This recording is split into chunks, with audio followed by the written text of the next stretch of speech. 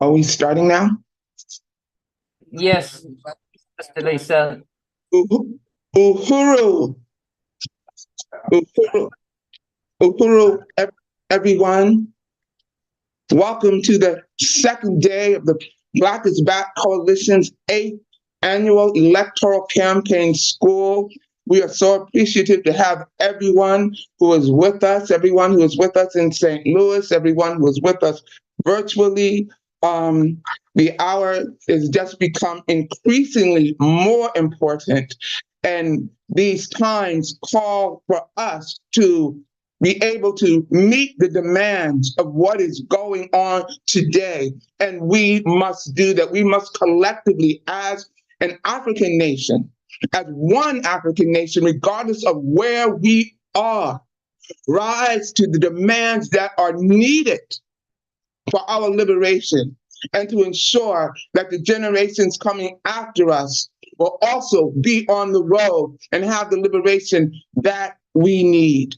Even since our campaign school yesterday, in which we heard a lot of great history and a lot of information in terms of how we should be prepared in responding to these times, we will be hearing even more about what we should be doing today and the details about dealing with elections, how we should proceed, the electoral process, how to get candidates out of office. But even since yesterday, we know that things have escalated even more in the world in terms of the war footage that the United States is on and what is going on in the Middle East and with what they call the Middle East, and with Gaza, and with what is happening now with Iran. And, these times call on us to rise to the occasions and to meet these demands. And one of the questions that somebody asked yesterday was about Black elected officials and how we think they're doing. But when we look at what is going on with Black with the Black electorate, with Black elected officials, we can see that most of them have been completely captured by the Democratic Party. And there comes a point when loyalty to the Democratic Party is absolute betrayal. I'll just say real briefly, there's the African American Mayors Association, which has completely signed on to everything that the Biden administration is doing, including their stance toward Israel. They have refused to say anything about the present situation of genocide going on in Gaza, and just recently came out and endorsed President Biden's address to the nation and everything that he is doing. I know that yesterday, even Hakeem Jeffries began to say all these horrible things,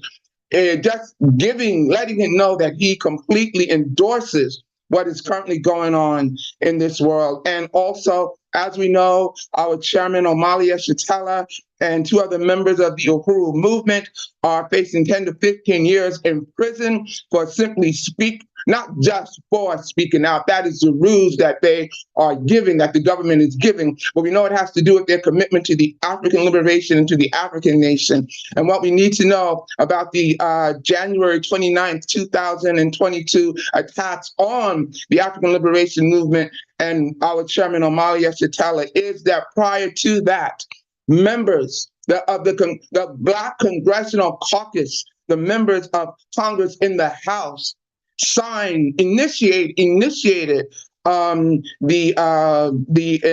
motion to counter what they call malign Russian activities in Africa Act, in which they called on the United States government to monitor the activities of all the African countries and all Black people throughout the world as it pertains to ensuring that they do what the United States government wants them to do pertaining to Russia and Ukraine, etc.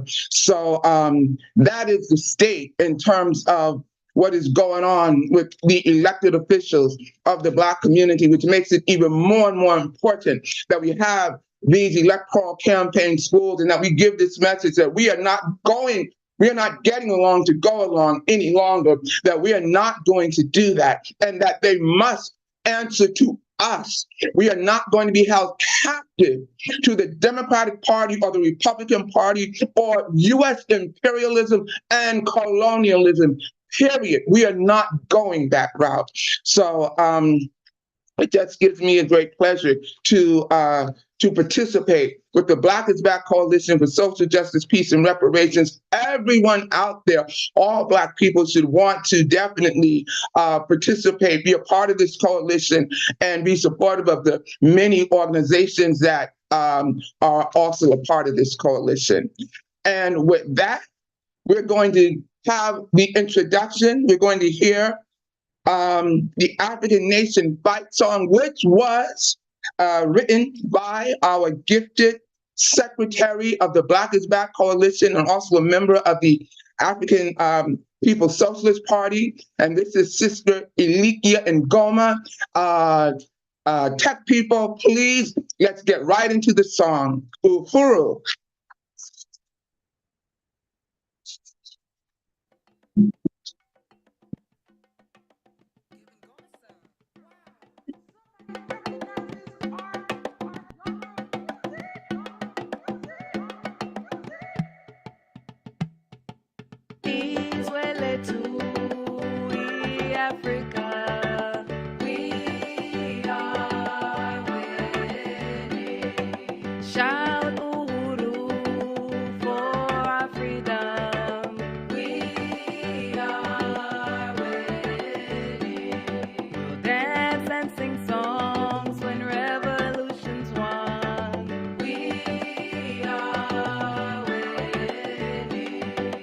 Africa's best daughters and sons.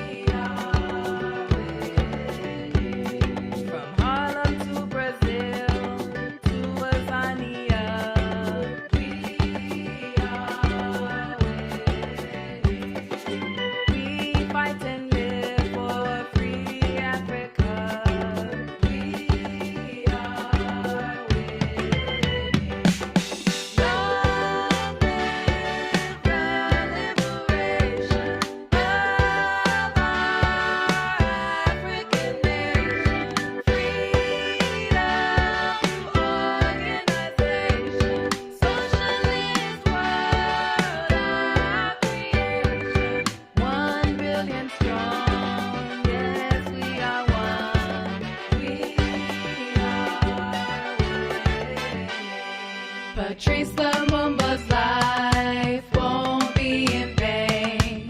We are winning. Keep up the work in Marcus Garvey's name. We are winning. Independent and free is what we will be. We are winning. Africa will bask in our victory. We are winning. Long live the liberation of our African nation. Freedom to organization. Socialist world, our creation. 1 billion strong, yes, we are one. We are winning.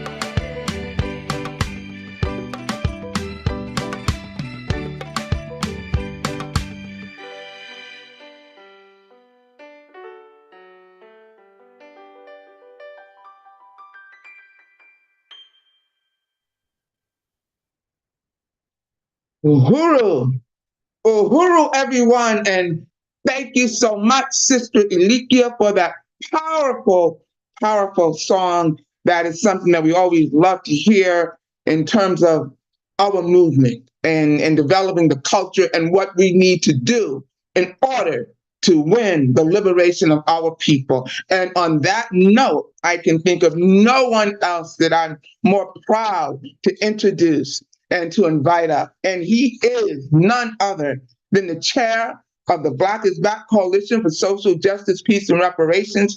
He is the chair and one of the co-founders, and certainly his vision was what was helped to call into reality the Black is Back Coalition for Social Justice, Peace, and Reparations. He is also the chairman and founder of the African People's Socialist Party, and he has spent more than the last 60 years of his life on the front lines for the liberation of African people and to overturn this colonialist, rotten, corrupt structure. Chairman Omali Yeshitala, Uhuru!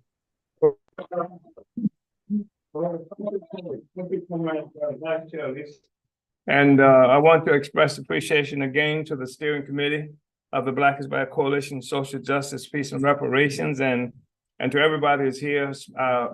I just wanted to recount the significance of what we've done up to now and this particular school. I think it is the most important school that we've done. I think that's reflected in a number of things. Of course, the situation in the world that's happening now that was just alluded to by you, Comrade Sister Vice Chair.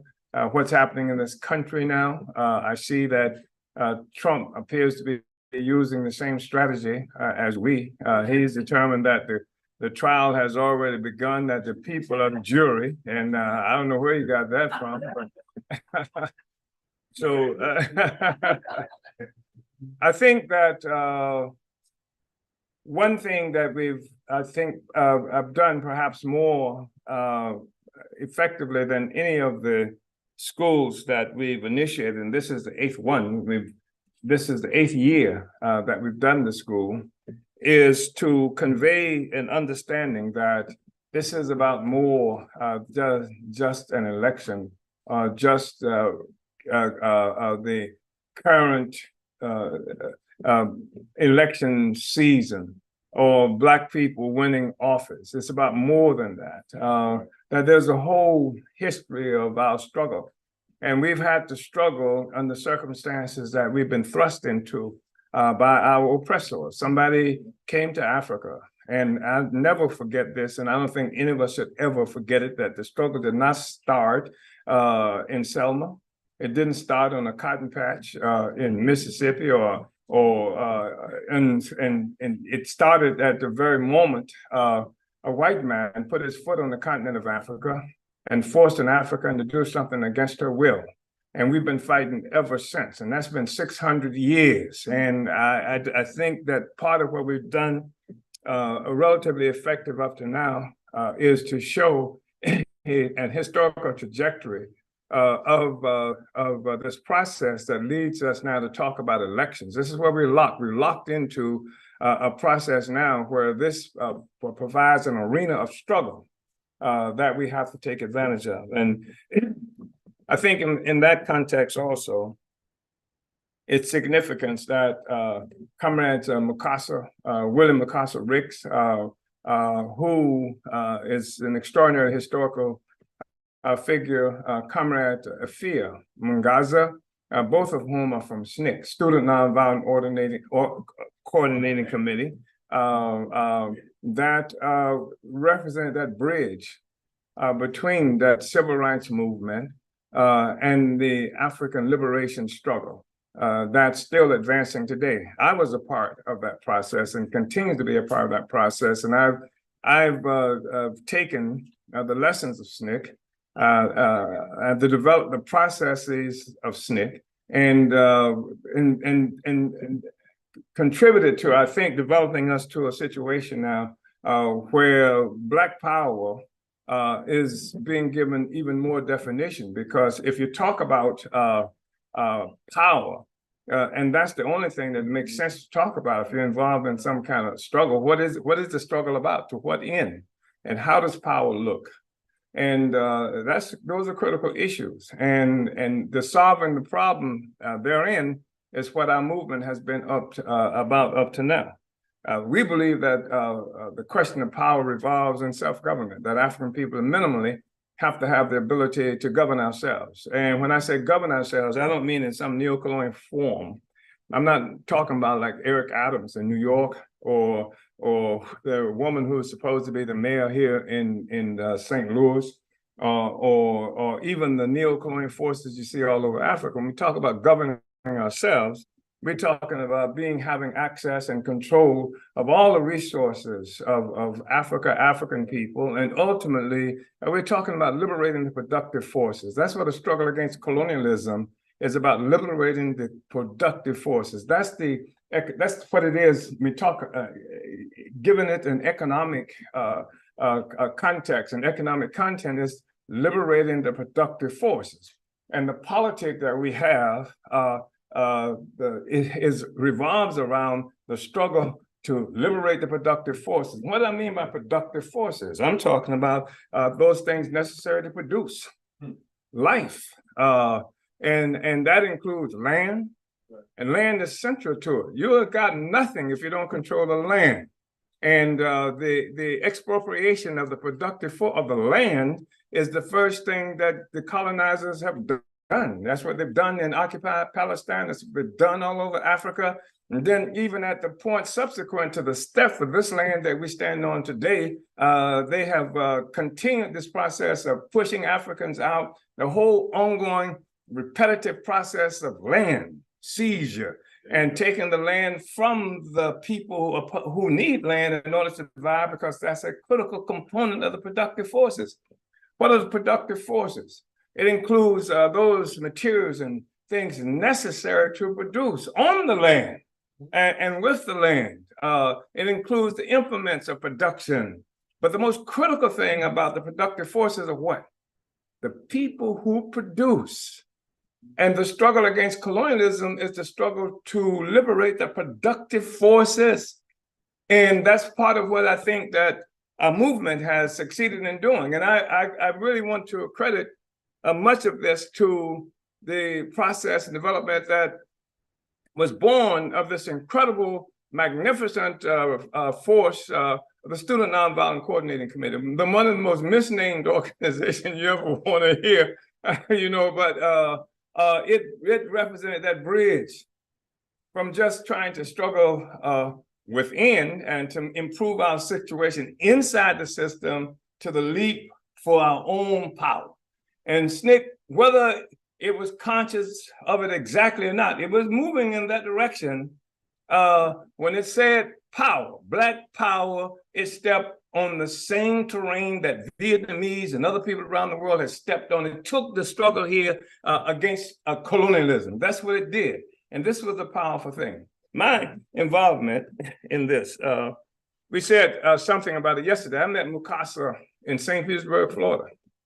And Mukasa came to St. Petersburg, Florida, because I had ripped down an 8 by 10 foot mural that was hanging on the City Hall wall. A despicable, dehumanizing entity, and which is a part of the thing that we have to live with. We live as a people with humiliation. Sometimes it's so common that we don't even recognize it when we see it sometimes. But we live with humiliation all the time. Stopping and frisking is a humiliating kind of gesture. The police stop you, make the children sit on the curb. That's humiliating. Drop your pants. That's humiliating. Just all kind of in the classroom. You go to school, you learn everything. They say, well, we don't do it now like we used to say that black people ain't nothing. No, they just say white people everything without saying it. They just say you get history. This is history. They don't say that. They don't say this is against black people, but everything they talk about is for white people, which means that everything else is working against us. So we live with humiliation. It's a very thing. Can't wear your hair the way you want to wear your hair. You can't do anything without the approval of the oppressor. So I lived in St. Petersburg, Florida, and it's really interesting because I was born in 1941, and yes, the world was here back then, a long time ago. And I went to school, in an all African school. I'm lucky because the damage always has been horrible in the school system. But these young people who we sent to school, and white people, I mean, that was horrible. That was. And they talk about the so-called segregation now as the worst thing that ever happened to us, and even the NAACP's movement toward desegregation is characterized. What was that? What was that 1954 court ruling? What was it called? Yeah, say it again. Brown versus Board of Education. I mean, they were using stuff, and the conclusion was that because African people, children seem to have, they give African children the choice of a black doll and white doll, and the African would choose the white doll. African children seem to be so far behind, and this is, of course, their social studies consequence. And they concluded in many ways that a black child could not learn if white children were not in the classroom, which is an extraordinary kind of thing. That white people had to be present, which means that everybody in China should be behind. China shouldn't have a power because there are no white children there, and every place else. But this whole notion that we couldn't learn without being the present white people. And I quit school in my senior year, when, and part of it was a struggle I had with a very smart professor we had. He was leading teacher there, and he made the statement in class that black people would have to, how does he say, somehow win the approval of white people before we could be free. And I had a real serious struggle, as serious as I could, as a 12th grade, and he controlled the mic, and he was a really smart guy too. Much better educated than I, and that was the kind of stuff that we lived with all the time, the kinds of assumptions that we live with all the time. The thing is that you would hear all the time that integration is going to come, and boy, you got to get ready because you're going to be going to school with them white people, and they know everything. And what a treacherous thing they did to us. What an undermining thing. And then, like the first time I went to school with white people, I was in the U.S. Army. And I decided that, I went and got a GED while I was in the Army. And then I decided I would take a course from the University of Maryland, if I'm not mistaken. What do you call it when you're out of place? It was actually in place. It was they actually had teachers in the classroom and stuff like that. And it was on the base in Berlin, Germany, where I was sent. And in Berlin, Germany, on this base, headquarters, Berlin, and and there were diplomats and there were officers, all these white people there and officers, and I'm the only dark thing in the damn class. And the first day there, they gave a test just to see where you are and everything. And I had the highest damn score in the damn thing. And these are diplomats, these are officers, et cetera, and they're supposed to know every damn thing. And so I continued to have experiences that had me question over and over again, how the hell did we lose? But this notion that somehow,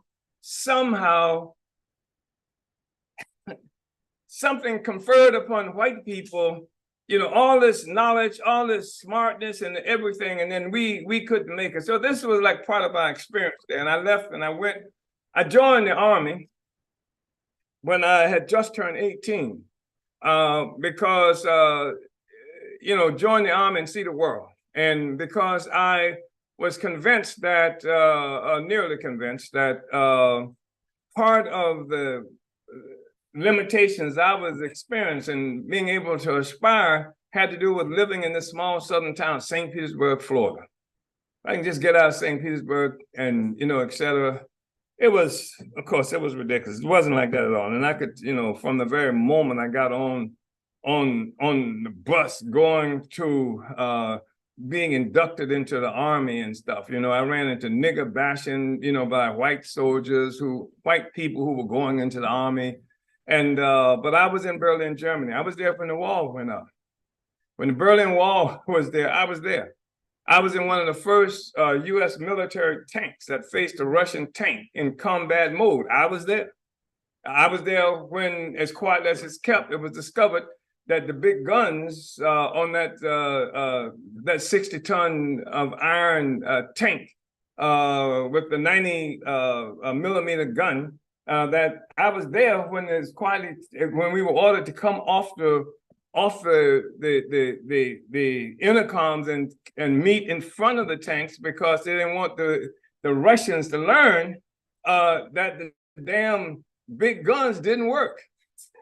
I was there when they said it had an 11-mile range, but if you fired, it didn't work. You don't know if it's going to drop right in front of you or go, any place else. I was there in Berlin, Germany. I was there when John Fitzgerald Kennedy came and talked about, declared himself. He thought he was saying he was a Berliner, because he lived in Berlin. Ich bin ein Berliner, which translates into I am a Berliner. But a Berliner was a jelly donut. So, but he didn't know that's what he was saying. But I was there when that happened, and this is just something like 14 years after the military defeat of German Nazism. Like 14 years after the military, and the German Nazis was been the worst creatures on earth. And I'm in Germany, and respected and treated better by Germans in Germany than the America that I'm coming from, right? Except this was a kind of experience. This is opening up my eyes in a real world. And I ended up finally being sent to Fort Benning, Georgia. And this would have been probably, I was there probably 1962 or something. And in Fort Benning, but while I'm in Berlin, the civil rights movement is heating up. And probably Mukasa is causing problems and stuff like that. And we listened to the radio that was coming from, because Berlin was a city. Germany was occupied by it had lost the war. It was occupied by Russians, Americans, French, and British. And Berlin was behind. It was you had to go through East territory, Russian territory, to get out of Berlin. So we're listening to the radio. I'm freezing. Never seen snow in my life until I'm coming from Florida. Until I get into the military, and I really didn't believe that it was possible for human beings to live. I literally thought this: humans cannot live under these circumstances. And so I'm in this freezing tank, And so we listened to the music. The best music that we can listen to was coming from the East Side, from Russians and the communists. And they played this song. I think they said, this is a song by Louis Armstrong. And I think she said that the name of the song is Peace Down South. She said, but there has been no peace down south since Mukasa got there. But since the struggle of Black people occurred. And, you know, that was striking. What am I doing in this cold tank facing Russian guns, right? And the Russians, they never did nothing to me as far as I know. Anyway, I get back to Burroughs. They send me to Fort Benning, Georgia. Fort Benning, Georgia was hell. In terms of, I'm surrounded by these white people. Africans would leave the base on the weekends and go into town. They come back blooded. If they come back, they get going to jail and stuff like that. This is just ordinary folk. So that was pretty problematic for me. I got charged by a white woman who was ran the snack bar on the base. Because when I go to buy something and try to give her the money, she didn't want her hand to touch my hand. So when I try to give her the money, she do like this. Every time I try to give her the money, and I do like this to make her take the money. So I got called to the base by the officer and said, the white woman said that I was trying to hold her hand. And this was like the sergeant major on the base. Anyway, he didn't want to have that discussion much longer after he said that to me. I said, nope, Sarge, it's not true.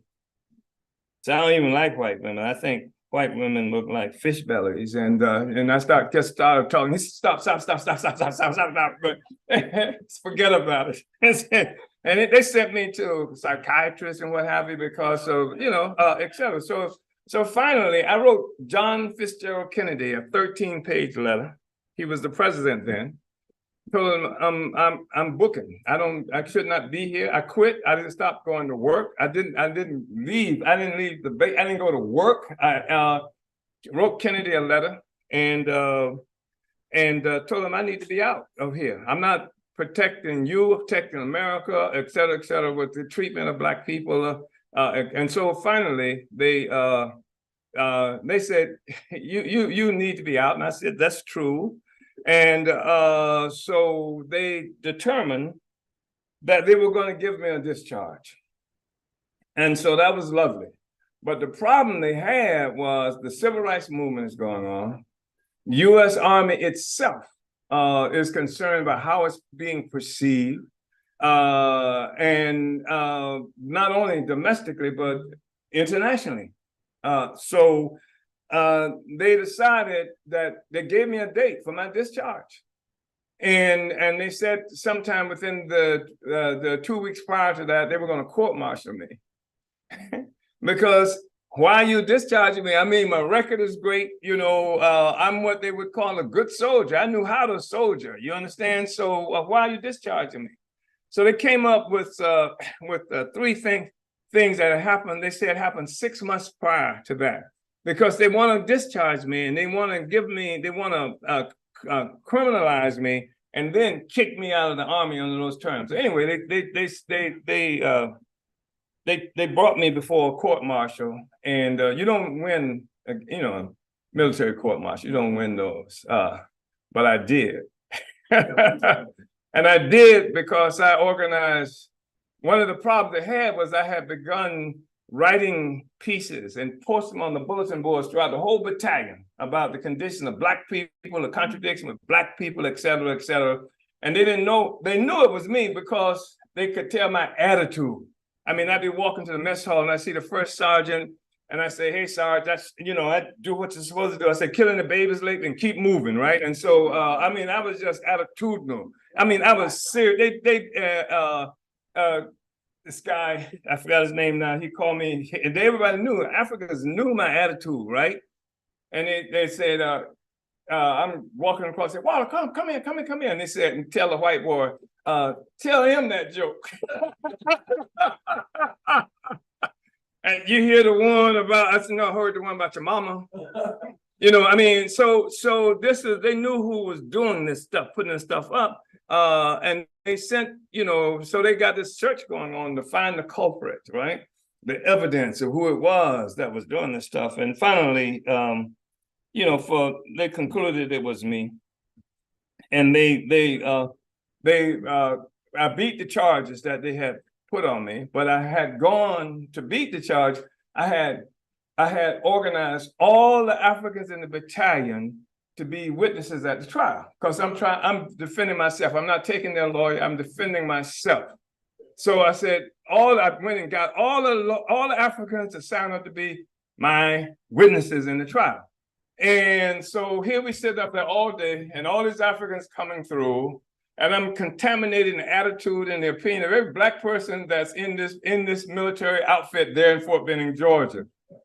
And and I'm laughing all during the thing. So after it was over, they called me and said, this captain and says, said we find you not guilty. And said, thank you. I saluted and bounced out. And when I get downstairs where all the brothers are, we all high-fiving and laughing and everything. He looks out the window, he sees us. And he calls me back upstairs. He says, I know you did it. He said, but I can't prove it. I couldn't prove it. I said, is that all, sir? He said, yes. I said, thank you, and kicked out on him, you understand? And bounced out, and they put my ass on a truck under armed guard and took me, you know, off the base. So, you know, this is, you know, like part of the process of my own organizing experience. And I get back to Florida and then, you know, begin to organize there and on the ground there. But stuff was happening everywhere. And Africans were engaged in struggle, the best we know how to struggle on every front, you know. And so a point that I would make is that that when we talk about the electoral thing, it should not be understood as just getting somebody elected. Right. The way people understand running for office, like this is it, you know, the elections, the electoral, no. The elections process was something that African people moved into as a way to forward the struggle to be free. And the question is, did we get free at any juncture? That's the question, the outstanding issue. Not did Junebug get elected, but has that contributed at all to our freedom? That's why we can, you know, applaud Jesse Todd and Charles Barron, because it continues to forward the struggle to be free, not because he got elected. And if he gets unelected, this has impacted on the struggle to get free. And so, you know, I really wish Charles was still there, etc. In some ways, I think they liberated him, to tell you the truth, you understand, and gave him a much bigger platform. But the point is to get free, for the whole people to be free, and not just for Charles Barron to get elected, to have a post there. We're not trying to get him a job. We want a job to go pee in the bottle, just like the rest of us have to do to get a job. But the whole question is to advance the struggle for our liberation. Don't you think that's what it's about? And when we talk about reparations, do you believe that this enemy will easily offer up what the resources back that is done to us? We're going to have to, everything we got, even the vote, they didn't give it to us, we took it. And in the final analysis, because once you calculate the amount of value that has been stolen from Black people, once you calculate the amount of value, that's why I'm always concerned about the formula that they want to use. Like American-born Negroes get it and this kind of stuff. You know, what the hell are you talking about? Africa, there wouldn't be an American-born Negro if an attack on Africa hadn't happened. There's an American-born Negro because Africa came under attack, and Black people in this country are part of the resources that they stole from Africa. And when you talk about that, I just think it's really important. This is what we're talking. What is the name of this coalition? The Black is back Coalition for Social Justice, Peace, and Reparations. Payback. James Brown, you understand, so to speak. So I just think that it's important for us to really understand that. We're going to talk a lot today about how to pursue these offices and how to pursue some other things in the electoral process. But it's really important for us to understand that our objective has to be free, has to be to get free.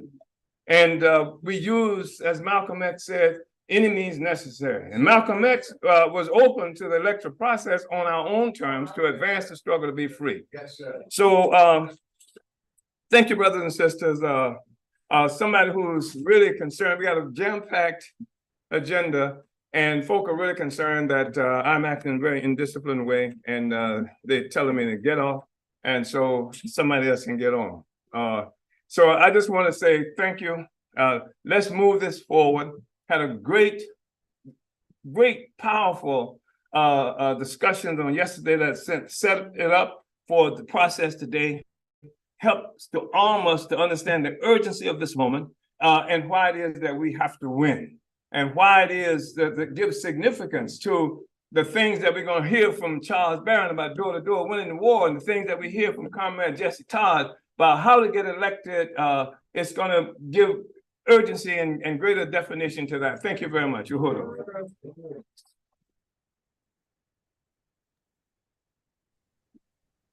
Uhuru, and thank you so much, Brother Chairman. I mean, as I moderate this, I become so involved in what the people are saying as well. And I'm like, oh, where are we next? But thank you so much. And I also just want to say that as I'm listening to you recount your experience about being in the U.S. military, and I won't get into this at all very long, but it just reminds me of the things that my family members told me when they were in World War II and all of that, and the horrors and how horribly they were treated by the United States government. And I just want to say that whenever we hear about the Tuskegee Airmen, and we see all these movies that they make about how great Black people did in the war, it's just a recruitment tool. You were treated like crap throughout every war, and they just do that to recruit you. So please don't fall for that. Next, we are going to have Brother Chimaranga come up and do a presentation about election laws. People will surely want to take notes. We're going to make sure all of this is available afterwards. But this is important when we get into the details about moving through this system. Brother Chimaranga is the National Director of the Organization of the African People's Socialist Party. He is a lifelong member of the Uhuru Movement and resident of St. Petersburg, Florida. He has been active in the African Liberation Movement since he was a teenager. He is a founding member of PDUM, People's Democratic Uhuru Movement, which later developed into NPDUM, which is the National People's Democratic Uhuru Movement, and finally NPDUM, which is the International People's Democratic Uhuru Movement. It was Chimaranga who in 2001 established the first international chapter in South Africa. He has helped lead the fight for reparations and the Africans Charged Genocide campaign, and he also ran for office in St. Petersburg, Florida, and many years later became the campaign manager for Sister Akili Anai, who we will be hearing from as well today. Uhuru, Brother Chimaranga. Uhuru. Uhuru. Uhuru. Uhuru, comrades. So I've been tasked with talking a little bit about election laws, and I really appreciate the presentation that the chairman made, because it's a perfect segue into this whole question of election laws. And before I get into some of the examples of election laws, I think we have to talk about some of the things that the chairman talked about. You may remember yesterday, he mentioned a man named Steve Bannon. Steve Bannon was part of the Trump administration. I think he got fired, but he was an advisor to Donald Trump. And he's had a big role in what election laws look like since 2020. So I have, are you going to be changing slide. So I need to go to slide 2. So election laws, they vary by state. And sometimes even within the same state, you're going to see some differences from county to county. Because you got local elections, you got county elections, state elections, federal elections. So you're going to see some differences between those laws in different states. So you're going to see also different jurisdiction over who has jurisdiction over those particular elections. For example, federal elections are controlled by the Federal Election Commission. So in a state, you will be able to find all the election laws for your particular state through the Secretary of State. So you Google Secretary of State for Wisconsin, Florida, Arizona, California, whatever state you live in, that's where you can find the election laws for that particular state, the Secretary of State. So I wanted to show you this map on slide 3. I mentioned Steve Bannon and the activities he had carried out. And what they did was after the 2020 election, Steve Bannon started organizing forces to run in local elections, state elections, and they have essentially changed the ground upon which an election is held. Who decides what the election looks like? So this map is a map that shows in 2021, 18 states and had already started to produce what they call voter suppression laws. 30 voter suppression laws enacted or introduced in 18 states since 2020. Now that might seem really outrageous. Now this is the work of Steve Bannon and other forces who are making this happen on a local level. By the way, sometimes they won't come in the version of Steve Bannon. For example, in Florida, there's a group called Moms for Liberty. Moms for Liberty is an offshoot of the same forces that Steve Bannon is pushing.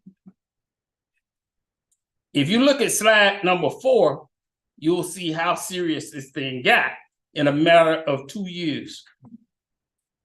Now you got all these states with these so-called voter suppression laws. You got SB 1485 in Arizona, and you will see that it changed to permanent early voting. And it seems like in most of these states, Arizona, Arkansas, Florida, Georgia, they went for early voting, which was, and by the way, most of this is being done by Republicans, but it's not limited to Republicans. Because in Florida, for example, they actually have a law that says if the presidential primary, if that party submits one name, there is no primary. It's eliminated. And they actually eliminate the whole vote for that whole primary. That was done in Florida. On March 19th, it was supposed to be a primary, so you know what the Democratic Party did? They submitted one name, Joe Biden. There was no other name submitted. The primary is eliminated. Throw it out the window. If only one name is. When only one name is submitted, there will be no primary. For a particular. Party. Yeah. By the way, that wasn't the first time it happened. The Republicans had also done that before. So on slide number 5,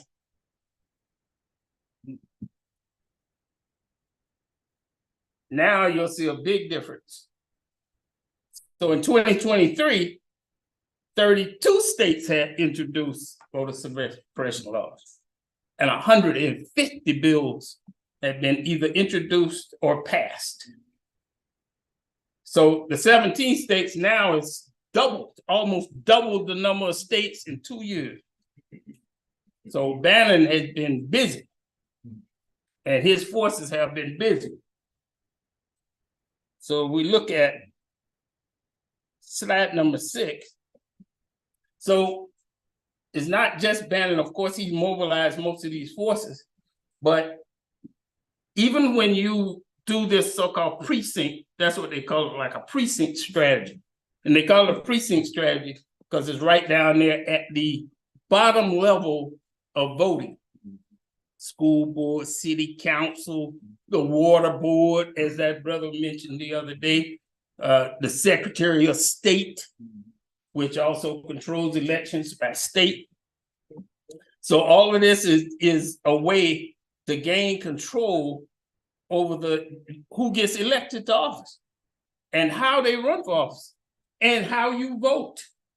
It has a lot to do with how you vote. And you know they're trying to stop Africans from having that right to vote.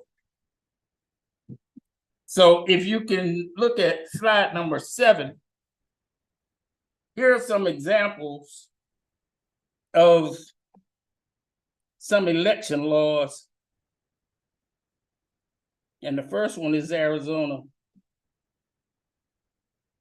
So if you can, you'll see candidates seeking to run for office nomination. And by the way, what I found out doing research is they are actually targeting operatives. It works in favor of operatives of a particular party. This is not for an ordinary person. You know, a guy that's driving a bus. It's not for him. It's for operatives who are inside these two, of course, the two main parties. So when you start reading this stuff, it's like, how do you read this gibberish? And because it's not made for you. Right. That's why. It's made for the operatives.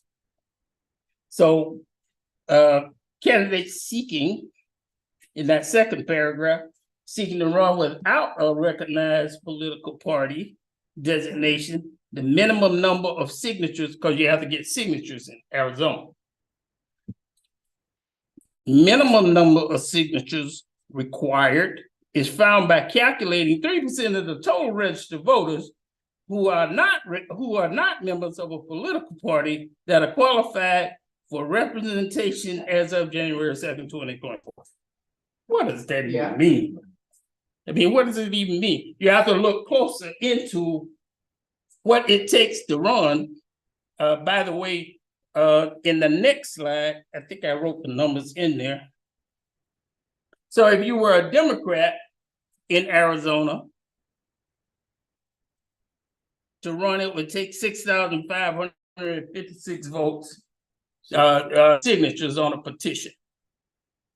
If you were a Republican, it would take 7,072 petition signatures to get on the ballot. So what they're doing is this is creating a situation, because it's the ordinary person who's working every day. Is that person going to be out there to organize an organization to go out there and get 7,000 signatures? Probably not. 6,000 signatures? Probably not. So they're making it work for the operatives in these different parties. Mm-hmm. So Florida is always interesting when it comes to election laws. I mentioned before about the presidential primary, how it can be canceled if there's only one candidate. So I was reading the thing about qualifying. A person seeking nomination as a candidate of a political party to be a member of a political party for 365. So you have to be a member of a political party for a whole year. This is crazy. Before the beginning of the applicable qualifying period. So they usually set a period of time where they say, okay, from June to August is the qualifying period. And after that, you we're closing it down, no more candidates. So a person seeking to qualify for office as a candidate with no party affiliation to not be a member of any political party for 365 days before the beginning of the applicable qualifying period. So if you were running as a unaffiliated candidate, you would have to have left the Democratic Republican Party a whole year before the qualifying period. And this is crazy. Why? If you either got a party or you don't. If you leave a party in 2 days, why couldn't you run for office? So the next slide is some of the requirements, forms that you have to fill out, and this is for Florida as well. Committee person forms, county candidate forms, judicial, and I know Zacchaeus has been talking about judges running and that kind of stuff. Judicial candidate forms, statewide or multi-county candidate forms, testimonial for public officer. So these are different kind of forms that you would have to fill out if you were going to be a candidate in Florida.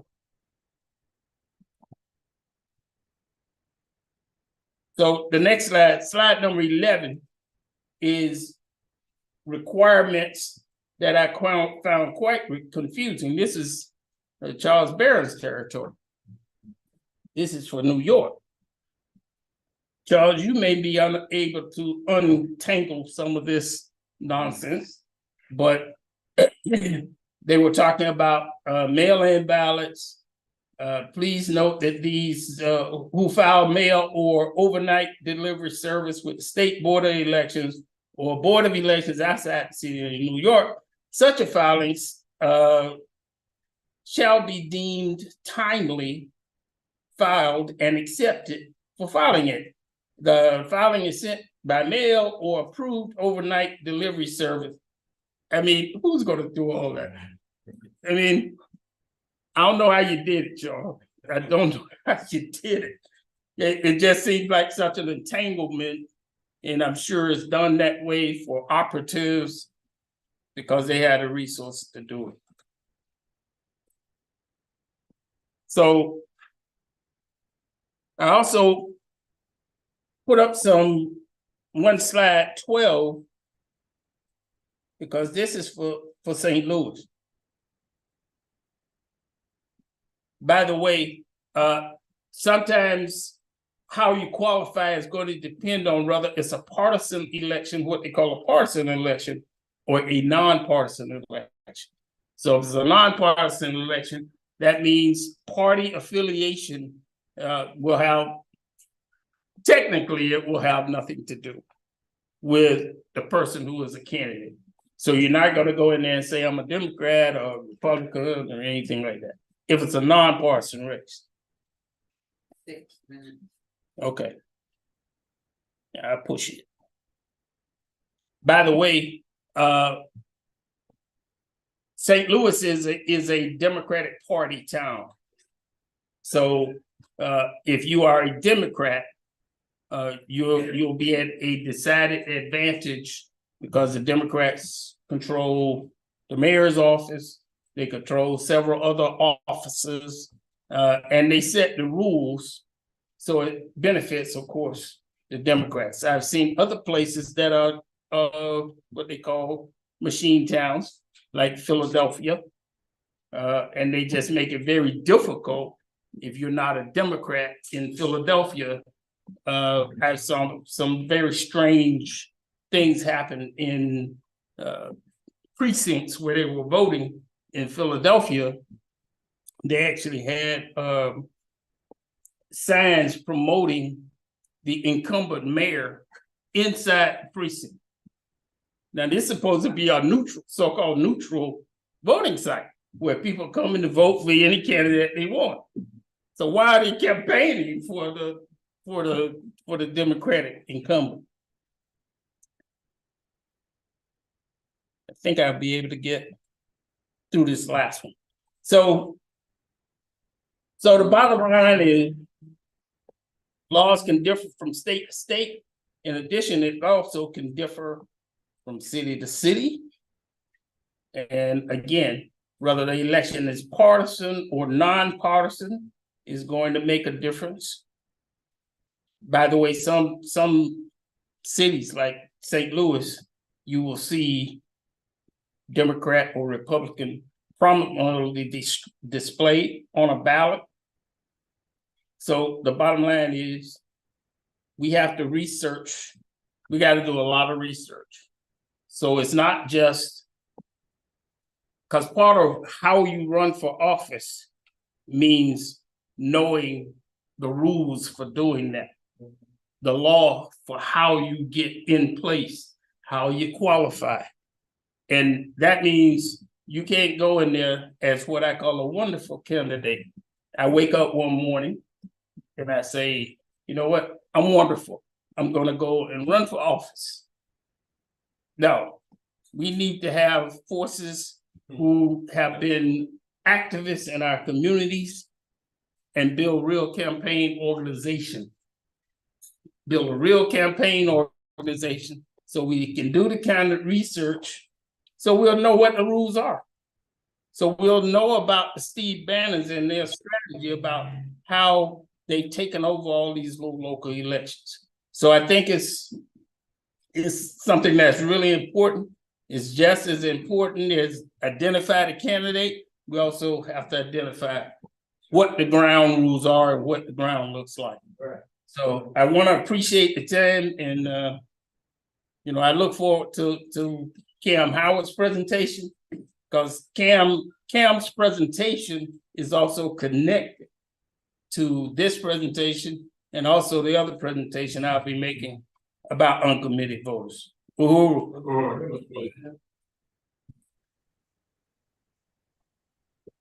Uhuru, and thank you so very much, Brother Chimarenda, for that very empowering presentation. Next, we're going to have up our brother Cam Howard, who is also an MBA, and he's a longtime reparations activist. He is the former national co-chair of NCOBRA, and he is also now the chair and founder of Reparations United. He has quite a very lengthy history in terms of the reparations movement and all that he has accomplished. And he's been working with the Black is Back Coalition since its inception. Brother Cam Howard, welcome. Uhuru.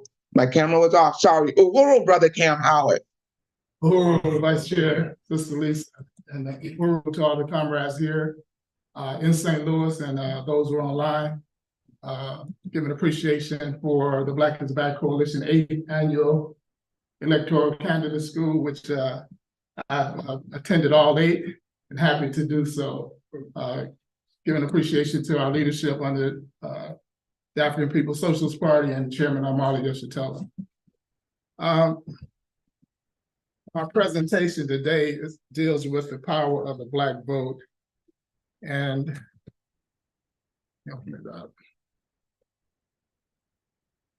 part of what the presentation that I'm using to deliver this power that we have for us to understand that we do have power at this particular time is a presentation I use in the national campaign called Earn the Black Vote, which is a campaign designed to leverage this power for the Reparations Commission. So here I'm saying that this presentation is titled Securing Federal Redress and Other Demands, Reparations Commission by Executive Order before the November election, as well as other demands. And we've talked about some of those other demands here. Hold on, brother. That's not the right. That's the second presentation. Okay.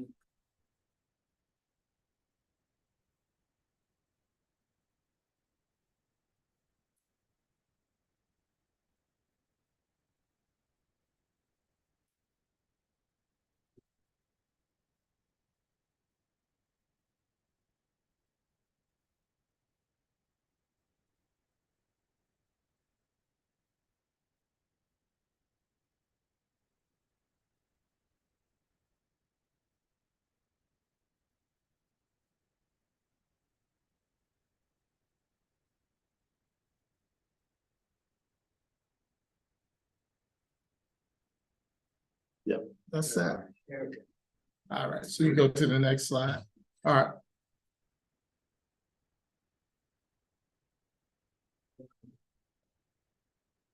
So in securing and utilizing this power and securing the ability to make our demands, I want to share what I call the stars that are in alignment right now for this action. Also, how we align the president with the power that we have, and how we align the masses to the power that we possess. What do I mean when I say the stars in alignment? This is a statement that's used to say that a situation is very good or lucky, or becomes completely right in order for something to happen. It expresses that events or circumstances have fallen into place, often unexpectedly. There are three key aspects to this statement when it's used. One, a series of events or conditions come together favorably. An implication of fate or destiny playing a role. And it's often used to describe coincidences or fortunate outcomes. And that's what we see right now in the political structure and the political setting in America, in which we have a tremendous role to play and a tremendous amount of power to exercise. The stars are totally in alignment. And what are those stars? One, we're in the presidential election cycle. Two, we created unintentionally Black voting power. We've established political will in this country for reparations, and for Black voters are fed up. And with these four configurations, present a favorable position for us to make the type of demands that we need, that we want. Go to the next slide. So we're in an election year. Most people think this is just about who governs America. Who's gonna, what party actually, makes the laws or actually signs the laws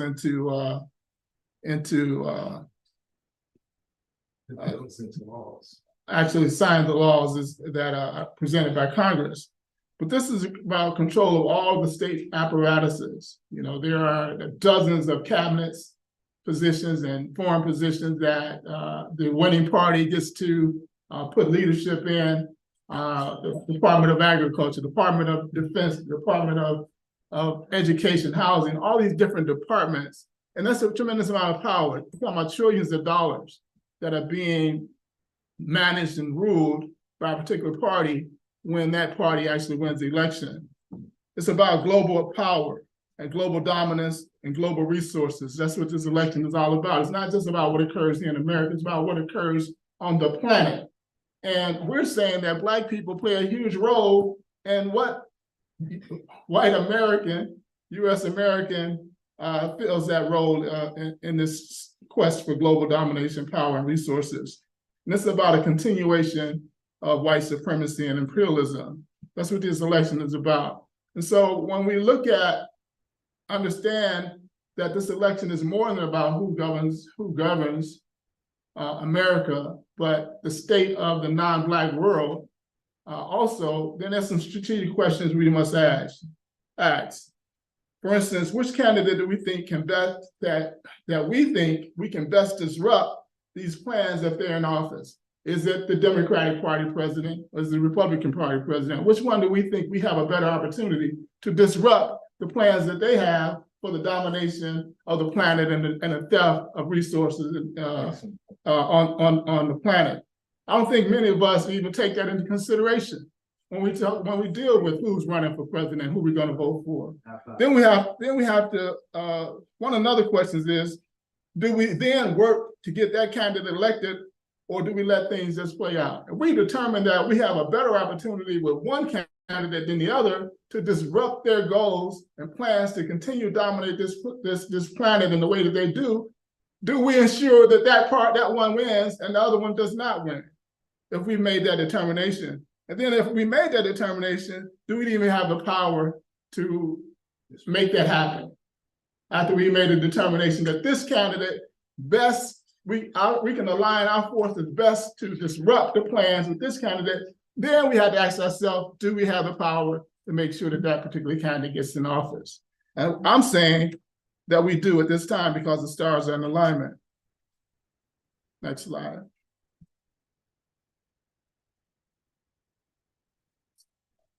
slides are not moving. Okay.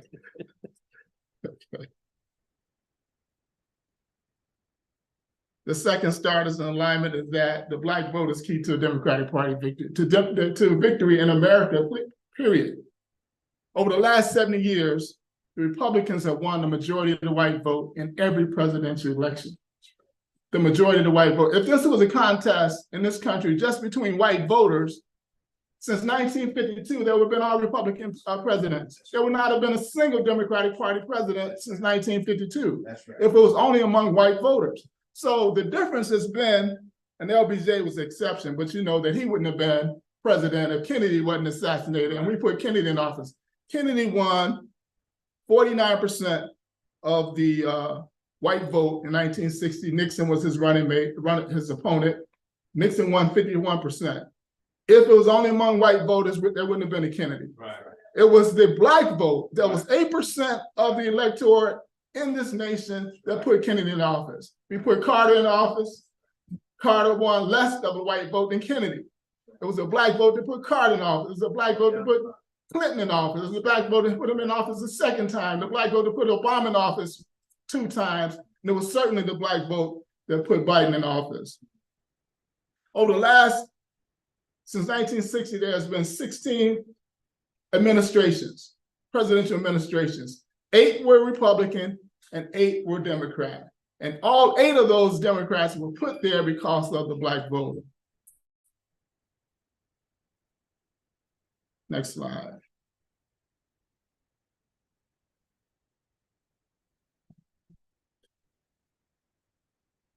Yeah, I'll make sure we're saying the same. So Kennedy won 80% of the black vote. That made a difference.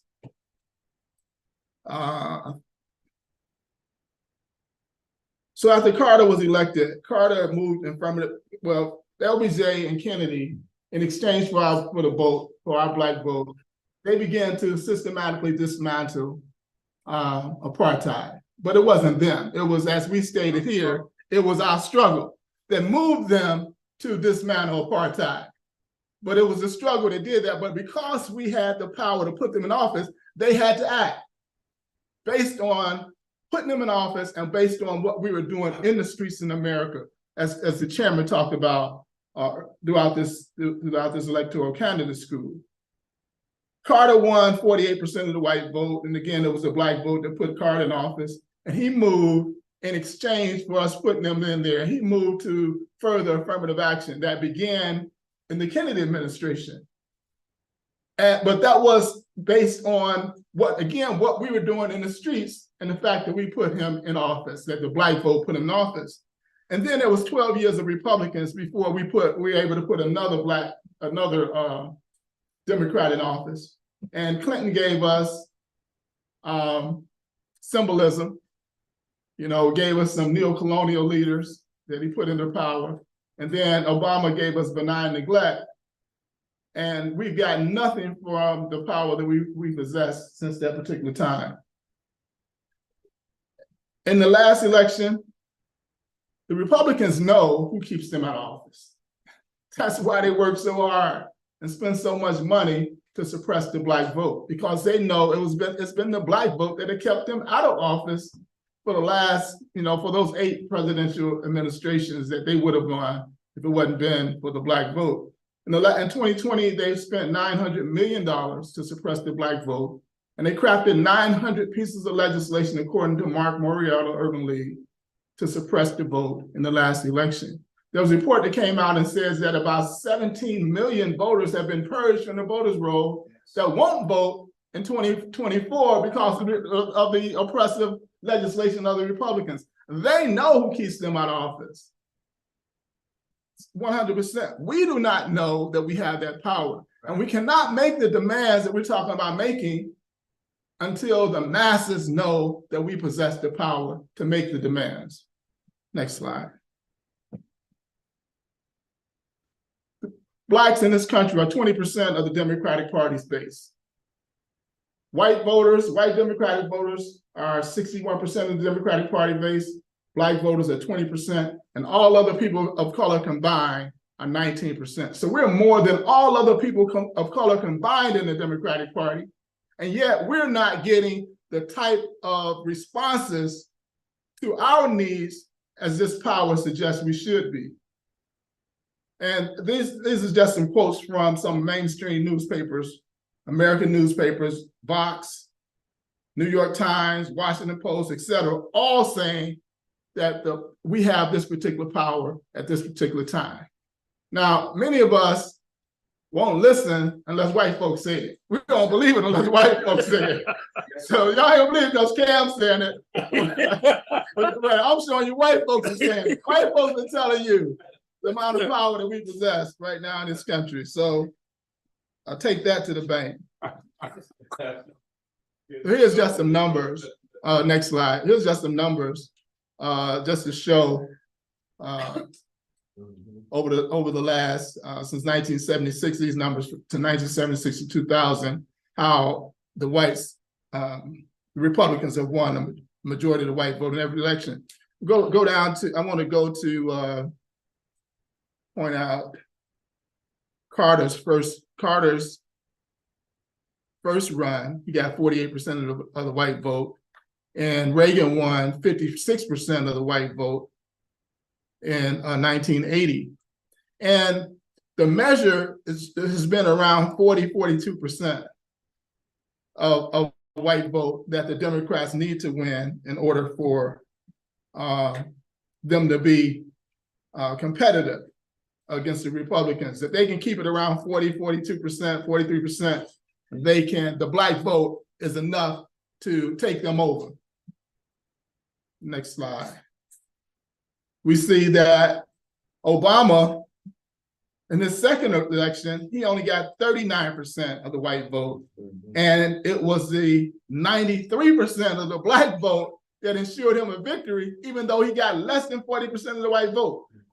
Hillary Clinton, abysmal, she only got 37% of the white vote compared to Trump's 61%. And even with our strength, it was not enough to take her over the top. Next slide. Now this is about Trump and Biden and Trump in 2020, Biden's win. He got 90% of the black vote. We were 12% of the black electorate, 12% of the electorate in this country. I want us to look at Latino.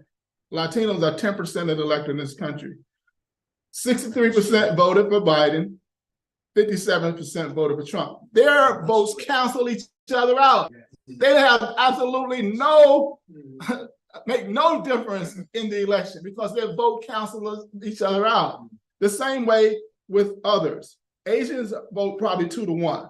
So every 1 vote they give to the Republicans, for every 2 votes they give to the Democrats, they give 1 vote to the Republicans. That's just a net one vote. But when you look at blacks, we give 9 out of every 10 votes to the Democratic Party. So that's 8 net positive votes for the Democratic Party coming from the black community. And again, the Asians just wipe each other out, just cancel each other out. They make absolutely no difference. So we're making all this difference to the Democratic Party. Why aren't we getting, that's right, why aren't we getting what is required, what we require, what's in our interest, political interest? That's because our leadership, this so-called leadership, this neo-colonial leadership. Dr. Amos Wilson says, how do you have more doctors, black doctors than ever before, and yet we're the sickest at this time than we've ever been?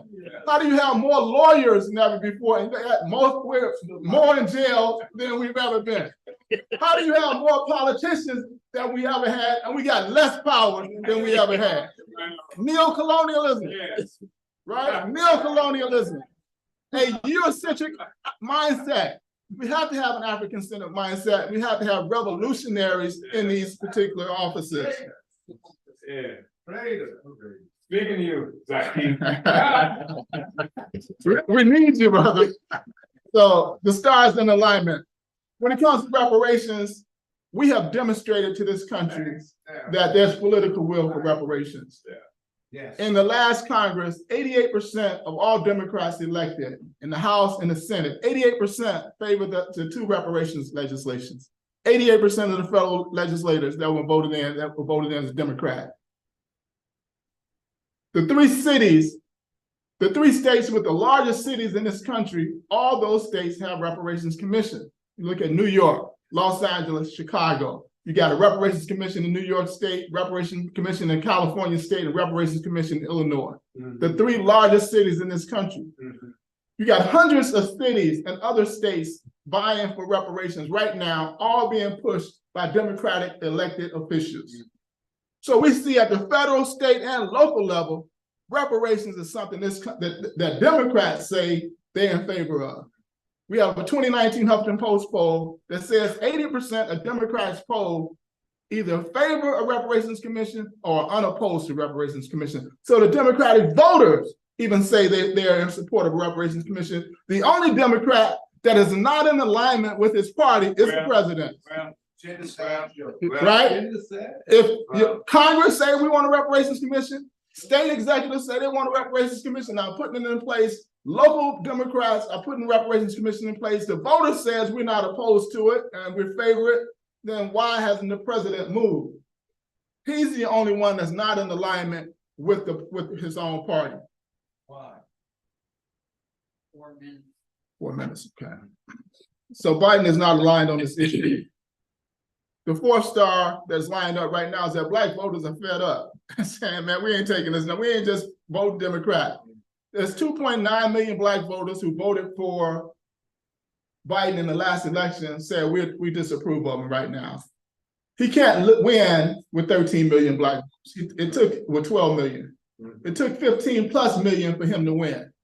He cannot win. He loses tomorrow if the vote was there. And I think Brother Masamela shared that yesterday. He loses tomorrow. We have already made the threat. It's not like it's a threat down the line. It's already done. It's a conclusion that he cannot win unless he does something big. But we have to push that over. So Black voters are fed up. They're saying you can't take our vote for granted. We want something now before the election, and our vote must be earned. And that's why we entitled our campaign, Earn the Black Vote. We put together a national campaign. Now that the stars are aligned, we must align the masses with the stars, and we must seize the time. Yes, sir. These are demands: the Reparations Commission before the election, free the Hura 3, free all political prisoners, end police terror, and end the genocide in Palestine. These are demands before the election, right? We have the power. We have the power to do it. I've demonstrated.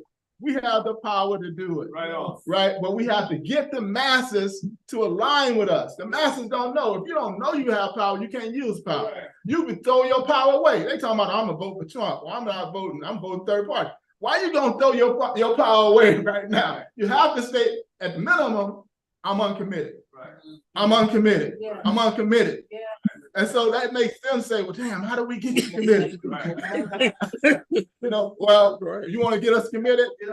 Reparations Commission before the election. Free the Hura 3 before the election. End the genocide in Palestine before, if you want us committed. I'm not going to say, I may be voting third party, but I'm not going to tell you that now. Right? I'm going to tell you, I'm going to give you the opportunity to win me over. And that's the power we have to possess. Right on. And I want to be clear that we understand we're not going to have this power for long. Yeah. Right? That's right. It ain't they're going to fast track these migrants to vote. Yeah.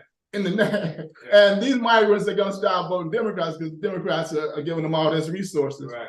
And these Republicans are not nowhere near finished in suppressing the Black vote. Yeah. And all the other things they're doing. Once whoever's elected is in office, they can do whatever they want to do or not do. The power is before the election. It's pushing this demand before the election. That's where our power lays, because they know, both parties know, that the Black vote is key. Republicans say all we need is 20%, either to not vote Democrat or to vote Republican. And they don't care how that 20% comes. 5% more vote Republican and 15% don't vote at all or vote third party. They don't care how it goes. They know that still the Black vote is key to their victory. And the Democrats know they need 90% of the Black vote. And so we hold the key, and we have held the key to what party rules white supremacy on this planet. And that's really what it's about. And what can we get until we utilize this process, until we can tear this shit down, what can we get in favor of building, we're looking at reforms, to bring some better conditions to our people in the process of our liberation struggle.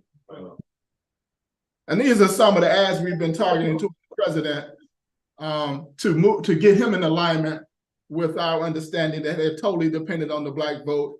We sent almost 1 million of these ads to 2,300 of his top influencers with this AI-driven company that we're using. And I think that's my time. But these are just some of the ads. We had a 30-day campaign targeting the president about our power. These are some of the ads. It's your duty to inform the president. We're talking to the president's influencers. The Black electors' demand for reparations commission is not a request. It's a prerequisite to victory. Ignore it, and the Democratic Party faces defeat.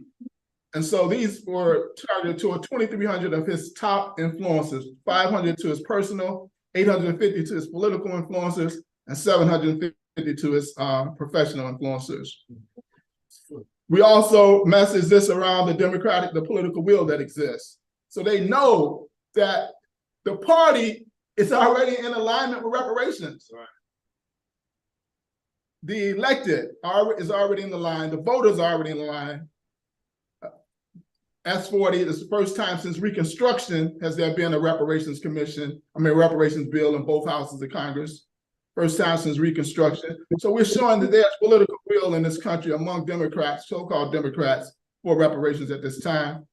And then our final set of messages, we ran these messages for 10 days. First 10 days, we ran the power of the Black vote. The next 10 days, we ran the political will exists. And then the third 10 days, we ran that this is Biden-Lincoln's moment. That Lincoln was forced to put guns in the hands of Black folks. Because he didn't want to put no guns in the hands of Black folks to kill white folks in the Civil War. He was forced to do it. LaRon Bennett said he was forced into glory. This is Biden's Emancipation Proclamation moment. He wants to save democracy like Lincoln wanted to save the Union. He's going to have to do some things that he may not support personally. And so if you want to save democracy, then this is what you must do. So I thank you for this opportunity. Uhuru! And now you all can get an idea in terms of why they're going after Chairman Omali Yeshitela, because they also said that he done interfered with the elections. And that's exactly what we are doing. We ain't going for these plantation politics no more.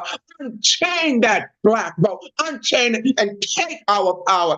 And on that, we're going to bring back up Brother Chimarenga, talking about the uncommitted Black vote campaign. Free the Black vote, uncommit your minds. Get off the plantation politics. Uhuru.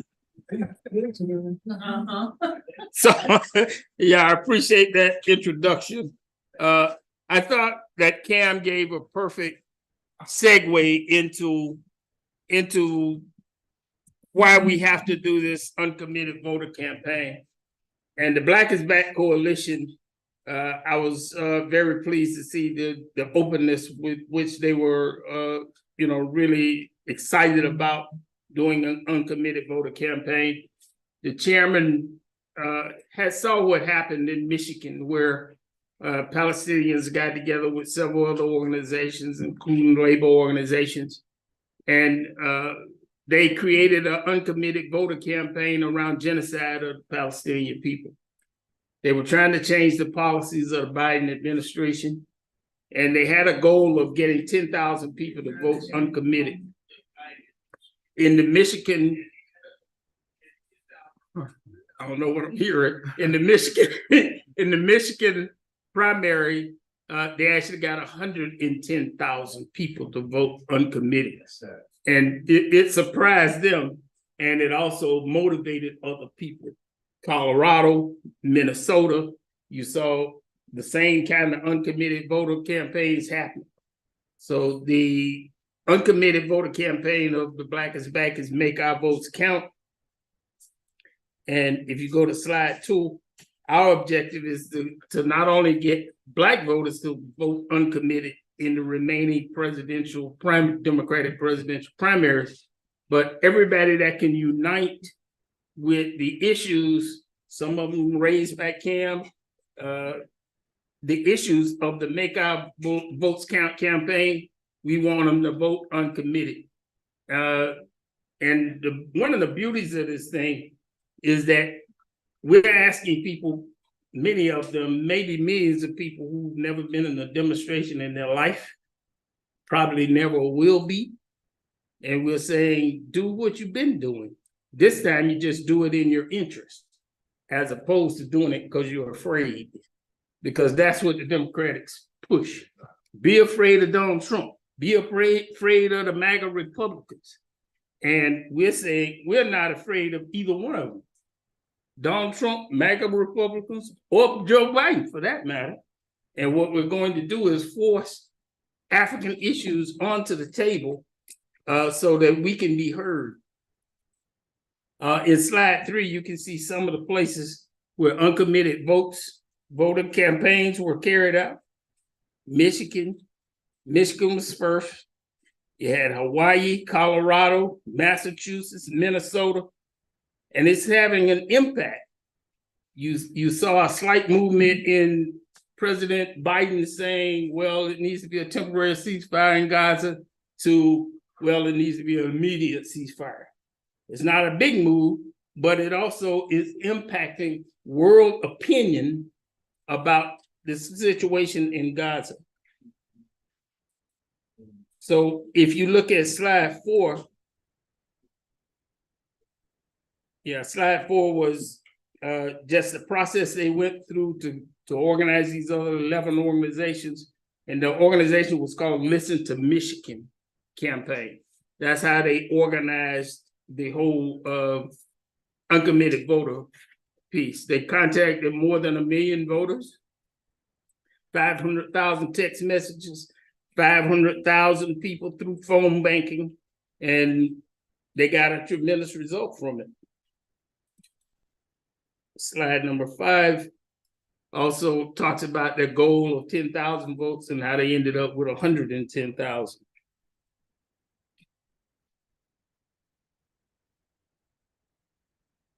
So this is the kind of work in slide number 6. You'll see the kind of work that they actually put into it. That's a lot of work. 500,000 text messages, 500,000 phone calls, but it paid off though. 110,000 people voting uncommitted.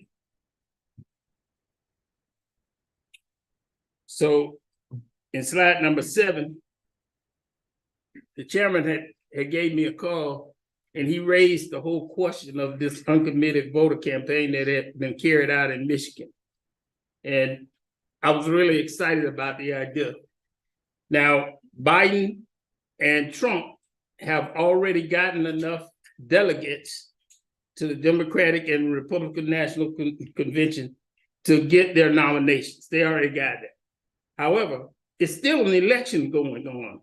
It's still an election in November. So we feel like if we can get thousands, millions of people to vote uncommitted, we can still impact what the Democrats say and their policies towards the African issues, such as, and we mentioned some of them earlier. By the way, just to say that these campaigns were done sometimes in a matter of days. People actually pulled them together.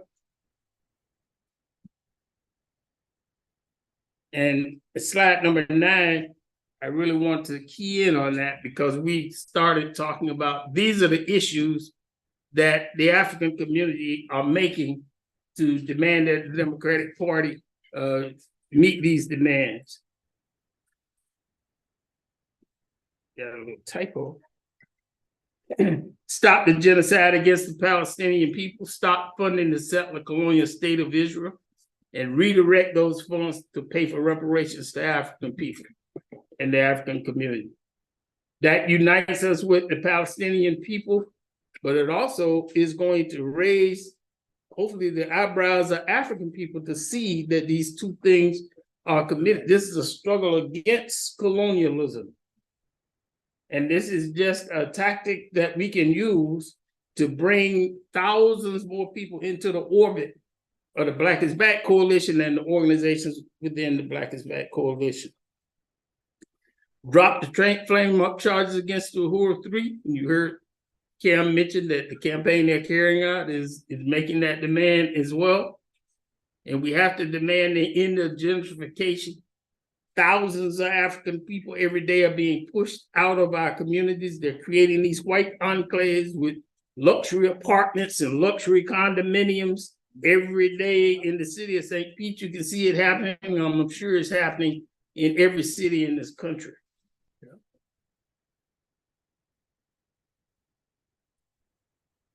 By the way, in the city of St. Pete, it used to be a rare thing to see African people actually homeless. It's not rare now. On a regular basis, you can see homeless African people. People can't afford to live with gentrification happening the way it is. We want to stop the murders of African people by the police. And we want to end the public policy of police containment in the African community and replace it with a public policy of economic development. So these are some of the tactics.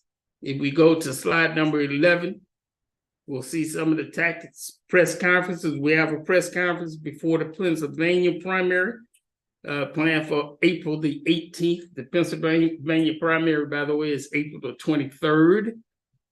And we're still in the process of printing posters. We need money, y'all. We need to print these posters, flyers. We do have phone banking going on and door-to-door text messaging. And we have to do mass text messaging. So we want to raise some resources as well. So in slide number 12, this is what we want. We want to intervene in the electoral process and end the dominance of the African Black petty bourgeoisie in the electoral arena. Because right now, Black neo-colonial politicians control the African community as far as electoral politics. That's who you see getting elected. Just like Cam was talking about. Drive issues so the African community, Black is Back Coalition and the organizations gain power and influence and act as a vehicle that gives the Black community its own agents and power and force our issues onto the political landscape. So these are the Democratic presidential primaries that we were targeting. April 23rd is in Pennsylvania. May the 14th is Maryland. Tuesday, May 21st is in Kentucky. And then June the 4th is New Jersey. And June the 4th is also Washington, D.C. Now, we have a bigger list of the total list is many more than this.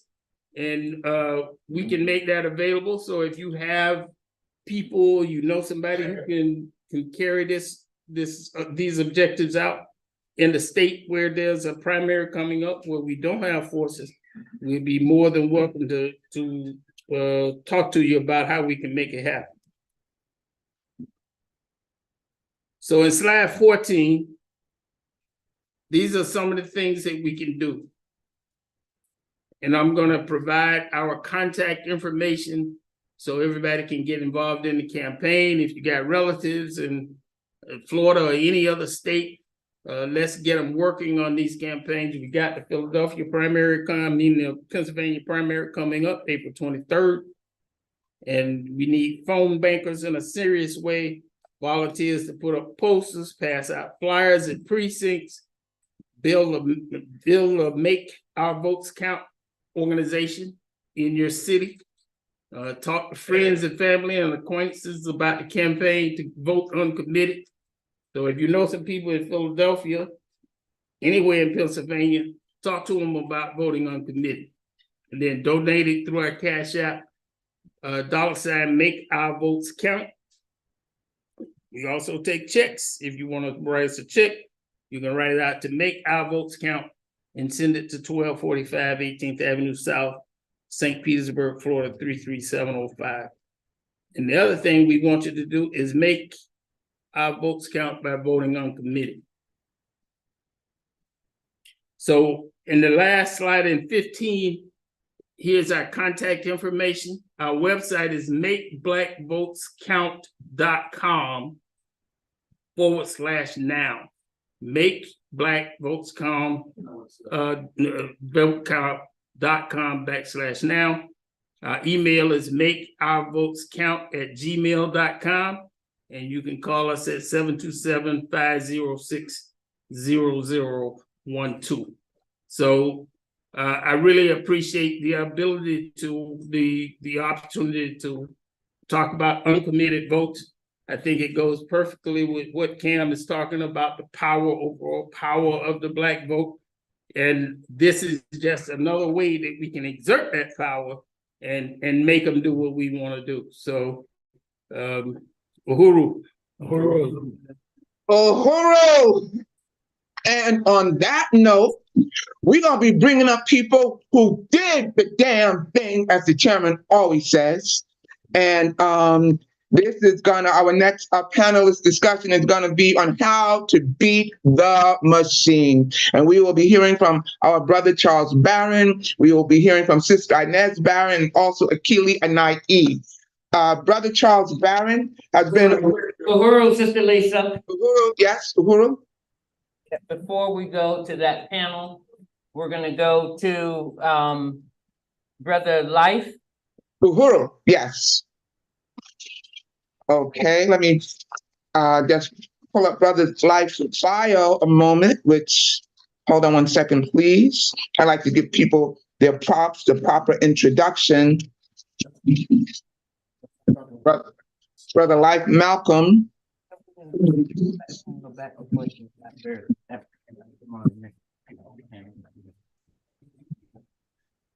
Man, I'm sorry. You have to give me a moment while I'm getting these bios in front of me.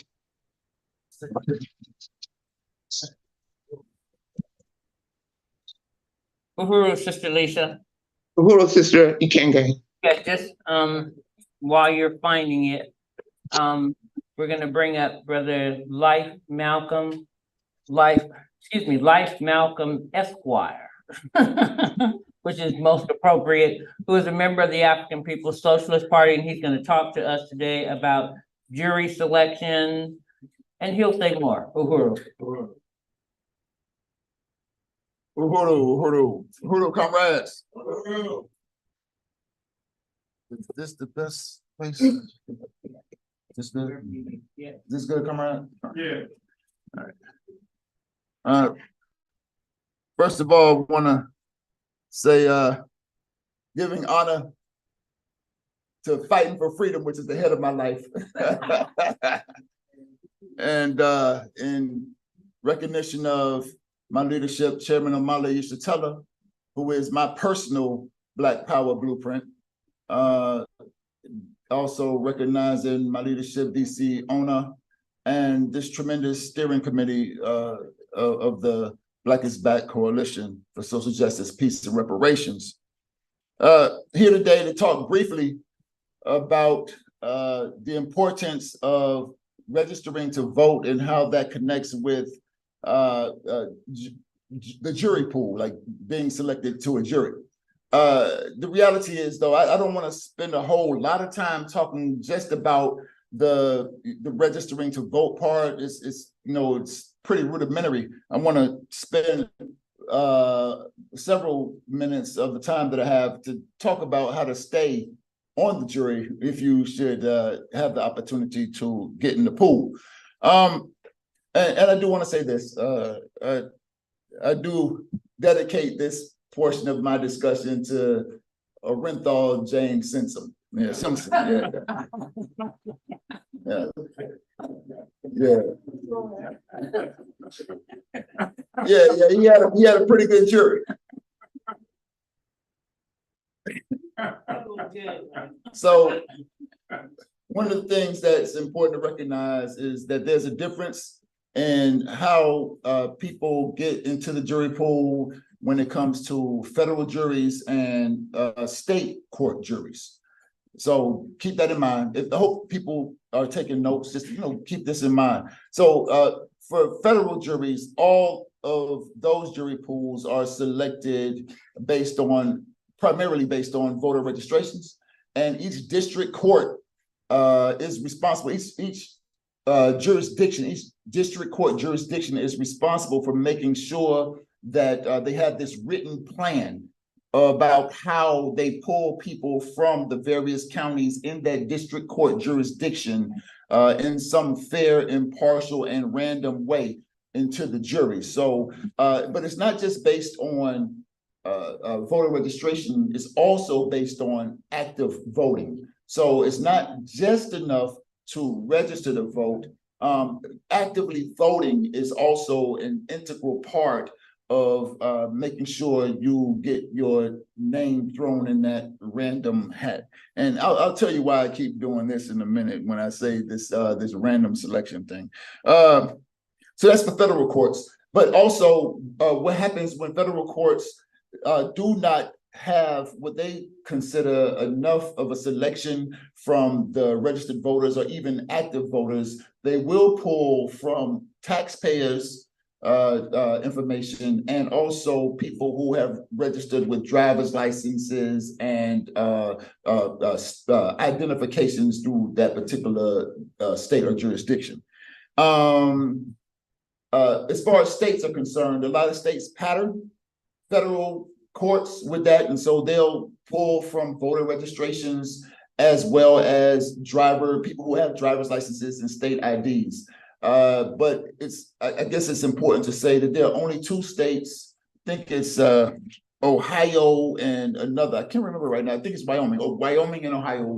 If somebody can fact check that, but I know Ohio for sure. But there's only two that only use voter registration, right? But if you want to make sure that you're in the hat, then register to vote, and have an ID and pay some taxes. And I tell you, out of all of those things, the least painful is just registering to vote. All you got to do is go online and click something, and you can you get your registration to vote done. If you want to know how to find out, so each state and as far as the districts and federal court, all of them have the responsibility to have a written program that outlines the rules of how they select their jury, the jury pool. So in Florida, they have this thing called the Office of State Court Administrators. I'm not sure exactly what it is in your particular state, wherever you are watching, but you should be able to go online and just look it up, just Google it and find out what it is. If you want to know those rules to make sure that you're in the hat, go ahead and look it up, see who's responsible for that. But every jurisdiction is responsible for having written rules so that you know how to make sure that you're in the jury pool. The thing I want to say though, I don't know if there are any questions about that at all. There are, we should talk about them relatively immediately, but it's pretty, straightforward as far as registering. But the thing is, as far as I'm concerned, to stay on the jury. And earlier, I've been throwing up these air quotes because I think that this idea of random jury pools is kind of mythical. I'm 49 years old. I've been registered to vote since I was 18 years old. I've been living in the same house for 28 years, paying taxes, and been driving since I was 16 years old. Haven't had a jury summons yet, not one. And then they told me if I got the carry the license to conceal carry, I might get selected then. Not one summons yet. So I think they know if you're a revolutionary, they don't want you in the jury pool. So I just want to make sure that I don't look like I'm co-signing this idea of this random selection. But if you're fortunate enough to get a jury summons, you should go. And I'll tell you why. I was a defendant in 2014, looking at 7 years in prison. And one of the brightest moments, except for the not guilty, aside from the not guilty verdict, was seeing some Africans on the jury. And there was this one, as a matter of fact, and I won't say his name, but I'm told that it was the one African on the jury who was the one who made sure that I did not go to prison. And so I want to talk a little bit about how to stay on the jury. And I'll open that up with an African proverb that says, everything we put on the head, we don't put on the tongue. Is that all right? Yeah. Everything we put on the head, we don't put on the tongue. And by no means am I trying to persuade anybody to be less than candid with the court during the board diet. So anybody ever been to jury selection? Okay, all right. So you know there's this whole thing called the veneer. So it's a bunch of you.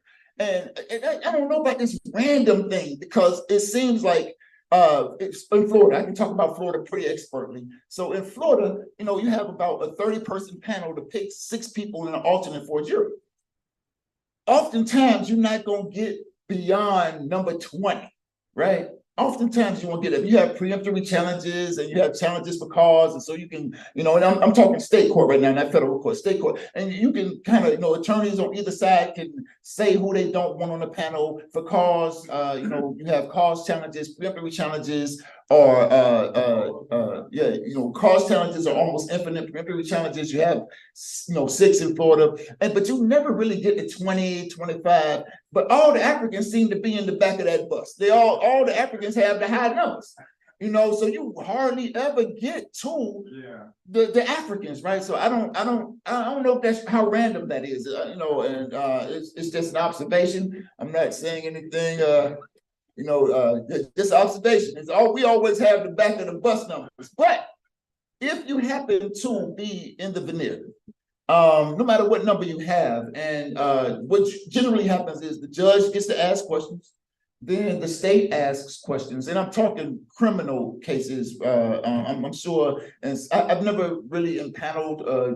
a civil jury, but so I'm talking criminal. It might work the same way with a civil jury, but the judge goes first, then the state, who is the plaintiff in the criminal case, goes, you know, after the judge, and then the defendant goes next. You know, just try to interview people to get that fair and impartial jury, right? And so the judge will ask questions, the state will ask questions, and the defense will ask questions. And a lot of times we have these really zealous, energetic, well-meaning Africans who, when asked a question, will tell the judge, the state attorney, and the defense attorney sometimes exactly how they feel about what's going on. And you know, while I'm not saying that you don't have to, you should not be truthful. I'm just saying everything we put on the head, we don't have to put on the tongue. So in other words, for example, you know, we believe, you know, I'm a member of the African People's Socialist Party. We believe every African in prison is a political prisoner, and all Africans should be free. But that's not necessarily the answer that we want to provide for the judge. You know, we need to finesse. Yeah, you know, we gotta finesse in order to stay on the panel, and that's the thing that I see over and over and over again. Like, no, he ain't do it. I don't care what they say. I don't care how much evidence they got. He ain't do it. No, and that's a surefire way to get you cause challenged off the jury. But you want to be there because we want that kind of fair and impartial jury that the cops who beat up Rodney King had. You know, we want to be a part of that fair and impartial jury, right? Yeah, we want that fair and impartial jury that gets to say that you know, who is guilty and who is not. But you got to know what to say and what not to say in order to stay. I think the last thing that I would say is that it's really important that we understand how critical it is to show up. A lot of us just don't show up to the jury thing, you know, and try to get out. But like I said earlier, when I was in the at the defense table as a defendant, you know, it was I felt like I had a chance. when I saw somebody who looked like, they say a jury of your peers. I saw one of my peers. And I felt like we had some hope. So don't look at it as a burden. It's not a serious burden. You can just go click, register, vote, do that. And vote, man, just vote. So you can vote all kinds of ways these days, as Timaringa and Cam just explained. You can vote all kinds of ways, but do it. But when you get there, everything that's on your head, and I know it's sometimes tough, especially if your Black Power blueprint is the chairman, not to say everything that's on your head. It's important the other thing I want to say is another thing that the chairman taught me, the party taught me. Is that we have to be everywhere. That's the thing I want to say. We have to be everywhere. And that includes the jury pool, the jury panel. We have to be everywhere as revolutionaries, as people who want to see us free. So get there. When they ask you questions, just think about to what end. That's what we're always looking at. To what end? My answer, if they ask you a question that evokes some revolutionary remark, to what end? You might want to what somebody said, finesse. Yeah, you might want to finesse what you say so you can be there. And it's so important that we do that. I've seen so many of us who would have been good jurors. Everybody would have been not guilty if they would have been able to stay. Right. But we sometimes talk ourselves out of being on the panel, and we don't want to do that. Yeah, so that's really all I had. I just really wanted to push forward this idea that we have to know what to say and what not to say in order to stay. All right. And yeah, register to vote, but not just register, also actively vote. It's not just enough to register, also actually vote. All right, comrades.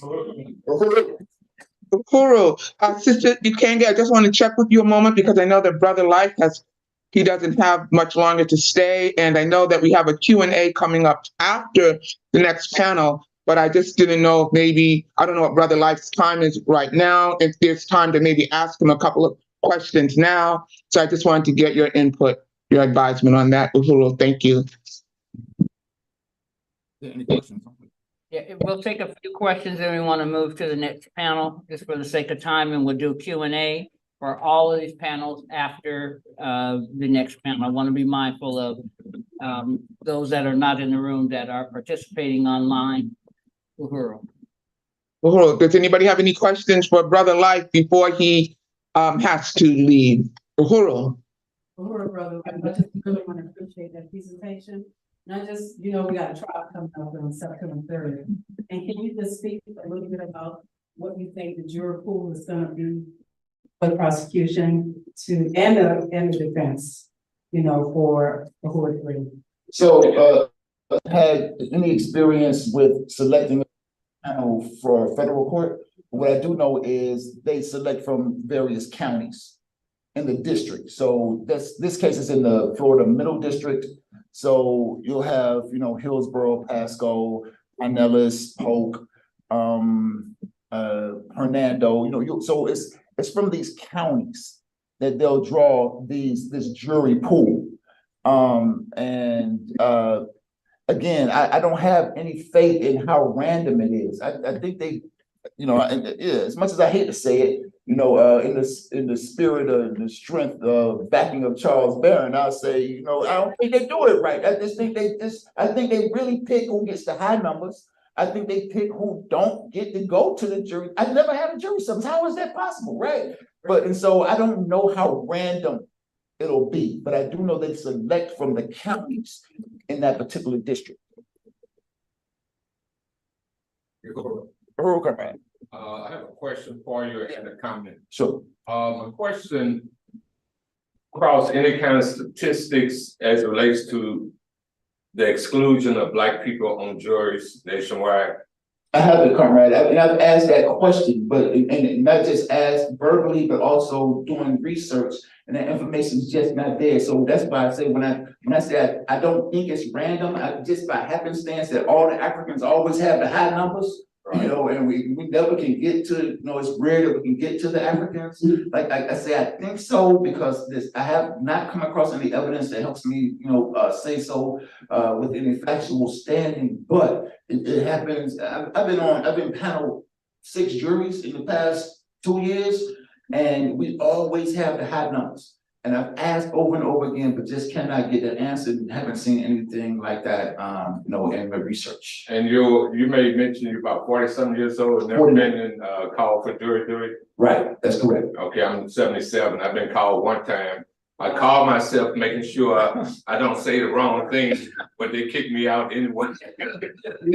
And then one last comment though, for those who leave early. I pray that we all have a gathering in Tampa in terms of support for the Electoral 3. I know people have to leave early. I hope I get to see all of you there at the time of the trial. I just want to appreciate the presentation and responding to comments. I keep rotating. The trial is already happening, and the jury has been seated. So the thing is that we just have to really keep doing this work. The appeal is still in the works. This thing can be beat before we go to trial. So what I'm saying is that we're in trial right now. And that what we've been doing over the last day or more is providing the evidence of innocence of what they have charged us with. And we're introducing stuff that the trial. Well, you innocent now, yeah, the trial is over. The trial, what we're doing is the court will do what it can, that is to say, the prosecution will do what it can to prevent certain testimony and certain evidence from entering into the discussion. They will try to limit the discussion just based on the relationship between the Russians. And that means that we don't have a relationship to history otherwise. The struggles that Mikasa was talking about, struggles I've been involved in, struggles we've been involved in as Black people, a history of always fighting and always being opposed. They've shown, there's an article recently, I think, in Foreign Affairs that talks about a foreign policy problem that the United States has with wars, is that most Black people have always opposed the wars that America is involved in. I want to use that as part of the you go to trial as part of the evidence that this ain't nothing peculiar, our position on this whole Ukraine stuff. So, but what I wanted to raise is, this is a really important presentation that we just had.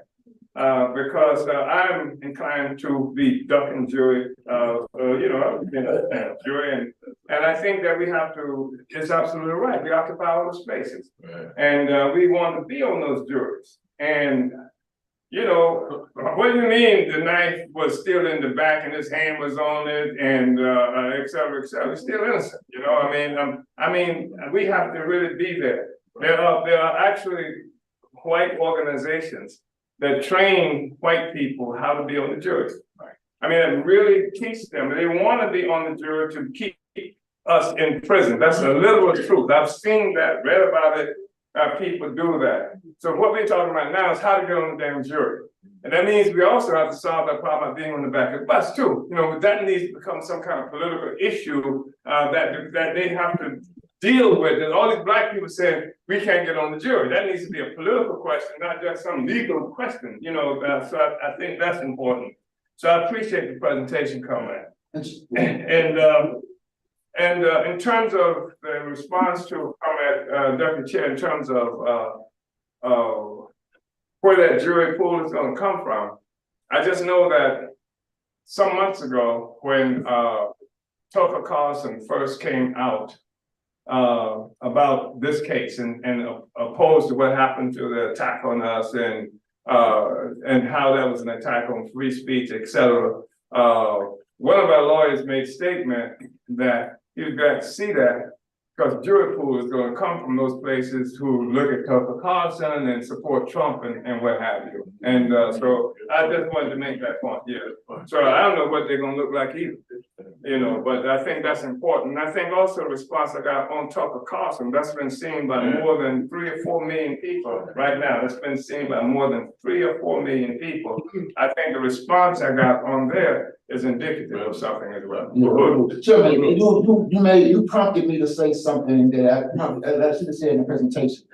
What jury selection is really jury elimination. Yeah. We're not looking to pick people, we're looking who to kick off the jury. Yeah. So that's why I say what I say when I say don't say in order to stay, you know what I mean? Because we're not looking to pick, it's really not jury selection, it's really jury elimination. Yeah. You know what I mean? And so it's kind of like a, you know, guerrilla warfare for us. Yeah. You know, we have to move a certain kind of way in order to make sure that we stay. But the point you're making is that they got the same principle in jury selection that they have, what do they call it, voter suppression. Right on. You know, suppress that participation by African people, because that's what we mean in terms of the overall social system. Our being in there is definitely something that is disfavorable, you know, toward the, you know, stability of the whole colonial project. Absolutely. Yeah. And it's important too because most trials, most defendants don't go to trial. Right. They plea out. Yes. And I just think that we need to, you know, if everybody refuse to plea, but they terrorize people. They do. If you don't plea out, you know, you're gonna get all of these years, they're gonna, et cetera, et cetera. But if they had to take everybody to trial, who they indict or who they lock up, the whole system would collapse. You know, they can't handle it like that. And that's why they got filed. Their lawyers ain't no good. That's why Life and Malcolm and these lawyers can handle it, because we've been fighting whether we're in court or not. Uhuru. Brother Life, thank you so much. I just want to read one other comment. I know you have to go and we have to move on further, but somebody just brought up in the chat how many Black people, especially, I guess, if they're not going to be paid if they don't show up to work. He was just saying that, you know, a lot of times that presents a problem too, because they have to risk losing the whole day's worth of work and maybe, you know, get $5 for whatever the jury pays. And certainly I agree with your point. We have to be on the jury, but this is just, you know, reminding us in terms of all the things that we face with this system and how they try to come at us. But thank you so very much for that presentation. And you've given us a... Can we have one more comment here in the room, please? Okay, sure. Since we can't keep me on point, Uhuru. I think that we have to give support to the chairman and the three, and we have to educate the people and put the government on trial. And our task is to educate the mass of the people and show all the different crimes and criminal behavior of the government, and show that the government is a criminal, and add everything we can to them and show who they really are. And when Rap Brown was in jail in New Orleans, I went there to organize and educate the people in New Orleans and put the government on trial, the federal government on trial. And what we were doing, and I was organizing down there, and we were, you know, educating.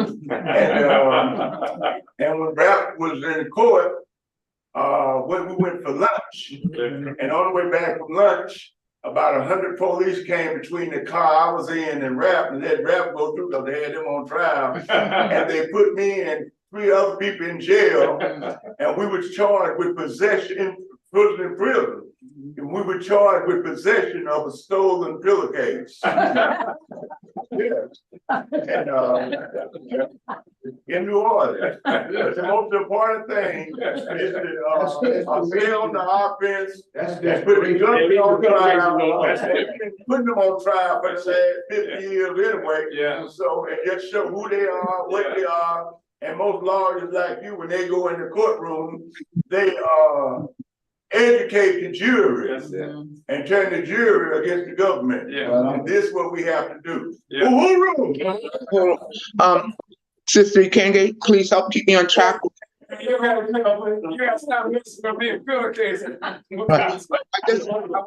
We have a question coming in from Sister Belinda Parker. Oh, Sister Brenda Parker, Go right. ahead, please. Right. And she asked, well, how can people challenge the court when they're not tried before a jury of their peers? That's the whole point I attempted to make earlier about this idea of random. You know, I think the chairman said it best. What we have to do is make a political struggle to not be in the back of the bus. Because generally, like, you know, like if you've ever been in the veneer, the jury pool, it's pretty much set up like this room. And 1, 2, 3, 4, 5, 6, 7, 8, we just eliminate with preemptory challenges and cause challenges just by number. And if you're sitting where Allie's sitting, we're not gonna get to you. Most times we're not gonna get there. And the point is we have to figure out how to get to the front of the bus. And that's one way. We can do it. I think the chairman was right. We have to make that political challenge to make sure that we're no longer in the back of the bus. Short of that, I don't have a better answer. Well, I think that part of it is in what Makasa's talking about, because that's been our strategy all along. That's why I'm saying that the trial has already begun. And it's them who are being put on trial by us. And I think being able to have organizers out there who are making that position to the people. And part of the thing that we have to take to the people is the fact that they don't want Black people on the juries, and make it a political question. Make it a political question so that the court is aware that these people out there saying they're keeping Black people off, you know, that's what what's his name did when they tried Huey and who was Huey's lawyer? Charles Gary. What he did, he made a fierce, every juror who came up, every white person, you don't like Black people, do you? And you're gonna find him guilty just because he's Black, right? I mean, he was doing this to every person that came up there. People saying, you're gonna turn the jury against him. What he did, these are white people he's talking to, but he did put them in a situation that they had to prove while they were there that they were not racist, you understand? And so that's part of how they won the case. We have to be quite conscious of that. And what we've been able to do up to now, we haven't seen in the 1960s, there were such things as political lawyers, movement lawyers. That's something that sort of disappeared, and we're seeing a reemergence. In this case now, we've seen an interesting transformation of the lawyers who are handling this case. I mean, life comes in as a member of the party, but we've seen an interesting transformation, and we begin to see for the first time movement lawyers coming out of this process, and that's been impressive as well. You know, when I made the announcement about being in Tampa, do you want the masses to be there in support? We want everybody there. We want everybody. Bring your cracks too. You know, we want masses of people who are there because this is their problem. The point is, they come to our house at 5 o'clock in the morning. Yes, sir. You understand? They attack our institution. And they come with guns and terror. We bring the people there.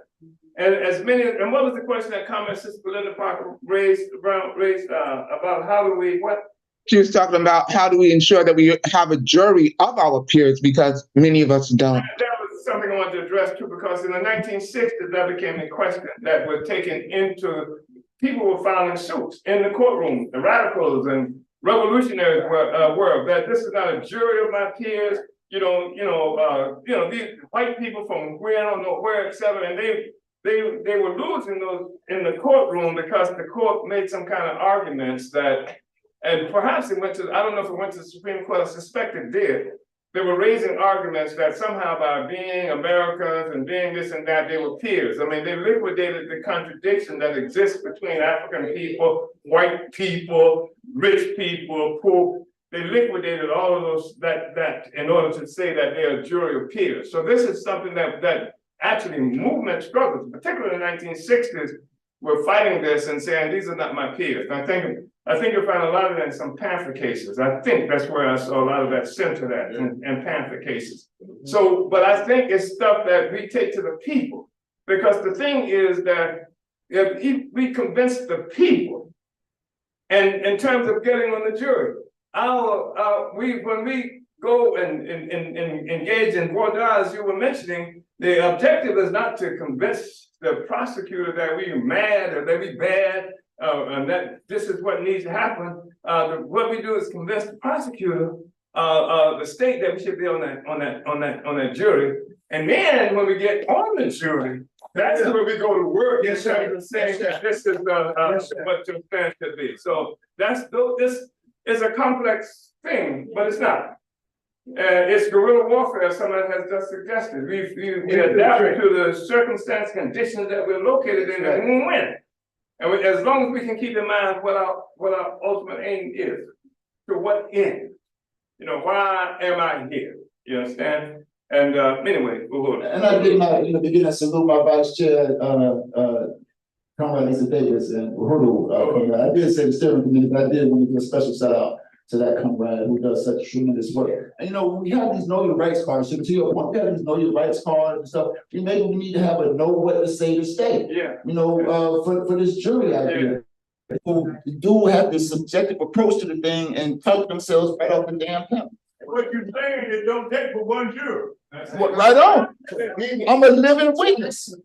Yeah. That's right. And you're living witness. Living witness. Talking as a lawyer, if you got two jurors, you really be throwing stuff at them too. Yes. And educating them too, and making them woo-hoo when you got when the jury was walking out OJ case, his sister threw up the Black Power sign. So, yeah, and I appreciate you bringing up OJ too, because I think that was right on. But I just think it's really important. Somebody raised the issue about people losing pay, you know, beyond jury. Yep, you might. Well, we have to make this a political question, right? Not a legal question as such, a political question. You got to get on these jurors. That's why your cousin locked up now. Right. Your cousin losing all kind of pay. He's got 15 years, you understand?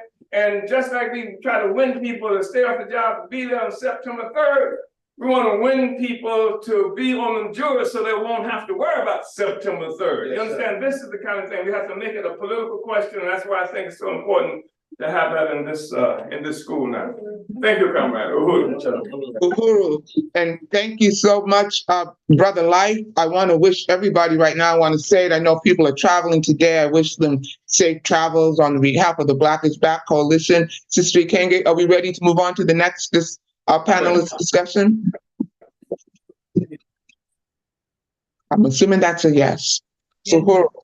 Yes, yes. Okay, thank you so very much. I told you all this is going to be powerful, very powerful, and we're going to make sure that this is also available for the people afterwards. Our next presenter is Brother Charles Barron. He has been a community activist for over 50 years. And he, all right. Okay. He has been a community activist for over 50 years. And he joined the Black Panther Party. And in 2001, he brought his Black Panther Party politics and how he believes to the New York City Council. He has served in New York City for over 20 years. And I'm just going to read a couple of the things that he has accomplished while serving as a Black revolutionary elected official. He served as a member of the committees on education, consumer affairs, immigration, land use, planning, dispositions and concessions, women's issues, and as a council member, Charles Barron secured funding to renovate 3 parks totaling over $15 million. And he also secured affordable housing, and he secured millions of dollars of funding for the people in his community. Brother Charles Barron, Uhuru. He also has a new show on WBAI. I don't even.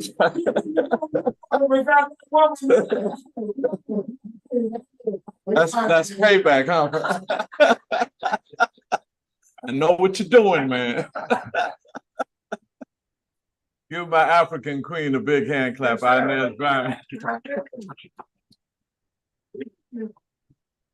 Black power. Black power. Black people all the time. I am so happy every time I come here, man. It's so good because, you know, when you're in the belly of the beast and you're around all of that mess, it's good to come here and be refreshed. So I just want to start off by saying we do have a program with WBAI. They called us up. That's a very popular progressive station in New York. So we'll be on every Friday from 5 to 6 on WBAI. So I just wanted to give you the, we had a hot one. Our first program, man, was off the hook. Talk about the big one. Oh my God. As a matter of fact, I'm gonna give you a little taste of the promo. This is the promo we did, 1 minute promo for our program.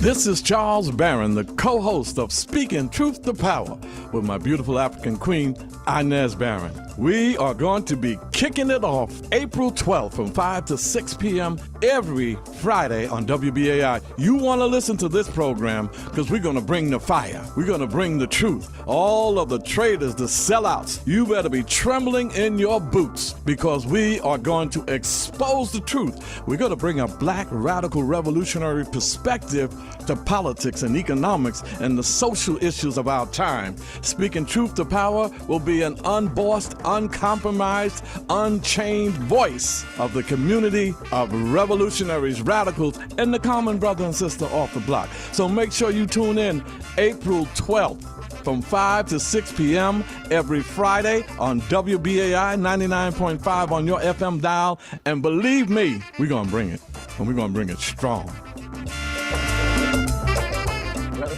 That was our promo. They played that 1,000 times. And we brought it, man. When we talked about Hakeem Jeffries, how he said, Israel today, Israel tomorrow, Israel forever. Yeah. And they got calls up. People were calling them all kinds of names, hit Eric Adams. Yeah. And you know, Tish James, the one they're giving all of this popular attention to because she's taking on Donald Trump. She put Jalil Montague back in prison. It was the Attorney General, Tish James, a white judge, said that he should be released. It's been 40 some odd years. He could catch COVID. So the white judge released him. Tish, as Attorney General, she appealed it. And he had to stay in and actually caught COVID. And thank God he was all right.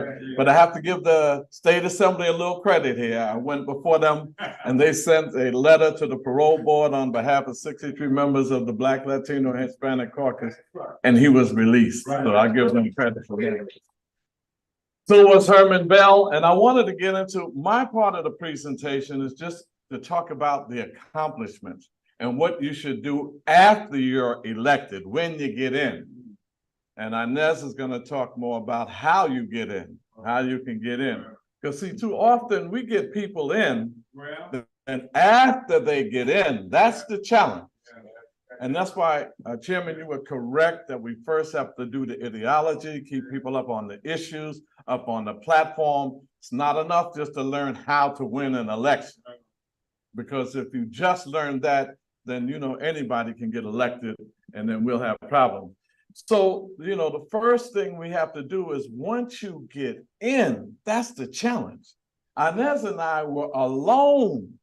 We were in the belly of the beast. There were 51 council members, 2 black radicals, sister from Harlem and myself, 150 state assembly people, just me, and just Inez when she was up there, because we weren't up there together. We had to stand, you know, alone on that. And you have to take on a mayor, a governor, the powers that be that everybody is sucking up to. So for our first vocabulary word for our program, got this from the chairman, the vocabulary word of the day on our program, we'll give you a tape of it, was sycophants. Sycophants. So I told people today's show is going to be about neo-colonialists and sycophants. So sycophant, a sycophant. So they said, what's a sycophant? So one who sucks up to people in power in order for personal gain. A sycophant kisses parts of the anatomy that they ought not be kissing, should be kicking. A sycophant is a sellout. You should have heard the callers, those coon sycophants. So everybody's talking in New York about sycophants. But it is important to understand what we've accomplished when we got in. We took the chairman on a tour of East New York, because we say it a lot, and I'll show you, some little clips. But we took him on a tour. We were on a panel in Newark with Reparations and others, and about maybe 10 people from across the country talking about gentrification. Every one of them talked about the problem of gentrification. I said, I should have put that clip up too. I have a clip on what I said. Yeah, look, I said, we stopped it. So what y'all talking about is a problem. We stopped it. So on the real side, when I came into City Hall, my district was 65% Black and about 19% Latino. 20 years later, my district is 67% Black and 23% Latino. We are 90% Black and Latino, and we were 9% white when I came in. We're down to 3.5% white. They left, Chairman. I had nothing to do with it. They left on their own. And some people said, wait a minute, Charles, you talking all that stuff. I saw some white people on the number 3 train in East New York. Yes, they were passing through. They were visiting, and then they were leaving.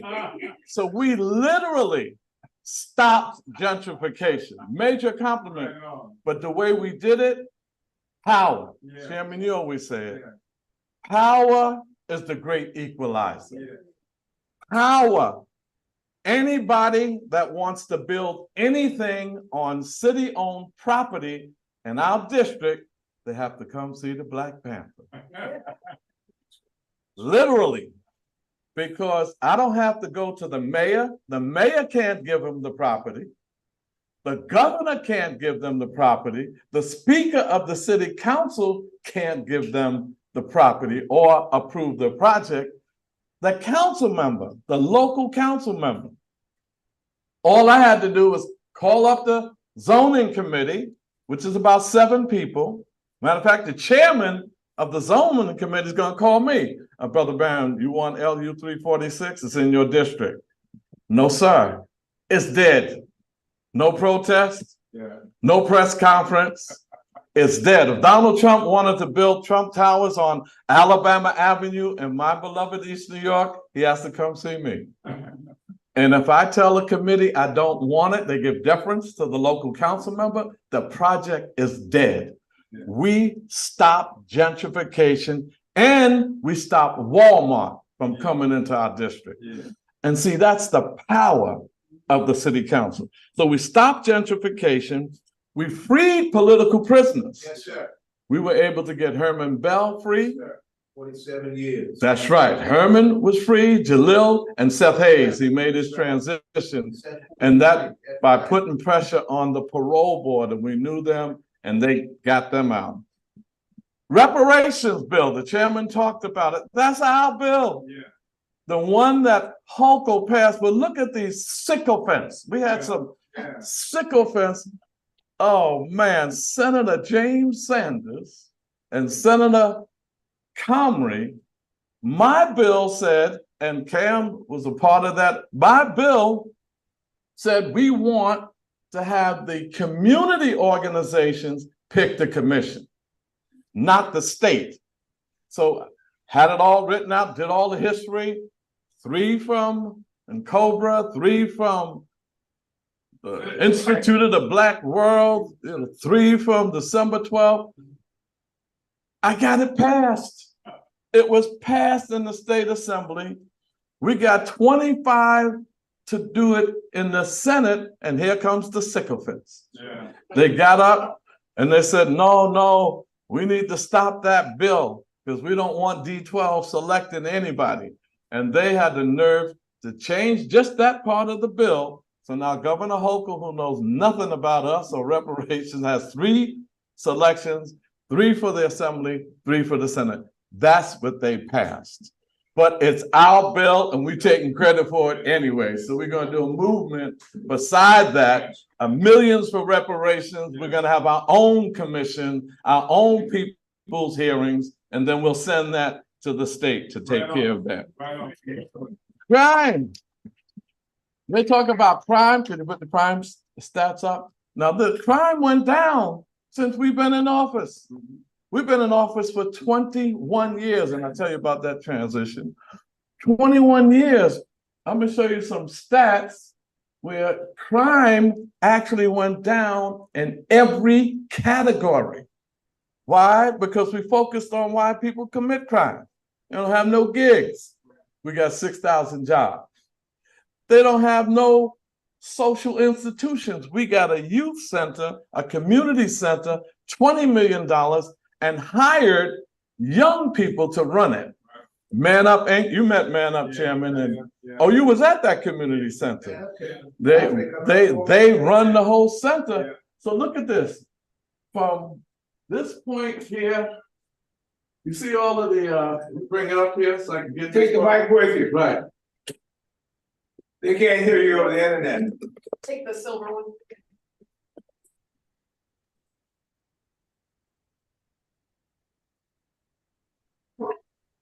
Could it reach? You see where it all says the minuses? Yeah. All of those areas from 201 to 2021, this column here, all the minuses is how crime went down in every category. That 201 to 21, that's our tenureship. Crime went down in every area. These are some of the accomplishments. Then, affordable housing. We are the only district that 100% affordability for the people in our district. No developer can come into my side of East New York and not have the area median income, the AMI, has to be our AMI. You see, you know what they do? When the developers come into your district, every time you hear the word affordability, affordable to who? Affordable, and how are you defining affordability? So the area median income, a developer sat with me and he said, you know, we're gonna have, you and I, we're gonna do affordable housing. And he took out the fancy pictures on how the house is gonna look when it's finished and said, put them away, put the pictures away. You know, what's the AMI? He said, excuse me, what is the AMI requirement? HUD, the feds define AMI as 80% of New York City's AMI, they say is affordable for my district. So I asked the developer, do you know New York City's AMI? He said, I'm not sure. Let me tell you what it is. New York City's AMI is $127,000 for a family of 3. 80% of that is $93,000. He said, wow, okay. I said, now, do you know my neighborhood AMI? He said, no, I don't.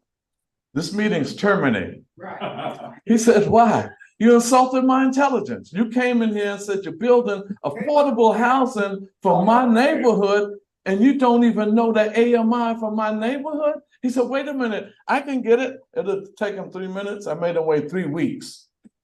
He came back and said, now what's the AMI for my neighborhood? $36,000 for a family of 3. I said, now let me tell you how this project is going to be done. 60% is going to be those making $25,000 and $35,000 a year. The other 20% is going to be those making 45,000 and 50,000. The last 10, 20% for those we know might make 80, 90,000. That's how it's going to be. He said, okay, could you sign on it now? I said, no, sir. He said, what now? So what's the rent going to be? And how many studio apartments are you building? See, don't let them come in your neighborhood and have 100 units and 80 of them are studios. We got 3 and 4 people in our family, 5 and 6, you know. We don't have a bunch of single family. They do studios because they make more money off of studios. So I said, no, we're not doing 80 studios. He said, how many do you think? I said, about 10, 15. That's all. He said, all right. I said, well, what's the rent for the studio? He said, $1,500. I said, no, sir, $500. Then he said, what about the 1-bedroom apartments? He said, I was going to do $2,500. I said, no, sir, $700 to $900. I said, what about the 2 bedrooms? I was thinking about 35. No, sir. We're talking about $1,400 to $1,500. Nowhere in New York could you get a 2, 3-bedroom apartment for $1,500. But come on to East New York, because that's what we have in East New York. That kind of rent. He said to me, he said, then, well, if I do that, how do I make anything? I said, I'm not here to help you make money. I don't care if you don't make a dime off this. He said, but how can I afford it? He said, get your welfare. He said, welfare? I said, yeah, when we get free money from the government, it's welfare. Yeah. When you get it, it's subsidies. Yeah. So either we're all on subsidies or we're all on welfare. So go get your welfare. You're going to get, I already read his portfolio, you're getting $60,000 per unit. You wanted to make 15 million off this project. Well, you're not. You're going to make 3 million. And that's how we're going to keep it affordable. So that's how we were able to keep our neighborhood from being gentrified, because now there is not a single market rate apartment out of the 30,000 that we put together, not a single one on my side of town. Bed-Stuy, Harlem, all of those areas gentrified. The mayor called up Inez because the governor's sister wanted to build, they already have the homeless shelters. They had like 4 blocks of homeless shelters, 2-story high, 200 people in it, a little yard in the middle. They wanted to knock down all of that, build a 10-story shelter on 1 block and 300 units of affordable housing defined by them for the rest, and put the people in a new shelter 10 stories high instead of around the 4 block. Mayor came in and he said, I really need this project. What do you need for your community? I'll give y'all whatever y'all need. You need a park or something? We say, yo, Bill, we don't roll like that. We don't roll like that. You know, we're not doing a shelter. So Inez and I said, this is what we want. 500 units, as we define affordability. Take those brothers and sisters out of the shelter, give them some subsidies, some rent subsidies money, and put 200 that's in those shelters, put 200 of them in the affordable housing units that you can build on that spot. He said, well, you know, that's not going to happen. He left on Friday. Monday morning, they called Inez up and said, I don't know what y'all said, but they're not building a shelter, and they're building 500 units, and the 200 people in the shelters are in permanent housing. And that's what every elected official can do, because they got the power to do that. We've gotten over 300 to 400 people out of shelters into permanent housing. Yeah. Food pantries. Yeah. We're a food desert. We have millions of dollars in food pantries. I don't want to sound like the gangsters, Nicky Barnes and them, but we gave out a lot of turkeys. We gave out a whole lot of turkeys, about 5,000 turkeys. So we did all of that. Also, We got 6,000 jobs, the food pantries, and we got $50 million worth of scholarships for CUNY students so they can go to schools. I can finish the rest of this doing that, but I also want to show you so I can let Inez get on and keep it moving. But we want to show you what you should say in my departing speech to the city council. By the way, we beat the most powerful machine in all of America. The Democratic Party machine in Kings County, Brooklyn, is the most powerful machine in the country. We beat them for 21 years. 21 years. And that is Hakeem Jeffries, Mayor Adams, Tish, all of them were against us for 21 years. We beat them. This last election, Inez didn't want to run anymore, so they got that seat back. For me, everybody thought I was going to beat this guy because we beat him 3 times with the machine. They stayed home. So they got 3,000 votes. The last time I ran 2 years ago for that same seat, 15,000 people came out. I got 8,000, they got 3,000, 4,000.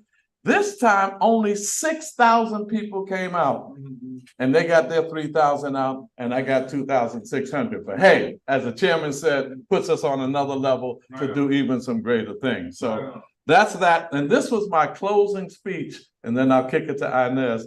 This was my closing speech at the city council. Listen to, if it plays to the end, listen to the white guy who chairs the meeting says. Any discrimination against sick New Yorkers? Will all those in favor please say aye? All opposed say nay. Any abstentions? The ayes have it.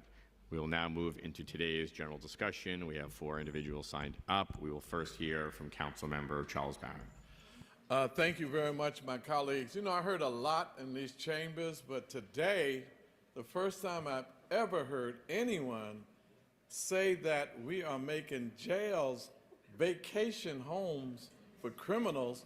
I suggest that you go on vacation and check it out for yourself. My colleagues, this is my last talk with you. Hey, wait, I don't know what that clap means. Wait a minute. I want to see some tears. Don't be clapping. This is my last speech with you, but I came here as a black, radical, revolutionary, black power advocate socialist. That's what I am. I'm anti-imperialist wars. I'm anti-capitalism. That's what I am. And so when I come here, I have to be true to who I am. So when you see some of my votes go a certain way, it's because it doesn't align with my principles, and I don't want to be overly pragmatic. There's always a challenge between pragmatism and principles. And you have to be very aware of crossing that line and rationalizing pragmatism and violating your principles. So I want to come before you this last time. Be strong, be powerful, keep your spine straight, speak your conscience, and speak for your people, because we are dying and suffering. This is the most powerful. I ask that you extend, but don't interrupt me the last time. Go please. ahead. Thank you very much. Just had to check because I'm getting on a roll here. So our people are counting on you. You have the power. Adam Clayton Powell was the first black city council member. He said, use what's in your hands. You got the power in your hands to pass budgets that are for the people, to pass budgets that really deal with poverty and unemployment. We should not be passing development projects that are not 60 to 80% affordable for our people. This is the most powerful council in the world, and it's in your hands to say to our people, we're going to take care of our retirees. They deserve it. We're gonna take care of the least of these in our communities that are in poverty. There's enough money in next year, $10 billion budget, $8 billion reserve to take care of poverty in Black and brown districts.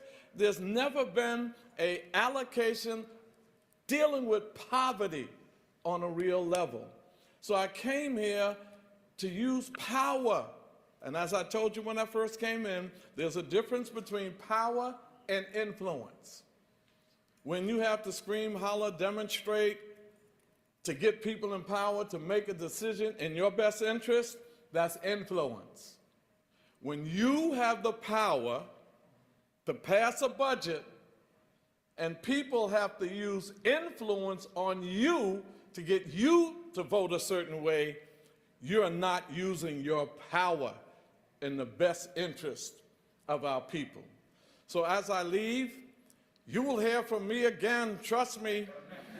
Trust me, matter of fact, I'm gonna be so bad, bad means good, white folk in our community.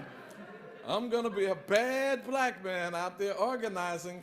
Y'all are gonna campaign for me to come back in here. That's how bad I'm gonna be. And the speaker's gonna lead the drive. It's gonna lead the drive.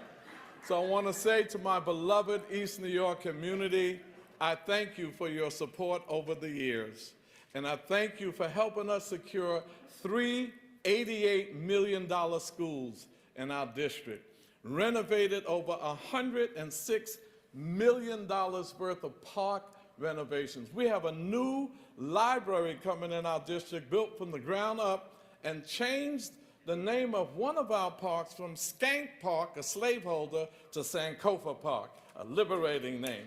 So we were able to do that, $50 million worth of scholarships for CUNY students, and looking at all of the jobs we created. See, a lot of people think I'm just taking on governors and mayors and talking all of that stuff, but we delivered in East New York. And I could not have done this without my beloved African queen, Inez Barron. Inez Barron. She had to go. She was here earlier with my grandchildren, so I just wanted to leave that with y'all. Come on, y'all, use your power. Use your power for our people. I'll be back, and I'm gonna come back stronger than ever. So I just wanna say, I thank you for what? I'm trying to think. No, I thank you. I thank you for the things that you did do. There's some progressive things that did happen. Give credit where credit is due, but we can do so, so much more. So as I leave on my last day, I want to continue to say to you, Black power, Black power. And with that, I drop the mic.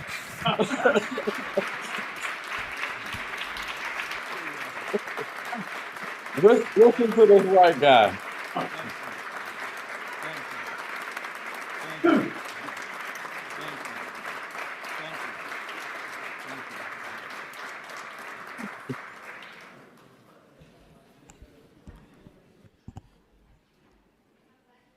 Thank you for the hours of entertainment you've also provided me, Councilmember Mario. I'll now call on Councilmember Velasquez. Typical white man calling my intellectualism entertainment. No, come on.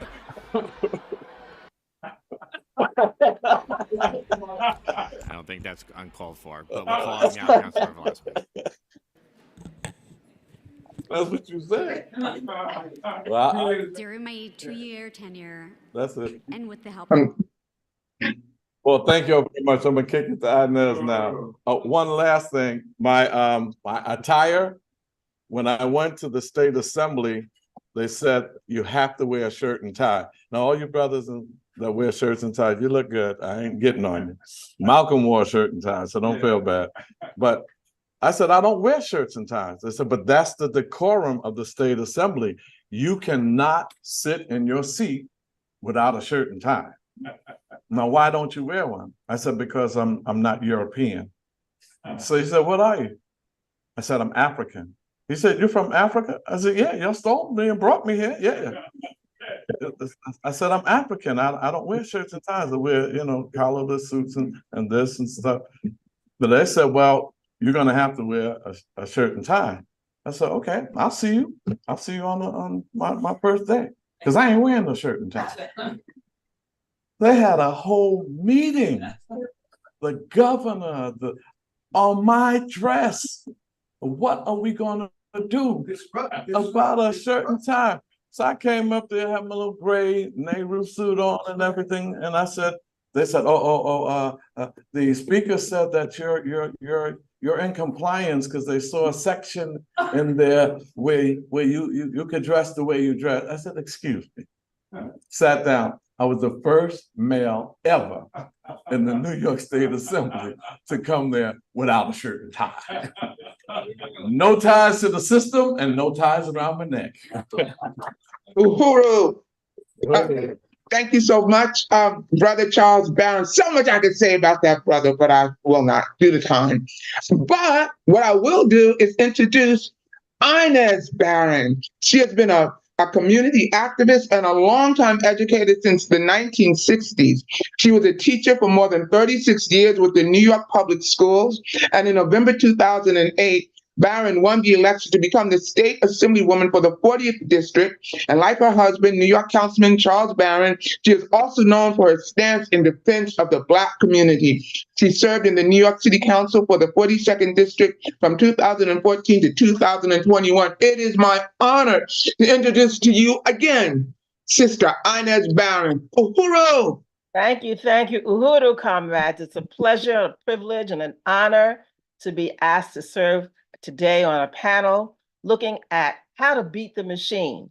And I'm going to condense my remarks, as I know we're supposed to have a total of 40 minutes, so I'm going to condense what it is I have to say. I know that people are planning to leave at designated times. I want to start with a quote from the chairman, where he said the electoral process is an arm of the state for the purpose of maintaining control and domination of African people. The electoral system, when it was created here, was not created for our participation. We use the system that they created for themselves to expose their contradictions and to mobilize our people. And then, in the words of Charles Barron, we must organize and mobilize our people to beat the Democratic Party machine that controls all the local political seats of power through its elected neo-colonial, who we now know we can call sycophants, and on behalf of our beloved communities. We must not concede any area of struggle for power to our oppressor. So we're going to look at how our organization worked to beat the machine. I'm talking about Operation Power and the persons that are part of that machine. We made a commitment when Charles first ran that we would dedicate at least a solid 10 years to get the seat that we were running for. 10 years, consistent, consolidated 10 years. We said that we wanted to make sure that we had a strategy for winning. And we defined winning as, of course, getting the seat at the time of the election. But beyond that, winning as staying together as a group to continue to address the needs in our community so that people will still be mobilized and having their consciousness raised, and that eventually, ultimately, changing that system, getting that seat and making changes to that system. So we had an immediate and ongoing and a long-term goal that we set. We did our research. We looked at the demographics of the district. We targeted the assembly seat, this council seat, and the Senate seat at different times during our tenure in the political offices that we held, based on how we could analyze how people responded, what the vote turnout was, where that turnout was, who the candidate was, and how we could make an impact, make inroads into chipping away at that system. Now, you know, even a drip of water over time can erode concrete and rocks. So imagine as we have a sustained gush of water, as we raise people's consciousness, the impact that we can have on this system. We also looked at how we were going to select the candidate. So as you're looking at your candidates, you have to look beyond whatever the label is that they put on themselves, because some people call themselves progressives or socialist Democrats or whatever, but look beyond that label. What organizations have they been affiliated with over the years? Who can vouch for their integrity? Who can vouch for their commitment? Who can vouch for them not turning coat or not turning to make compromises that are difficult, make those compromises to be acceptable as a part of that system. So it's critical that you have a candidate of impeccable quality, a candidate that you can always know you're going to feel proud because they're going to continue to take a principled stand on the issues that come before them, one that's not going to embarrass you. And our campaign structure is composed of a core of people, the campaign manager, the treasurer, the street work person, the one who's organizing the street campaign, the one that's going to get those volunteers. Because generally, we don't get those dollars flowing into our coffer that we can use to make sure that we're going to have all of the money that we need to do the work that has to be done in the campaign. But we do get a core of committed volunteers, people who are understanding of what it is that our mission is, committed to that, and willing to give up their time to do that. So part of the regulatory part is to be able to make sure that you open an account, an official bank account, and that you register with the regulatory body for the office that you're seeking. Campaign strategies include, of course, getting your platform and your theme. Our theme for our last campaign was unbought and unbossed. Another thing we had was delivering to the people, a theme that's succinct and carries the message that people will remember and that they can feel confident of because they're going to see what it is that you're doing over the period of time that you're working in. The literature would be your posters and your flyers, and a strategy to get media attention, media response to those things that are going on in your campaign. We don't have the money, again, to have those significant campaign ads, but we know how to be able to address the issues in our community that are important to our people, and then get the media to come and do that reporting, particularly the hyperlocal news stations. And of course, protocol meetings that we have with others in the community that respect and respond to what it is that we are doing and get those kinds of support moving on. And the next part of what we do in our strategy is get on the ballot. You have to get on the ballot. I saw in the chat, someone said that there's a procedure where they are that you can pay a fee rather, and get on the ballot. That may be a strategy that you want to use where you are. But in New York City, you've got a petition to get on the ballot. And we always designate our goal for getting on the ballot as getting at least 3 times more than the required number of signatures. So if it's 500 signatures that are required, we'll get 1,500. And the strategy that we use for getting those signatures is, yes, use the voter registration book, which lists the name and address of registered voters in the computer system. But we also do random votes. We go to where we know there are concentrations of people. And in our community, transit is very concentrated. And people wait on the train stations or at the bus stops. So that's a captive audience. They're going to be there. And we go to them, and we go to those locations, present our literature, give them a palm card, talk to them, and encourage them to sign our petition. So that's the way in which we get our signatures. And we always aim for at least 3 times more. And oftentimes we get 4 times more. But you've got to have that strategy to exceed what they say is required, because we are a threat. We are a threat. There are other people who don't even get 500 and submit it, and they're not knocked off the ballot. But because of who we are, that machine, that well-oiled, moneyed machine, is going to try to find a way to knock us off the ballot. The first time that they tried to knock us off the ballot, Barack Obama thought he had birthright issues. In 1997, they said that Charles was not a citizen of the United States of America. Of course, they knew that that was false, but it was a strategy on their part to have us spend money to defend ourselves in court against that.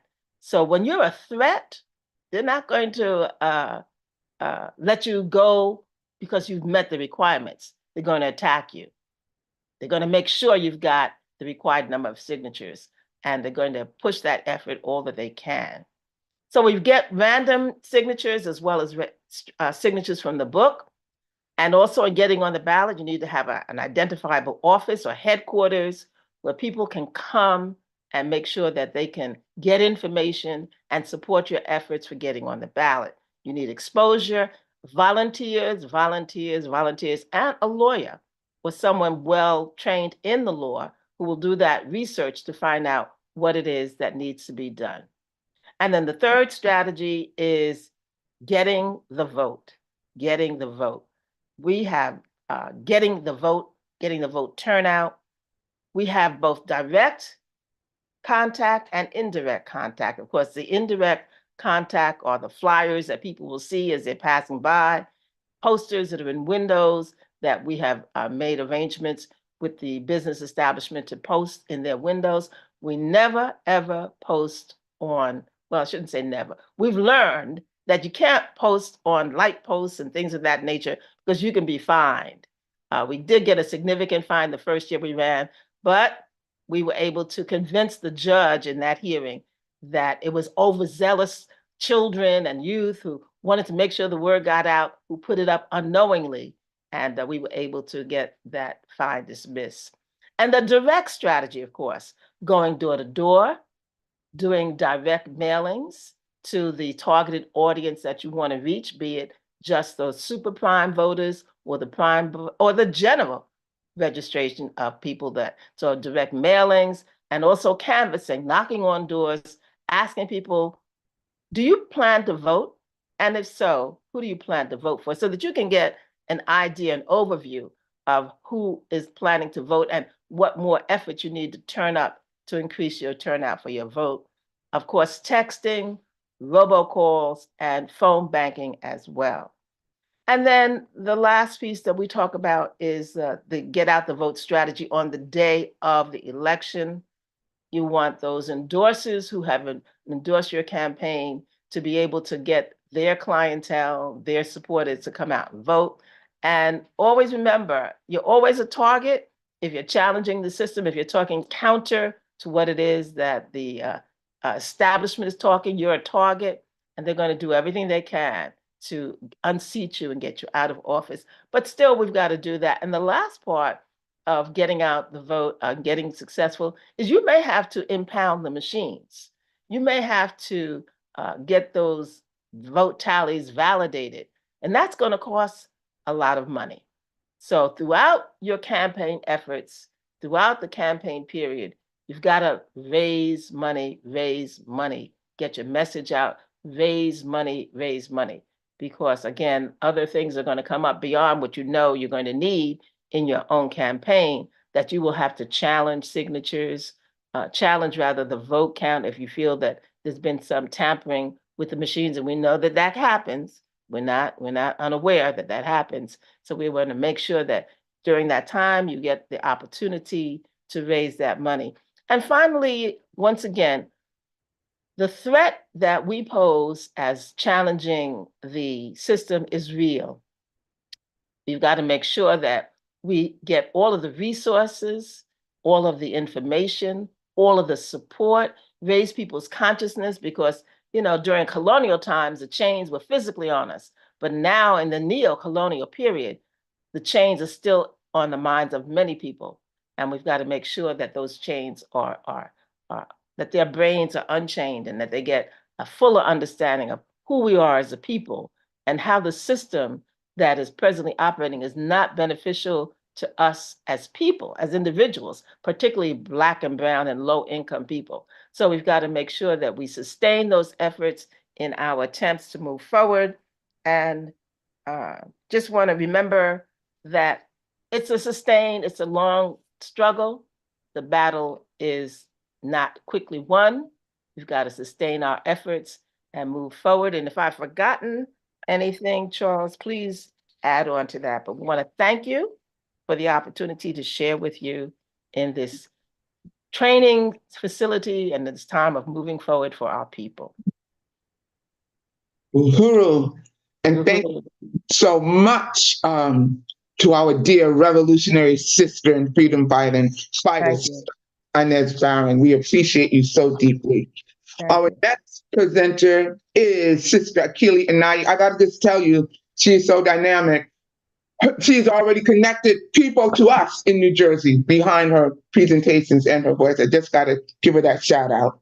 At 20 years old, she took on the international campaign for justice for 3 Black teenage girls drowned in Pinellas County Sheriff's Department. She traveled the country on a speaking tour and raised thousands of dollars in their legal fees. And at the same time, she ran for city council in 2017 alongside her running mate, Jesse Neville, for mayor, making them the first candidates in the world to run on a platform of reparations for the Black community. This campaign made national news and even international news, getting featured in Ebony Magazine, The Washington Post, and the popular radio show The Breakfast Club.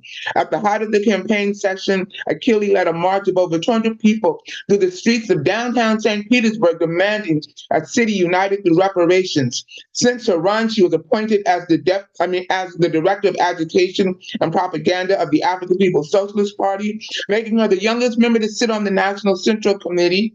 And she's currently the editor-in-chief of the Burning Spear newspaper and has many other media institutions under this department. Uhuru, Sister Akili Anai. Uhuru! Uhuru, Sister Lisa. Uhuru, comrade. It's always great to see you, hear you, and always great to be a part of the electoral campaign schools.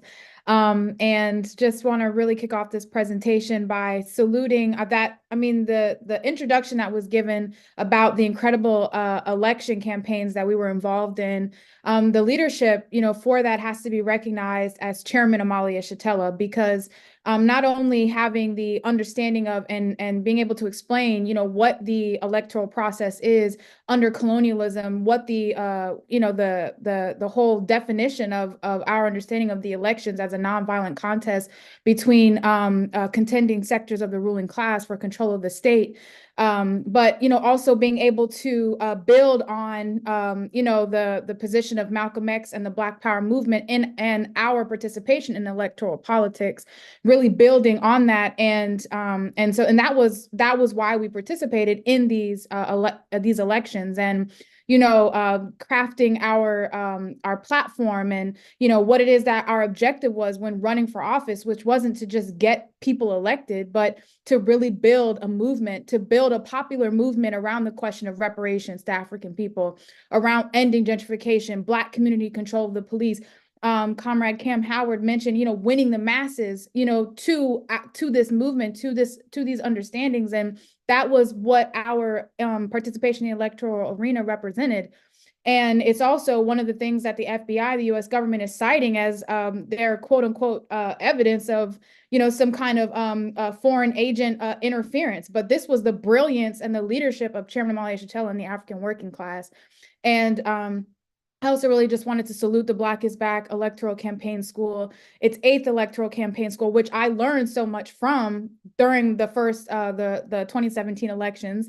And also really salute the presentations that came before me. Really appreciate Comrade Chimarenga, who was the campaign chair for our elections, and who laid out some important things with regard to electoral laws that that'll even be relevant in this presentation. And want to also salute Charles and Inez Barron as well, two comrades who were just shining examples and, gave me the confidence to go, okay, we can do this. I had never participated in any kind of electoral process, politics at all, didn't know what to expect, but I saw the possibilities through these incredible comrades. And the chairman raised, just a really important question in his overview on today about, it's not just about getting people elected, but are we better off as a people as a consequence of our participation in the electoral process? And I think Comrade Charles and Sister Inez and Jesse Todd and, all of those incredible comrades, we can answer that question with them. Yes, their participation in this process, helped to forward our struggle, advance our struggle. And as Chairman said, Comrade Charles has been liberated now, and is, going to be able to be bigger and better and badder. So anyway, I just wanted to just say that as I open up this presentation, because there's just a lot that I owe being able to make this presentation too. So we can go to the next slide.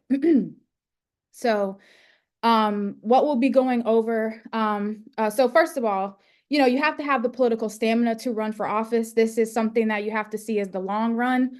And in most instances you have, well, actually, I don't know if this is most instances, but for our campaigns in 2017 in St. Pete, we had 2 elections. We had to run a primary and a general election, even though it was nonpartisan. And that was a part of the rigged elections here. That's why it's really important to know what the election laws and how it's all set up where you're located. But we had to run, this campaign that was to win our specific districts, what might be characterized as an award or or a certain place, inside of a city. The primary election was running for that particular area and trying to get the most votes out of that area. Then we had to go into a general election where we had to run now for the vote for the entire city, which basically canceled out the outcome of the primary election. But the point is that you have to have the stamina to literally, like, physically, have to have the stamina to go, especially the kind of campaign that we're running, because we don't have the benefit of the machine that does all the work for them. We are boots on the ground, making this campaign happen. So that's number one. But what we'll be going over is asking the question and answering, why am I running? Getting your campaign established, talking about the critical role of organization, the campaign platform, fundraising, educating the masses, media coverage, debate tactics, getting out the vote, and of course, victory. And I'll just, some of these stuff I'll just, kind of go over quickly because they've been addressed at length by the presenters before me. So we can go to the next slide. So Comrade Chimaranga raised the question, and I've held on to this since the first election in 2017 that we ran, and this question of, why am I running for office? So next slide. And there could be a couple of reasons why you're running for office. In our case, running was a part of an organizational strategy to build a movement in support of our issues. But there are other motivators for why people decide to enter into the electoral arena. And some people believe they could be a popular candidate. They want a career in politics, or Chimaranga says, I just woke up one day and decided I'm wonderful and I'm going to run. And then, there are people who, want to do something, make some kind of impact, something positive, want to see the conditions change, for their community, but they only see the elections as the only way. And so this whole teaching is geared more towards, the person who is recognizing this as a part of a strategy to build our movement, to advance our movement in this particular area, and recognizes that it's not about our individual aspirations or anything like that, but as a part of an organization's strategy to forward our objective. So that's really what this teaching is about for those types. So we can go to the next slide.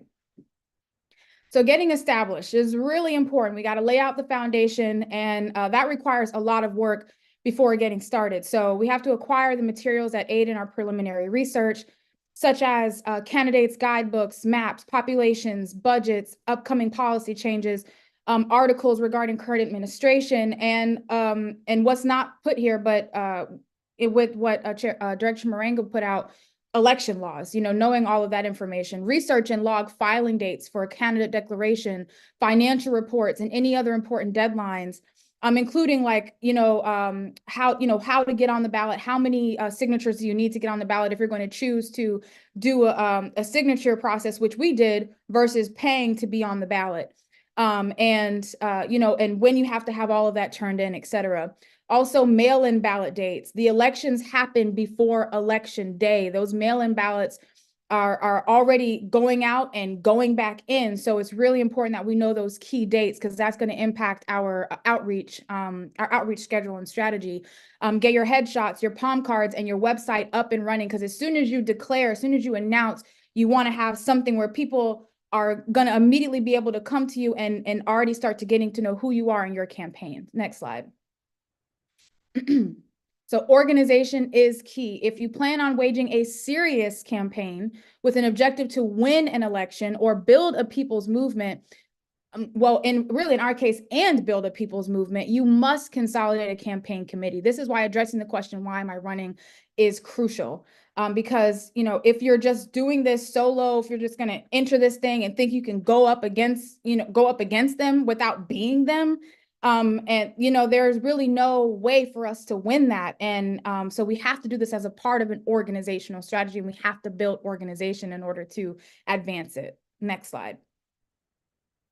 So the campaign committee, these are some of the critical roles, but it's not limited to, and you'll have subcommittees under these different areas. You have your campaign manager, crucial, secretary, your media relations coordinator, your fundraiser and treasurer, your field director, your volunteer coordinator. And again, that area especially breaks down even further. You want it to, because you want to have somebody who's over precincts, precinct captains, all of those things, which would be accountable to the whole question of our field strategy, as well as a social media coordinator. Again, these are just some of the important, you know, primary roles that you want to have filled, but it's not limited to this.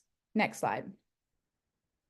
And your campaign platform. So a platform, when that platform is being developed, unfortunately, we don't have to start from scratch, because we do have something that we can pull from in the form of the National Black Political Agenda for Self-Determination, which the Black is Back Coalition has already provided us, which already put out in the world. So we have things that we can already, you know, base our platform off of. And our platform has to set us apart from the status quo. And we can't forget a bold campaign slogan. In our case, it was unity through reparations and make the South Side Black again. You know, it's very clear, very explicit, and you are, you know, different from, you know, your opponents. Your platform tells the people who you are and what you're fighting for. And knowing the issues of your community is critical, and some issues we will put forward and win support for. So, you know, some of them will have to win. Like the question of reparations, well, now it's easier heard because of the work that we've done to make it something that can be heard and you know, understood and embraced. But there are things that we might be putting out in our platform that we have to really struggle to win and define. And that's also part of the outreach and winning the masses work that we'll talk about in just a moment. But anyway, the platform really defines our whole entire campaign and who we are, and sets us apart from our opponents. Next slide. So the platform issues can include, but again, not limited to, reparations and genuine economic development for the Black community, public safety in the form of Black community control of the police, the creation of genuine affordable housing and an end to the gentrification of the Black community. And obviously there are so many other things that we can put on here, and making it, depending on, you know, how we're running, if you're running for a local office or a bigger office, a bigger seat, you know, but you have these things where you can make them like localized, or take these broader issues, but make them relevant to where it is that you're running. So again, these are just some of the things we also had on our platform. For instance, I mentioned the whole thing about the rigged elections, the primary, the general in a nonpartisan election, and how the purpose for that was to be able to veto any vote that Black people had made about who was going to represent them. And you know, the reason we know this is because the city in which we were running is majority white. And you have districts where Africans historically have been forced, you know, into and historically live there. This is our community. So we live in these specific districts. And so, in my case, I'm running for District 7, a majority African district. And so African people can vote, quote unquote, who's going to represent them in their district, just to turn over into a general election where the majority white population now can determine who's going to represent those Africans in District 7. So on our platform, we said in the rigged election system, make it, you know, a single member district, one election, single member district, general election, and also to end the gerrymandering, which happens, you know, in everywhere, not just, you know, where we're located in St. Petersburg, Florida. But that was also a part of our campaign platform. So, Uhuru, we can go to the next slide. So raising resources. The amount you will need to spend to wage a successful electoral campaign will be determined by several different factors, including what type of election it is. So if it's local versus state versus a national position, the size of the area and the population, etc. But no matter what, you have to be prepared to raise money, and a lot of it. Status quo opponents will likely have access to plenty of wealth. And there's no likely, they will have access to plenty of wealth. As Sister Inez said, we are a threat. So the money that they might have gotten before our intervention is going to be a lot more once they find out we're running. And because there are going to be people who are throwing money behind our opponents so that they have the ability to or attempt to try to crush us that way financially. But we have to make them fight. And again, these status quo opponents can expect, money from the investors that they're going to be serving. They have these things called super PACs and the like. So the mission, will not be to out fundraise them. We won't be able to raise more money than them. Possibly. But if we are a real kind of grassroots election or campaign, then it will most likely be impossible to out fundraise them. However, it is crucial in our fundraising efforts because one, our fundraising shows the broad range of support that we receive. And above else, we have to be able to afford the expenses to ensure that our campaign isn't limited in what it can do and who it can reach. Because that's what the money is for, is to be able to, put you out there in the world and all these different methods. And Sister Inez talked about indirect, indirect. And resources is required and resources is necessary to make the campaign function. So we have to be raising resources all the time, and a lot of money. And I'll talk a little bit about some of the things that we did, but one of the things I wanted to mention was that social media was really helpful during our 2019 election, where we went viral off of a clip of me speaking to the media at a debate. And this clip went viral, and literally like in less than 24 hours, we had floods of donations coming in. I think we raised something like $13,000. And after people from all throughout the US, all throughout the world had seen this clip and were just pouring in donations. Those we had to return that were from out of the country. And we had so much support flooding in through donations that the city of St. Pete, because we have to log our finances and log our donations, the website crashed. We crashed their website because of how many people were flooding their system with donations and support. So that's what the resources can also show. So no, you don't have big $1,000 checks coming from these land developers. No, but you have $5 coming in from Joe Blow. You've got $20 coming in, from this place and that place. $100 here. Some people can throw 1,000, but it's representing a people's movement. So again, raising resources, super, super important part of your campaign. Next slide.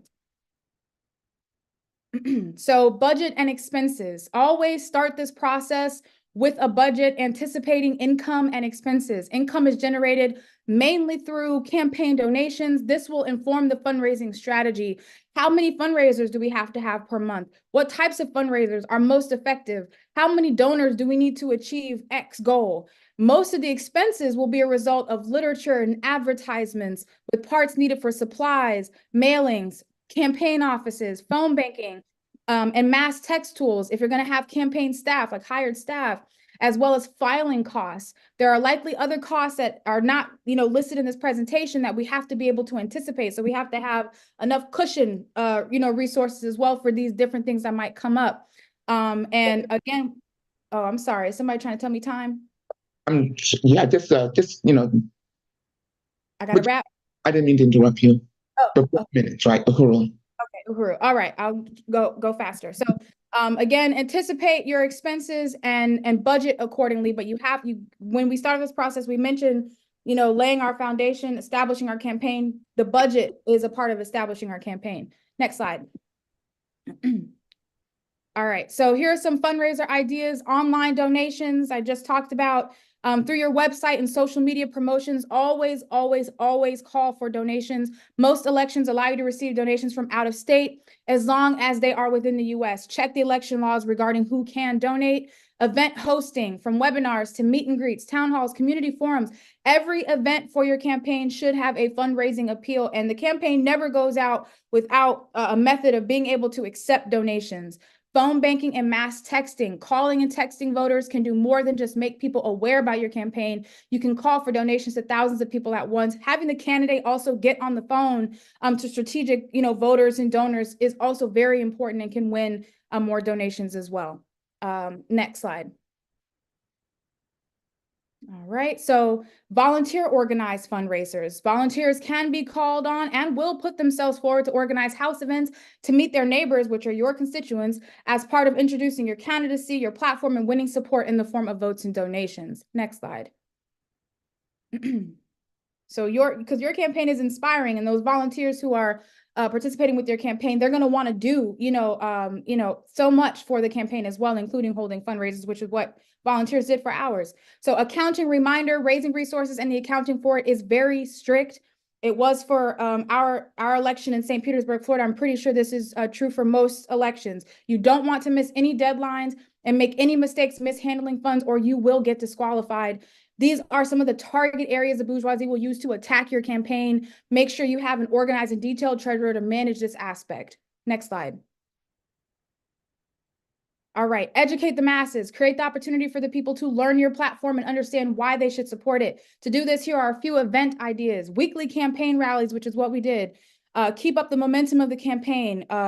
These rallies also serve as a weekly call for resources and introduces new people to our campaign. Candidate forums. If they're not blocking you from forums and also trying to control what the discussion can be, we hold our own. So lay out your platform and show the clear distinction between you and your opponents. And benefit concerts, an exciting and creative way to fundraise, introduce people to the campaign, connecting with respected artists, businesses, and things like that. So that's just some of the ways, some of the events that we can do to get ourselves out there in front of the people. Next slide. Okay, and this is a guerrilla campaign. So your opponents have the machine, the entire apparatus that historically works in their favor. They've got the financial backing. Some have a quote unquote legacy standing or incumbency. They've got the media. Your campaign must be rooted in the people if you expect to win. It means boots on the ground. Call the people, damn it. Building a movement that anticipates and welcomes the participation of the masses. It means getting creative, thinking outside of the box, and not allowing for quote unquote decorum to contain our strategy. Next slide. The ground game. So it's already been spoken of. Door to door wins the war. Comrade Charles Barron and Sister Inez. That's the field director who's working with the volunteer and precinct coordinators who organize a tight outreach web that hits every registered voter in the neighborhood. Invest in tools like VAN, VAN, that pulls in helpful, specific information about the voters and allows you to really get specific about who you're targeting. Drops, flood your voting base with campaign literature at every door, posters on every corner, yard signs in front of as many willing consenting homes, phone banking and texting, important tools to invest in that can hit thousands of voters at one time. Robocalls are great for the get out the vote, but personal calls also from the candidate as well as campaign supporters make a huge difference as well. Next slide. And everyone has potential. Each person we interact with is a potential voter, a donor, and or volunteer with the campaign. Many Africans that, we were running out, we were doing door to door and brothers saying, I'm a felon, I can't vote. Well, what can I do? And they will enthusiastically support your campaign through donations, spreading the word or volunteering. They have family, they have friends. There may be students unable to vote, but are happy to become campaign volunteers because they believe in your platform. Don't let your first interaction with the supporter be your last. Next.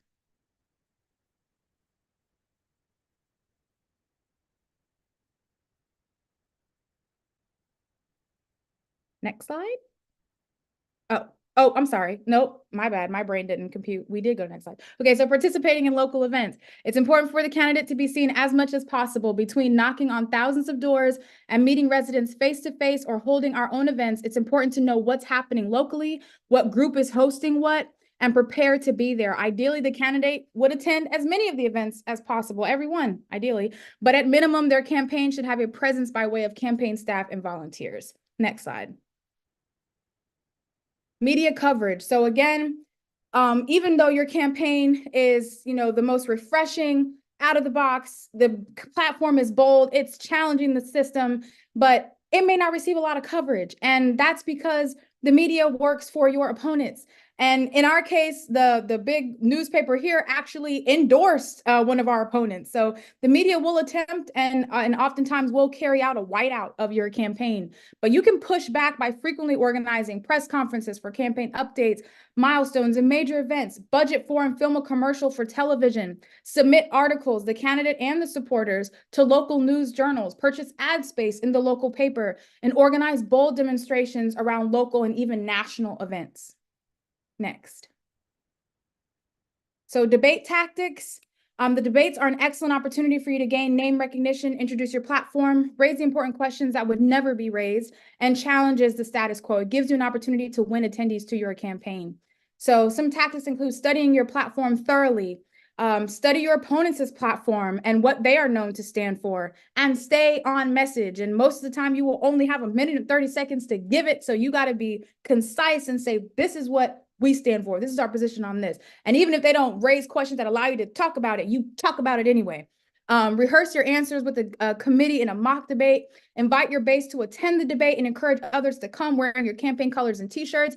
Conduct a summation at the end of each debate to discuss the wins and contradictions. Next slide. They were not ready for us when it came to the debates. And it was just so lively with our participation.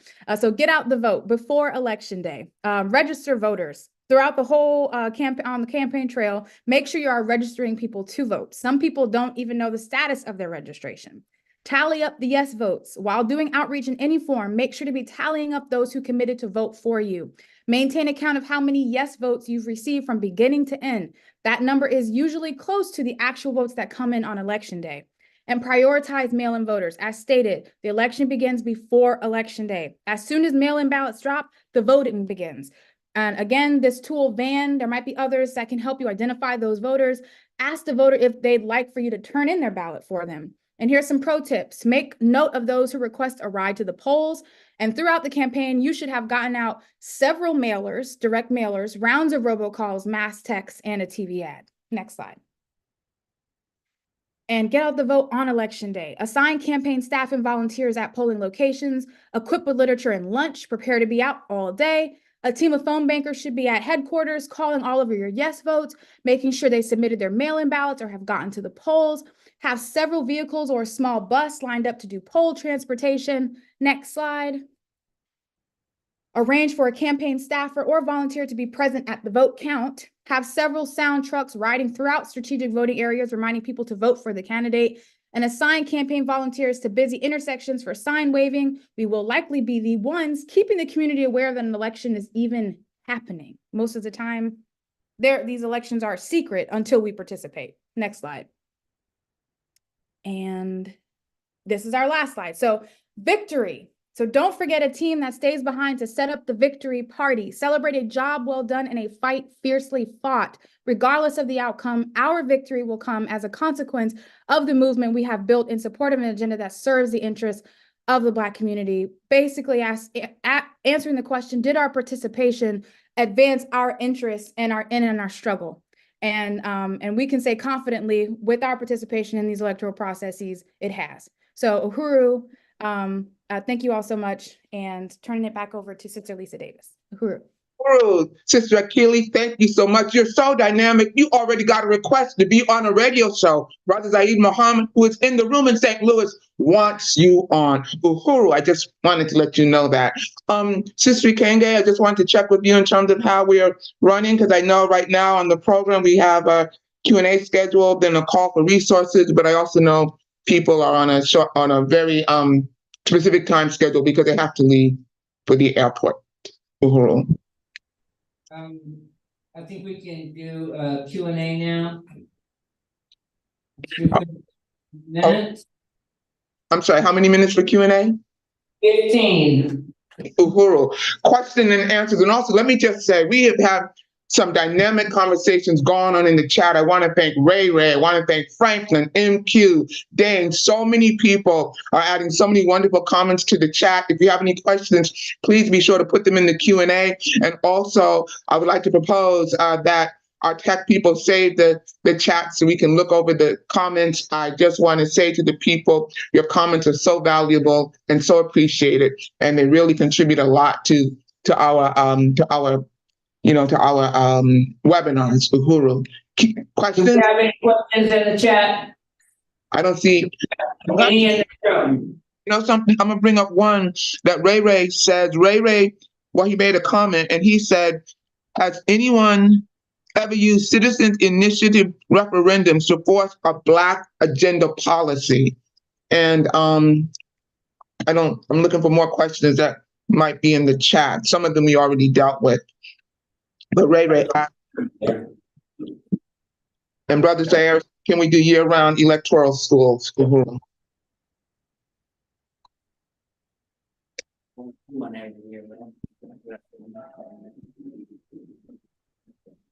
ahead, Brother Kim. We have a comment. Or, go ahead. Yeah, so I want to call attention to, as I stated earlier, we have to align the masses with the stars that are aligning our particular favor right now and align the president. So there's a couple of campaigns that we're doing to achieve that mission. One is a postcard campaign. There's postcards in stacks of 50 on the table. These postcards we want mailed all around the country. Going to the White House. The White House receives about 60,000 pieces of mail every week. And we send out 500 pieces of mail every week to the White House, 500 of these postcards. 1 out of every 120 pieces of mail they get will be this postcard. And it tells the president that we know he's dependent on our vote. And what we want for our vote is a reparations commission now before the election. That's how he win, that's how we win, let's win together. That's pretty much what the postcard is saying. You can go to the website, Earn the Black Vote, you can order 100, you can go to 500, you can order 1,000 of these postcards. We'll send them to you. It's your goal to get them out in your city, your state, and get them mailed in. There's 5 stacks of 50 left on that table. I don't want to take any back with me. Right on. So just get one of those stacks. Brother Kim, where? EarnTheBlackVote.net, and you can order your postcards and we'll send them out to you. We have buttons here for those of us here in the house. Earn the Black Vote. We want you to take these back with you, take as many as you want, distribute them where you in your city. Great. You can also order some of those from the website. Can you put up that? So that's how we move to align the president with the stars that are aligning our favor. And we also have to align the masses. We're undergoing right now a 80-day messaging campaign. From April 1st to Juneteenth is 80 days. And so we're undergoing an 80-day message campaign. We have 4 sequences of messages within those 80 days, 4 20-day sequences. And we want people to go to the website, grab these graphics, these videos off the website, or post them on your social media throughout these 80 days. This is how we get the masses in alignment with understanding that we have this power and that collectively we can make a demand for that power in exchange for our vote. But we have to do it collectively. Repeat your website so people may know. Sure. EarnTheBlackVote.net, spelled just like it sounds, EARNTHEBLACKVOTE.net. And it's one graphic I want you to see if we can get that pulled up. This is also on our website, which spells out our 80-day campaign, April 1st to Juneteenth. We are trying to have this done in Juneteenth. And on that graphic, there's 4 sets of dates. You click on that date, it'll send you to a web page where our messaging for that particular 20-day period lies. And you can just download the video, download the graphics, download the videos, and you can share them. So the first 20 days, we're focusing on the power of our vote. How we want Black people to know, Black electors to know that we have a power. The second 20 days, we want to focus on that there's already political will established for reparations commission in this country that I talked about. The third 20 days is to focus on also what I talked about, that this is Biden's Emancipation Proclamation moment. And then the fourth 20 days is to focus on the research out there that says paying Black folks reparations benefits all of America. So it's not just a it's not a detriment to this country, it's a benefit to this country. So, help us align the masses and the president to this message that we have the power and what we need for that power. Uhuru, do you have any questions in the room? I just want to read one comment that Brother Maximella, who's in the chat, Brother Dr. Maximella said. He said, we should also educate the formerly incarcerated on voter laws in their states. Many people think they are disenfranchised, but might not be permanently disenfranchised. Uhuru.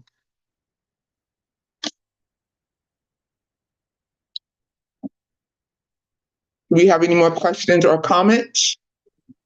Anybody in the room? Mic check. Y'all hear me all right? Yes, Brother Saeed. First, I just want to say how supremely glad and proud I am to be in this space, doing this work with these comrades who put this together. But all of y'all deserve, y'all should be giving yourselves a supreme round of applause for what you're doing today, what you did yesterday. Right? You're hoping to serve that here, right? I don't want anybody to lose sight of the fact that we are doing this in the context of keeping 3 comrades from going to prison for real. We cannot lose sight of the urgency of the moment. I've been doing political prisoner work for 35 years. I don't want no new goddamn political prisoners nowhere. We do not want casualties in our ranks unless it truly makes an advance. That's right. Right? Yeah. This is the 60th anniversary of the seminal Dollar of the Bullet. I repping for the Malcolm X Commemoration Committee, right? Yeah. Right? Malcolm would be proud. Yes. And I'm loving this intergenerational thing. Yeah. That just jumped off between Charles and that young Queen Achilles. Right? Oh man, their ancestors were smiling and saying, Charles, don't see this moment. This is some real basic, clear, radical, practical shit, y'all. That we need to be training young heirs up to do like their young daughter is doing, and like how Charles and Inez have done. And young heirs are on your social media and filmmaking and technical finesse. We need films on Charles and Inez. Young folks who want to be scholars. When you want the show, I was asking teasingly, rhetorically, how come we don't study revolutionary like Charles? And we need to do that.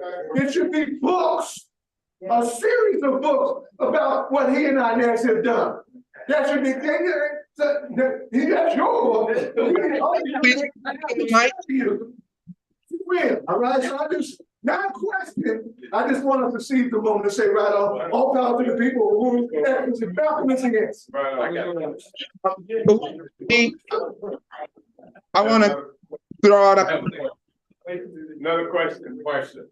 And my question is to my good brother Charles Barron. Would you share why you ran for governor of the state of Missouri and the significance of your campaign? I mean, New York.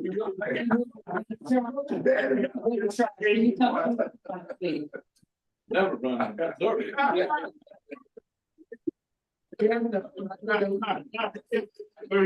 Yeah, we did run for, and I think Chimaranga had the graphic up there on what the requirements are to get petitions. In New York, if you want to start an independent party and be on the ballot for people to register for you, you have to get 15,000 signatures to get on the ballot.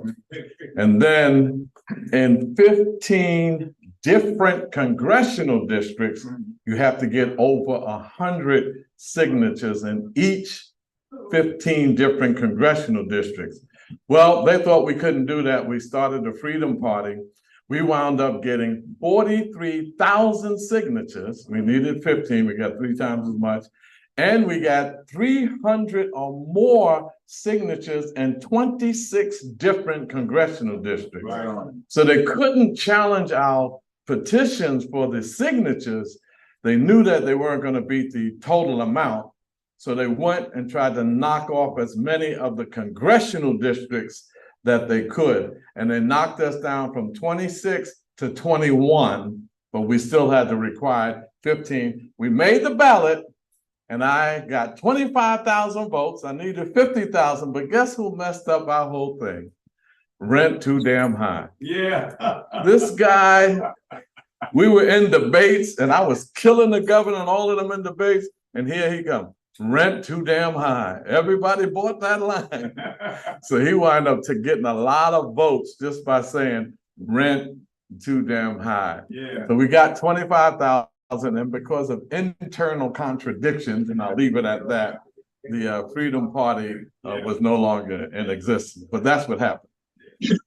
Brother Darren, I just want to throw out this comment because it's just been such a pleasure being in the state next to you. You always felt like you were representing us as well. But I know for a fact that you also surrounded yourself with revolutionaries. And one of them that you had as your chief of staff, Sister Viola. Oh, yes. So, Yes. Yeah, I gotta mention Sister Viola Plummer. May she rest in peace. The December 12th. But the other good thing about winning an electoral seat, I get $500,000 to hire staff. So most of my staff was D12 revolutionaries. I hired only revolutionaries and radicals. Yeah. And Sister Viola Plummer was a personal confidant, personal friend. We certainly miss her, but she was my chief of staff. They tried to fire her, and we said, all right, y'all won that battle. So they fired her from the city council. We almost had them beat in court.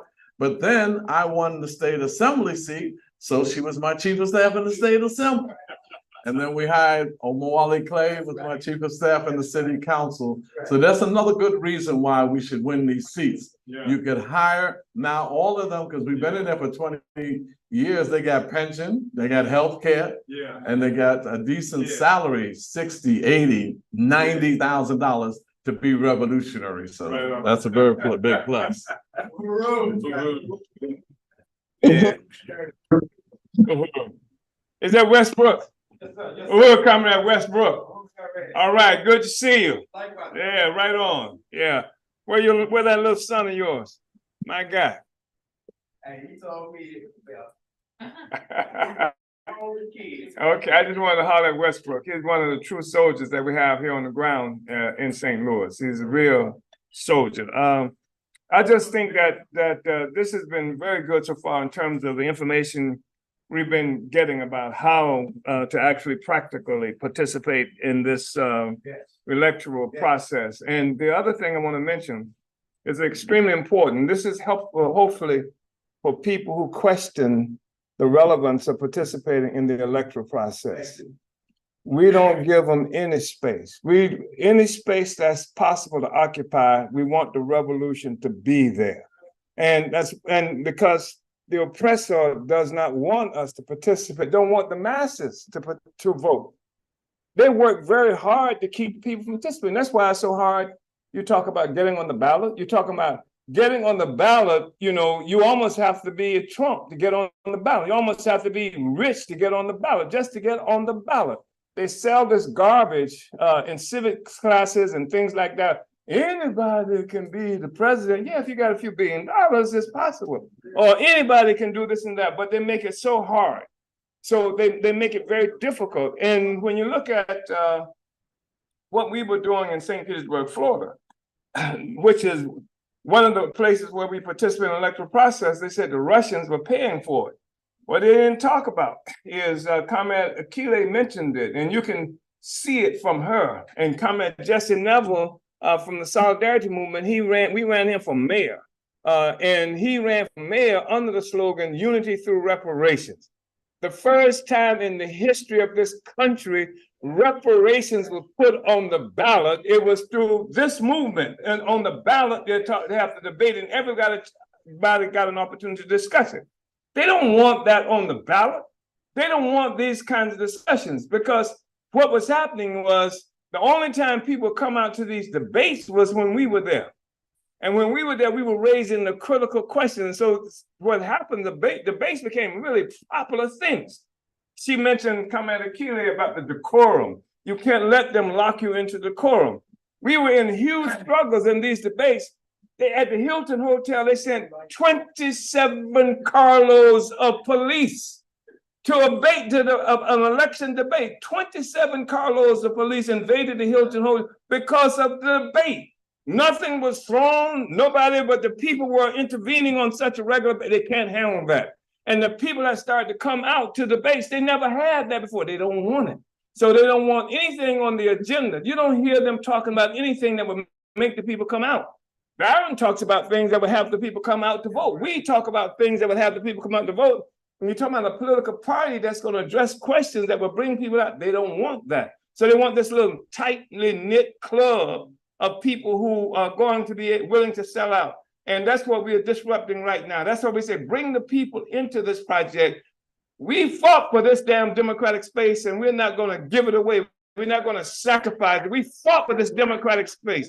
We fought for the right to be able to take our program before the masses and even to give white people an opportunity to remove themselves from their historical stupidity and join with the progress of the people on the planet Earth. We fought for that, but they don't want the people to know anything. That's why they come at 5 o'clock in the morning, bomb our houses.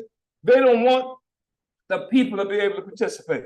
So that's what we're introducing. That's why this school is so important, has been so important. That's why one of the reasons they attacked us is this school, this electoral process because Charles Barron is standing up saying door to door wins the war. That's not extraordinary. Because if you're going door to door and saying vote Joe Biden, if you're going door to door and say support Ukraine, if you're going door to door to say support those terrorist thugs in that white nationalist settler state of Israel, then you will not have any problems. But you're going door to make the war against colonialism. That's the problem. And that's the thing that we have to win. Go to door and say, drop the charges. Drop the damn charges on the Uhuru movement. So this is the kind of thing that we are introducing right now. I want to call on people to make sure you get the postcards, the cards that Comrade Cam has back there. Take them and get rid of them. Distribute those cards and participate in the program that Comrade Chimaring is talking about, uncommitted vote, because the uncommitted vote is a vote. It is a vote. And I'm saying this to people say, some people say, we just gonna sit on our hands. Sit on your hands, my ass. You know, because this is how we get on the ballot. When they look at the fact that when we say uncommitted, that means we are voting for the question of reparations. We say, Comrade Cam is saying, put a reparations commission out. We're saying we unite with the Palestinian people. We say that in the murder of the Palestinians and take that money that you're using to murder Palestinians and put it to the long overdue reparations for Black people. This is the kind of thing that we're raising. And so you have an opportunity to vote by not voting. Uhuru. Yeah. And I also want to say, I think it's really important that what we're doing in this process is consolidating leadership over the Black vote. Because it's out there. It's out there. And because people do participate. Most people Africans who participate in political life, they do it through the Democratic Party. They don't do it through the African People's Socialist Party. They don't do it through the Uhuru movement. They don't do it through the Universal African People's Organization. They're in the Democratic Party. We got to go there and get them.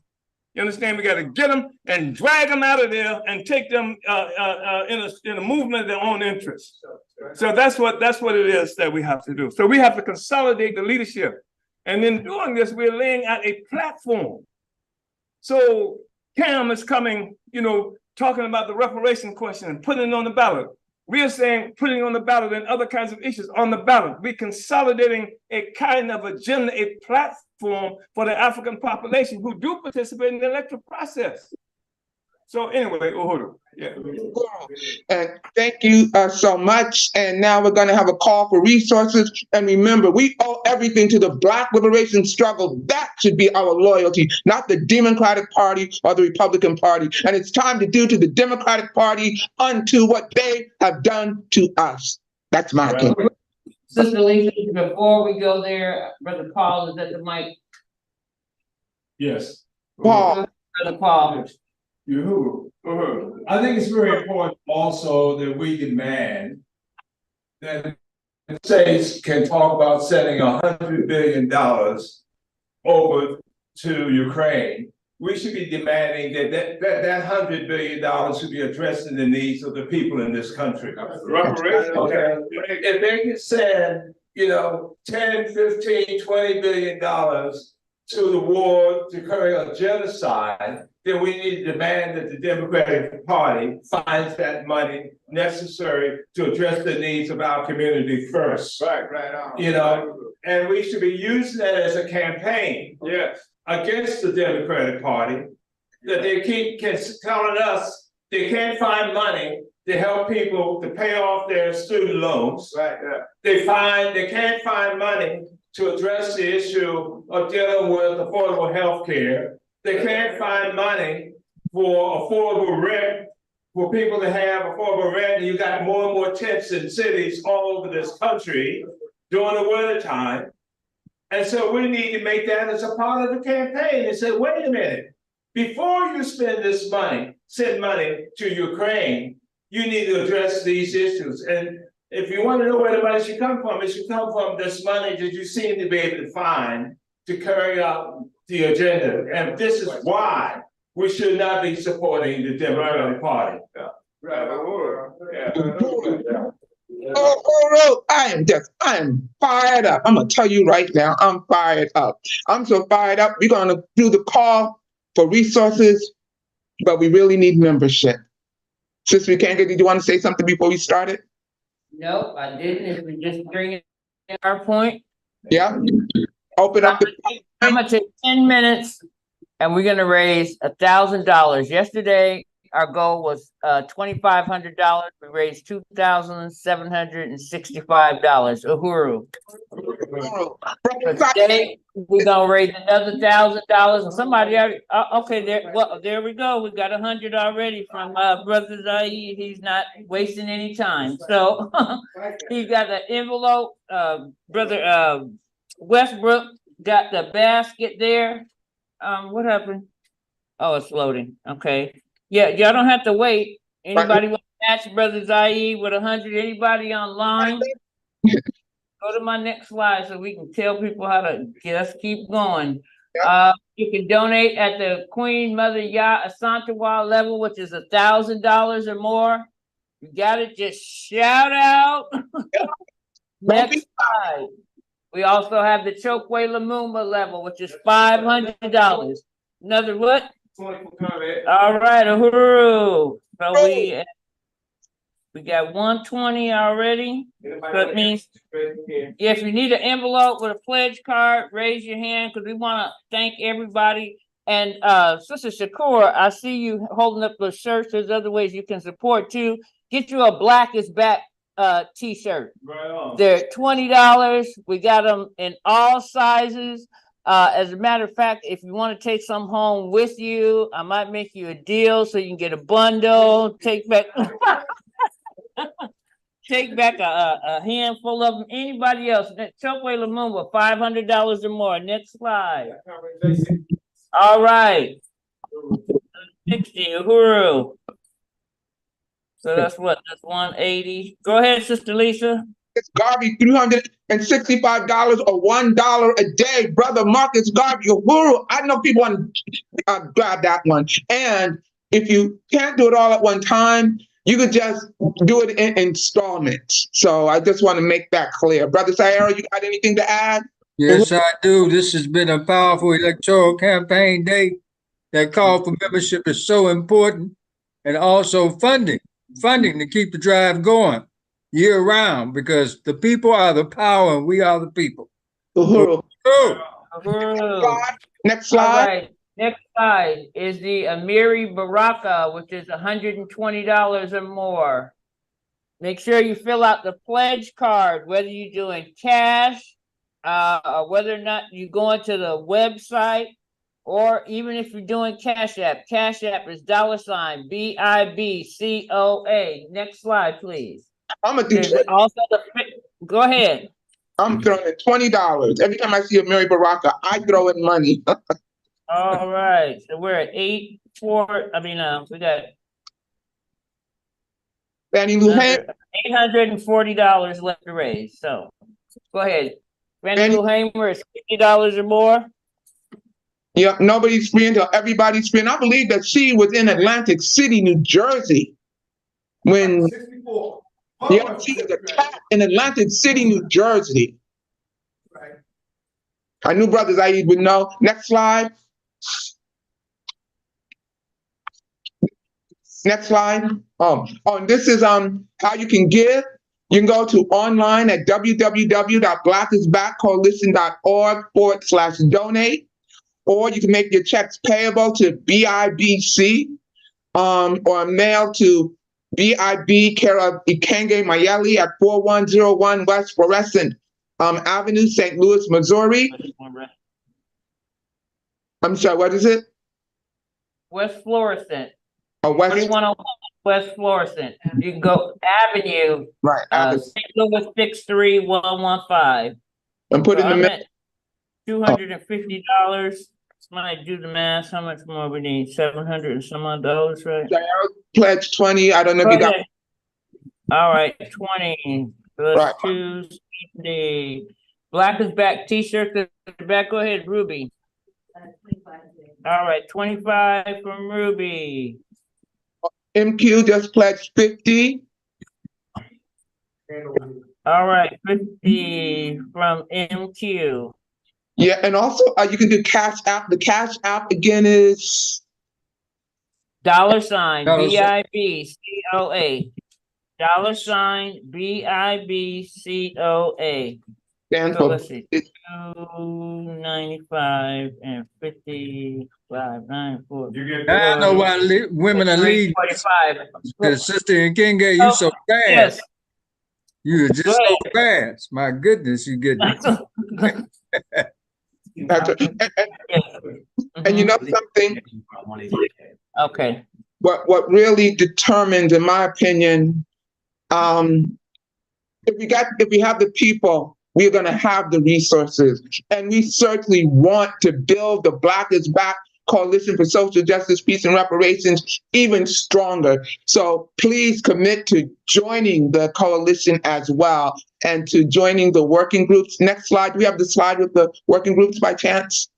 Uhuru, another over here, Deputy Chair, 100, Uhuru. Okay, so 445. We love you. What we've raised.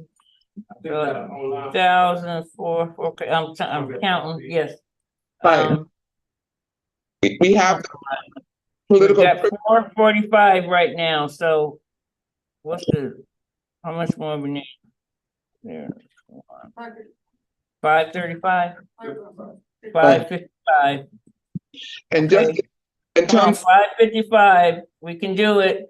Yeah. I got 5 more minutes.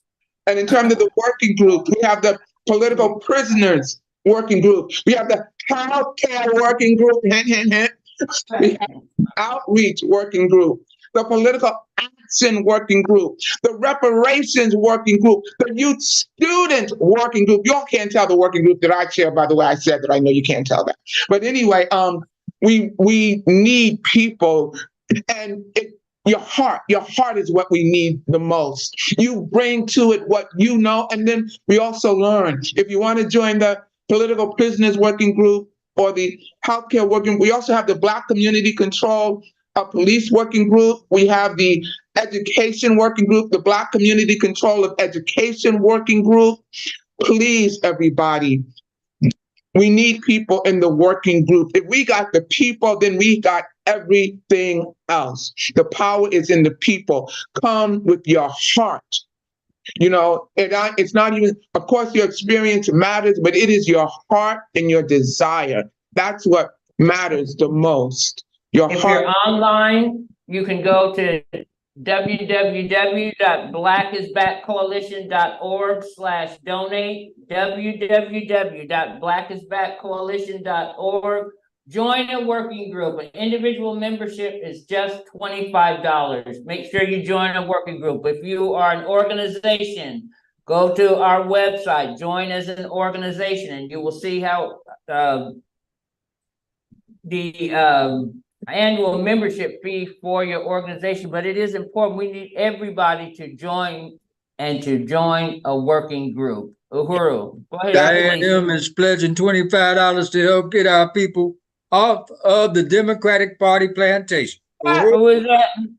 That's Diane M. Or Dane. Right. I'm sorry, Dane. No, and I just want to say, if you have ideas, maybe there could be a working group you think we need to form that we haven't covered. You can say we need to have this working group and bring your ideas. We make this coalition what we need it and want it to be. And let me tell you something, it works. You will have access to a network of people, a coalition of people, not just domestically, but internationally as well. And trust me, we call on each other. Trust me, we do. Trust me on that one. And take it from me, because I get calls all the time. How you doing, comrade? You doing all right today? Yes, we get calls, and we give calls. Yeah.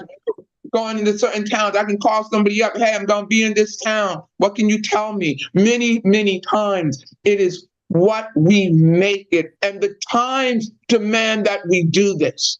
The times demand that we do this now. We got to make the time now. It demands it. Uhuru. Great. We still got, the day's not over yet. We got $420 left to raise. Comrade Fofi. All right, Uhuru, 25. Woo! We're getting there. Come on now. Yep, we're getting there. We got about $420 left to raise. Again, as I said, the door ain't over. I got Cam. 50 online. Okay, I got Cam. There's a 25 count for membership. Yes, if you want to get a membership. All right. 25. I thought I heard brother Jesse in the room. That was brother Jesse Todd, who keeps his membership current. Thank you. We appreciate that. All right. What I want to do is that, like I said, I'm gonna continue. I ain't got but 2 minutes. 2 minutes left to go. Just time, right time. Other International People's Democratic Movement. We want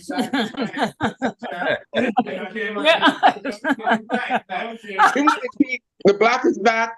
We want to keep the people working so hard on tallying all this money. They're going to be tallying it up until the end of the webinar and beyond. Put them to work.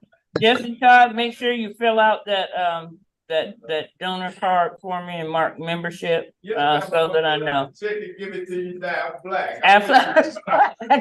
MQ just did another 50. All right, MQ for another $50. Yeah. Where else you gonna get inspired and do this work? Right in the Black is Back Coalition. All right, we are also doing the work. We are boots on the ground as well. Trust me, I got the boots. I can show you the heels worn out. Boots on the ground, yes. 25. Yeah. Okay. All right. That my time is up. But I'm gonna come back up here probably right before we go to lunch to let you know what we've raised and how much more we have. We've got a few more panels to go. But what I want to do is get Brother Cam up here for referendums, initiatives, and measures. And after Brother Cam, we're going to go to lunch for an hour. We're going to come back with much more with Brother Jesse Todd and the Dred Scott Sanctuary City resolution. We're going to talk about recalls, judges, and elections with Brother Zaki Baruti. And then we're also going to hear from Sister Belinda Parker Brown, Sister Marsha Adebayo. And we will close. That will be our day. But thank you so much, everybody. Brother Cam, if you're ready for you. And a special shout out to Sister Ikenge Mayele. A special shout out to her. She does so much. People don't even realize what goes on. Yes. Shout out. Uhuru. And everybody here is proving that we are our own liberators. Uhuru. When you go back next time, can you read that? Yeah. Yes. You have the credit card. You can sign it. I don't know what it is. I mean,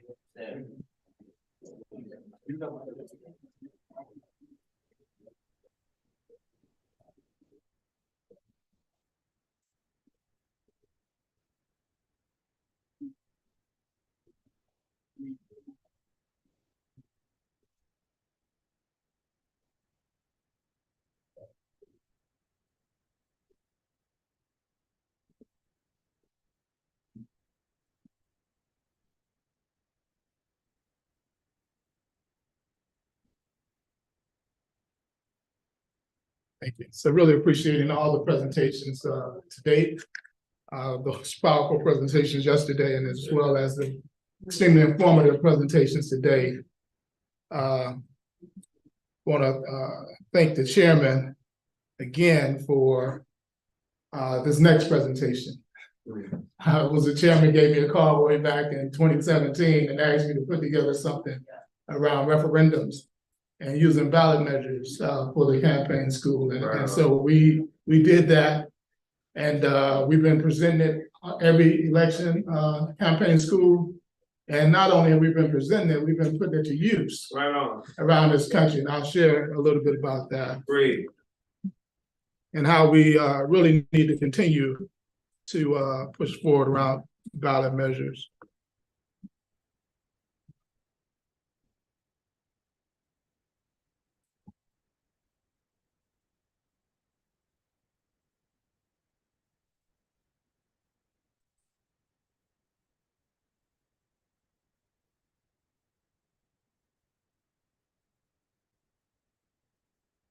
You can go to the next slide.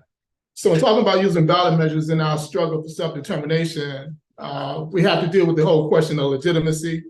And we've heard about some of that. When we're talking about legitimacy, I'm talking about legitimacy of people who are in office, whether or not they're legitimate or not. We're going to talk about the difference between ballot measures, what type of ballot measures, referendums and initiatives, how to start an initiative or popular referendum campaign, the process it takes in utilizing the ballot measure.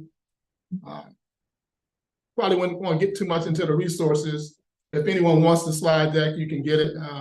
We make it available.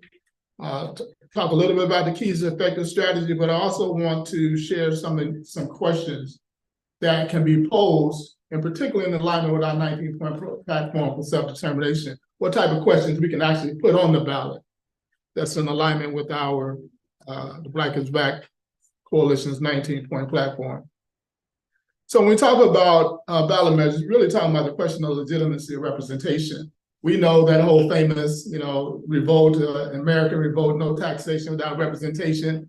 That was a statement of there was not a legitimate process that represented the interests of the so-called colonists who were there. And so they revolted against British Parliament. So we have to also ask the question, is there legitimate African representation here in America that are operating on our behalf? I talked about, Dr. Amos Wilson said, we have more politicians now than ever, and yet we have less power in these cities that we live in. Same way we have more MBAs, and we have less businesses in our community that we control. So it's the question is really, how are we, how do we represent Black interests in this country? And those who are supposedly designed to represent our political interests do not do so. And we talked about they being under colonial or neo-colonial, being neo-colonial operatives. Colonialism is really the structure or the process of direct rule over people, over their political apparatuses, over their economic apparatus, and over their social apparatuses by a foreign entity. Neocolonialism is indirect rule of those systems by people who look like the colonized, but you still have the political, economic, and social institutions and structures and outcomes are in favor of the colonizer, even though the people who are in place of power and leadership, supposedly in those positions, look like the colonized, look like you and I. And so that's what we have today in regards to why we're not getting the type of responses from government that we should be getting when we vote people who look like us in office. In Chicago, you had the last election, we still have a Black mayor who's finding his way. His brother's trying to find his way. But the last election, the last administration, we had a Black mayor and a Black state's attorney. We had a Black lieutenant governor, Black leader of the state senate, Black leader of the state house, Black police chief, Black chief of the school board. Whoa. And we catching hell in this city. Our children, our education in Chicago, less than 10% of children from the 3rd grade up to high school read and do math at level. A 90% failure rate in these schools, yet they're giving these teachers all these awards and school board and all that, and they continue to pay these people to fail to educate our people. So that's what we're talking about, illegitimate representation at every level of society. As Black people, we have illegitimate neo-colonial representation.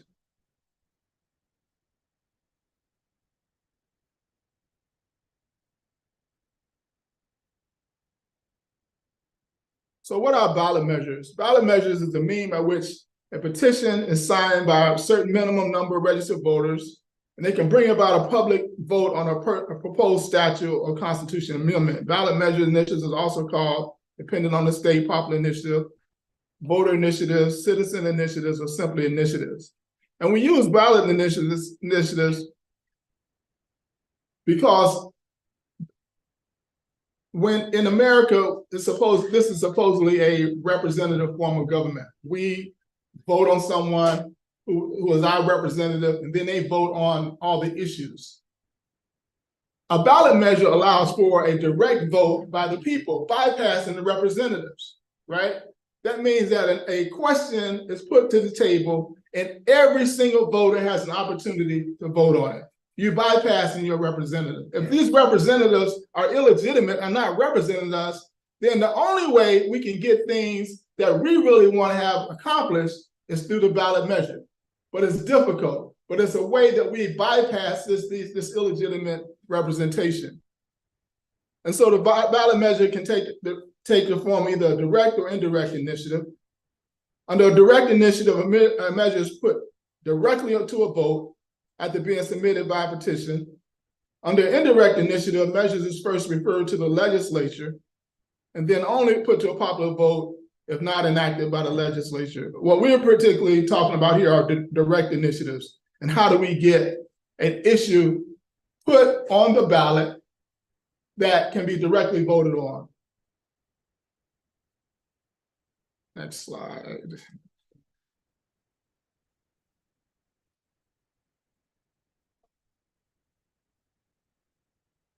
I went past that, sorry.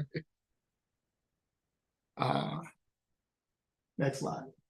Okay. So usually when we talk about ballot measures, most people use the term referendum. But a referendum provides people with the means of expressing their opinion on a proposed legislation before it becomes operable by law. And people may also reinstate a law that had been repealed by a referendum. Now, so the key to referendums is there's a law that's already been established that's either going to come into effect or was repealed or is in effect and you want to repeal. That's where you use a referendum. There's legislative referendums where the legislature themselves, the governing bodies themselves can put forth a vote on a particular piece of legislation, or you can have a popular referendum where the people organize to put something on the ballot about a particular statute. And then that's what we call advisory referendums. They don't have any real weight. They are used to really determine whether or not there's enough sentiment about a particular issue for the legislatures to act on. They're non-binding, and certain areas have referendums or ballot measures, but they're all advisory. Like in the city of Chicago, state has binding initiatives, binding referendums, but the city of Chicago only has non-binding popular advisory referendums.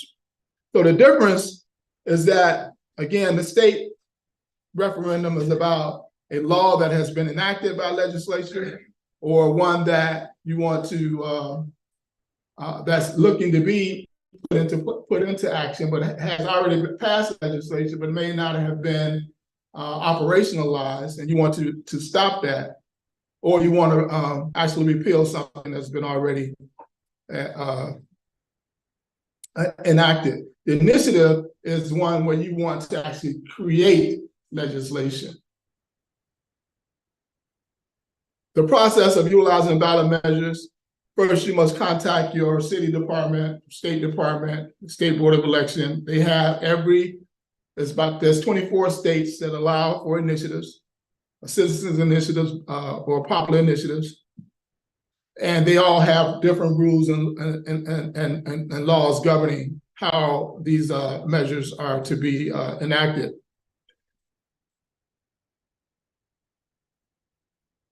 In some of these issues, the department, the city or the state department has to review the actual language of the proposed initiative before you can put it on the ballot. Generally, there are lawyers to help you do that, craft language and language for the question, because generally it's just a question, and that has to be reviewed and accepted. In preparing, you choose a ballot title and a summary question. Then you have to craft a petition with that title of the referendum, along with the question, and then you have to circulate that petition and get votes. Every municipality has a different set of votes that are necessary, petition votes that has to be signed by voters in that city in order for that initiative to be put on the ballot. Now, we did one in Chicago, and I'll show you that one. I might have it here. In Chicago, it was 8% of voters who voted in the last gubernatorial election.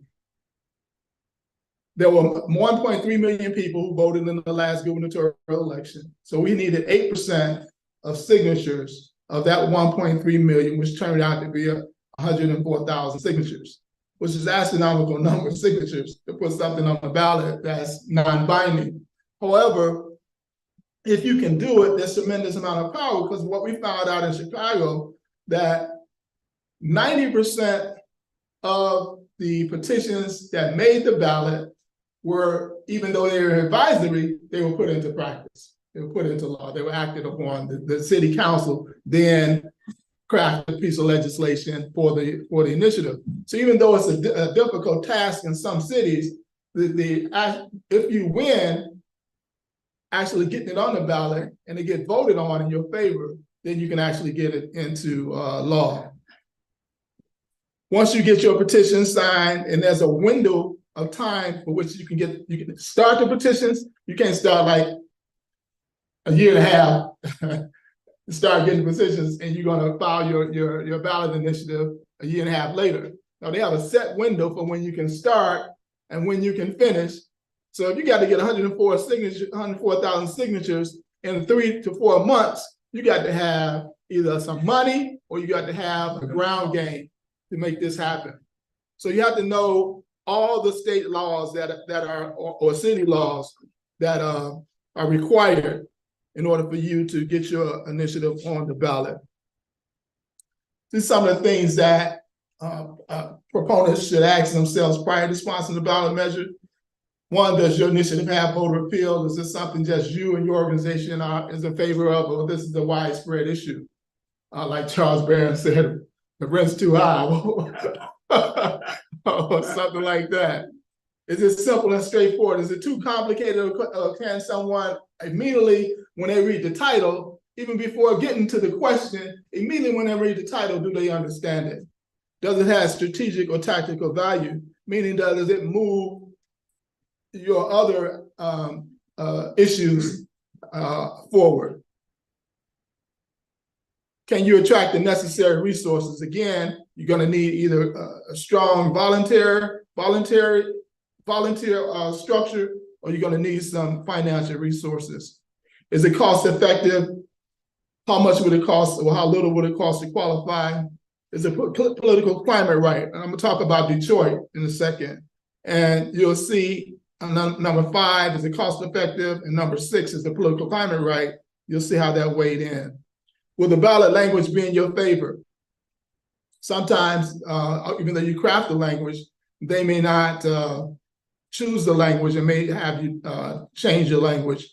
And so you especially want to know if it's not what you want, then do you want to continue on with it? Does it hurt or help or hurt candidates? Will it motivate or drive a progressive base or drive a conservative one? Again, what we're talking about is a 19-point platform of self-determination. We know we have a really progressive and radical outcomes that we want to achieve. Does it help or hurt other ballot initiatives? That depends on who else are putting up ballot initiatives. And are you prepared to win? Losing isn't winning. It's a great mistake to think there's something beneficial to fighting a good fight. So, what do you think you can accomplish even if you don't get your initiative on the ballot? I think I went beyond you. Let's go to the next one. You can just fast forward. These are some of the resources. Again, some of the resources. You can go up to the next one. These are some of the states that have ballot initiatives, referendums, states that, you want to make sure that your state is a ballot initiative state. Some allow for referendums, some allow only for constitutional initiatives, meaning that you can only put up a referendum in regards to a constitutional issue within that state. Next slide. Again, these are some resources. Next slide. Okay, this current thoughts on the use of initiatives. This was really, I think this was a 2018 quote. Despite the Republican takeover of the federal and many state governments, progressives have a powerful political tool in ballot measures. In the coming years, I believe the ballot measure will be a key component of progressive resistance and a potent means to make the types of policy changes that improves the life of working families and protect our nation's most vulnerable citizens.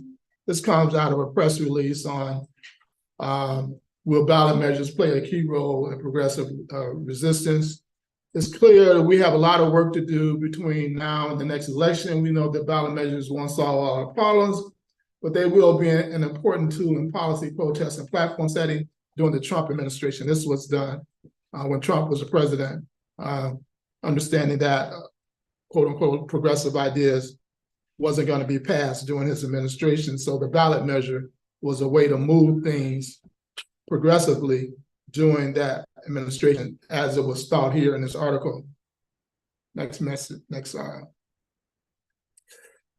This is another press release. Ballot measures give frustrated voters this chance. Most of all, these voters are frustrated because they don't believe that things are going to change no matter which candidate the party wins. We talked about the 2.9 million Black voters who disapprove of Trump right now. It's a lot of voter apathy. And the ballot measure is one way to excite voters around a particular issue. This is a stark contrast to how voters look at ballot measures. They see ballot measures as a direct and tangible way to participate in our democracy and make important changes. And again, we have a radical platform in which we're attempting to use the ballot measure, unlike some of these mainstream organizations who are using it. But the key is we understand we can move past this illegitimate representation that stands in the way of Black power in these cities. So next slide. Again, some information. Go to the next one. Keys to an effective strategy. Must attack the legitimacy of the representation. Must educate clearly that initiatives empower people. Must convince that empowerment means self-determination. It doesn't mean, these bourgeois outcomes. Our power means self-determination of the people. Must only address the 10 questions that I raised earlier. Must understand completely the process of certification in your area. You don't want to even start this work if you don't understand the process in your particular area. And must control the framing issue. The title and the question wording is paramount. title is not, it's confusing, it's not clear. The question is not singularly pointed, where there's a ability to misconstrue what you're actually looking for, then you lose even before you start. Now, in our 10-point platform for self-determination, the number 1 point, it deals around Black women, and a ballot title. We're going to put a ballot initiative on this is just an example. There's all type of examples that you can use, but the title could be, should natural contraceptives be offered at clinics in the city? You know, our young women are pushed toward some of these contraceptive measures that are detrimental to their health. And we know there are some natural methods of contraception that are not being offered. And so that could be a title of a question: should clinics be required to share natural options of birth control to women under 21 before offering chemical contraceptives, in particular Depo-Provera and other progestins? I think we kind of worked with our Health Commission Chair, Sister Lisa Davis, in crafting that question. Number 2 and number 5 in the 19-point platform around the Black family and the road back and end of mass Black incarceration. The question should, a question could be, should all law enforcement personnel be removed from all K-8 public schools? We know that our children are being criminalized in these schools by having these the police presence there. It's a fast track to even more disobedient behavior by having these police in these school systems. So that could be a title and a question. Black community control of police. Number 3 in our 19-point platform: should city police department be accountable to community residents, council, or authority? That can be put on the ballot. Free all political prisoners. Number 4, should all Black prisoners held in state prison systems who fought to end the criminal legal discrimination in the 1960s and 70s and 80s be put on a fast track to freedom? That could be a state initiative. You have, you know, these brothers and sisters in these state prisons. Still, we're all saying free them all, free all political prisoners, but are we using every particular tactic that we can to make it happen? Well, that's a ballot initiative situation. And the question: when Japanese were paid reparations from the legal internment of during World War II, all the people who have been criminalized, Japanese people who have been criminalized for fighting against the injustices, were freed from jail and exonerated from any wrongdoing. Should Black freedom fighters and anti-discrimination activists imprisoned through illegal COINTELPRO methods who have been in prison for over 25 years be freed? So you have the title, and then you have the question that goes in deeper into, and that's it. And you put that out there, you get your signatures, and have it put on the ballot. And that's one way that we can, you know, again, begin to achieve some of these self-determination methods. This is the one we did in Chicago around reparations. Should corporations be required to pay for their crimes? Simple question. The ballot, the simple title. The ballot question was: many scholarly studies and human rights findings assert that African Americans are still socially, economically, and psychologically hampered by the institution of enslavement and discrimination. Should the current slavery disclosure ordinance be amended? There's a slavery disclosure ordinance in Chicago. Should it be amended to mandate that corporations and institutions, in addition to disclosing investment and profits from enslavement, must also enter into a contract with the population in the city? We call that contract and economic enhancement agreement. We needed, again, 104,000 signatures. We got about 28,000 signatures in the time frame, which is just huge, but the burden is so high in Chicago. And yeah, the burden is just so high in Chicago, but we were able to raise the issue. And then again, these are some other of our points in the platform that also can be addressed with the reparations initiative. I mean, with a ballot initiative. I have reparations initiative with a ballot initiative or a reparations question. So in 2021, I was contacted by a sister who said, you know, there's a brother in Detroit wants to put a reparations referendum on the ballot. Can you help him? So I reached out to the brother. He sent me his petition. It was jacked based on, you know, the research that we had done. And it was a long treatise that no one is going to read. It's going to get shot down from day one. So I said, no, brother, let me write your referendum question for you. And the title was simply, should the city of Detroit establish a reparations commission? And the question was, should the city of Detroit establish a reparations commission to oversee the creation and development of a reparations fund to make recommendations for funding allocations to housing and economic development programs that address historical discrimination against the Black community in Detroit? And I got that from what he had provided. And I crafted a question based on this 3-page document that he wrote, which that's not the process. And Detroit needed an astronomically low number of signatures to get a petition on the ballot.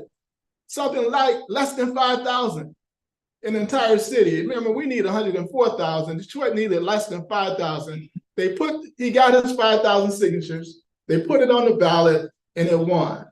And then Detroit established a reparations commission. They have a reparations commission now based on the ballot initiative, right? So we know it works. We know we can again address some of our self-determination issues with the ballot initiative.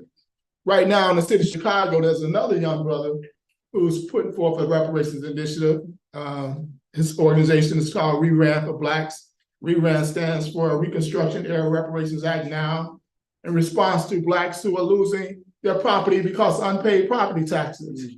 And so his question, and this is not his question, he hasn't developed his question yet, but it's something that based on our conversations, should there be property, and his documents on his website, should there be property tax relief for descendants of enslaved Africans in Chicago? Meaning that we simply do not pay any damn property taxes, right? And so he's in the process of speaking with a lawyer, getting his question and the petition together. But again, the purpose of this referendum is to provide property tax relief for descendants of those enslaved in Chicago, recognizing the enduring impact of historical injustice on wealth accumulation and home ownership within Black communities. Again, that's taken directly from his website, and he supplied that to us today. So there is a host of items that are important to our community that our political leadership should be already addressing, but because they're not addressing it, we don't just give up, because it takes us a while to get these Negroes out. Right.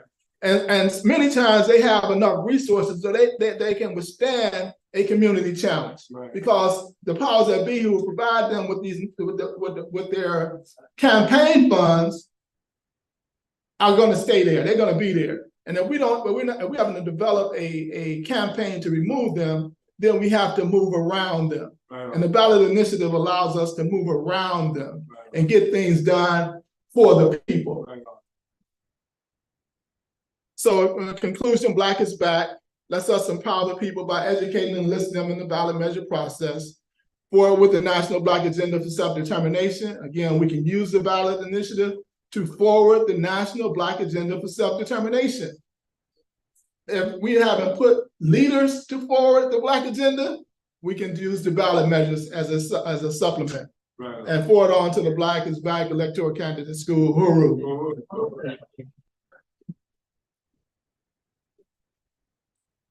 Uhuru. Vice Chair Lisa. Yes, brother. Chairman. I want to express a profound appreciation for the president, for the presentation from Comrade Kim Howard. And I also want to, and there should be discussion around that, but Comrade Makasa got a bounce. He's got to do Western Snipes.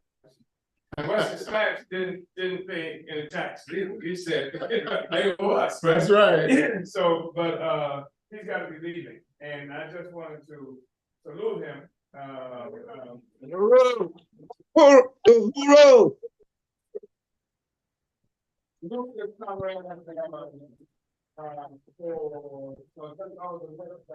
historically, and we're going to be seeing him and working with him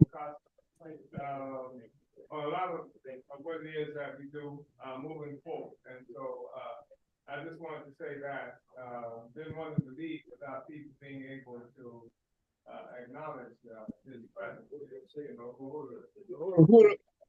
Yeah.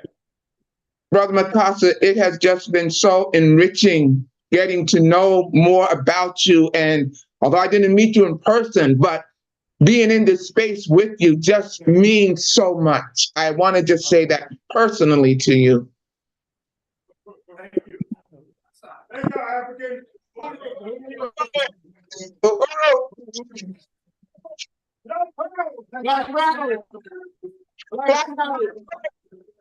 Power to the people, Black power, Uhuru. And we salute you. We salute you, Brother Mikasa. We salute you.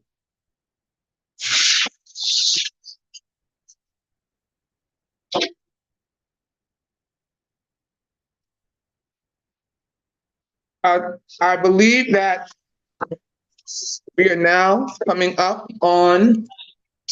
So we're just for the lunch to arrive. Comrade Opie may be out at the car, probably helping her to bring it in. So there is still time while we're waiting. I wanna who is back there? I don't see anybody.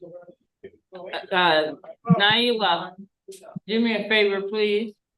Go back there to that table, and you'll see the Leonard Peltier petition. And then there's also a sign-up sheet that we're asking people to take. I just want to remind everyone that we passed a resolution, and we asked everyone to sign the petition resolution letter to free Leonard Peltier now.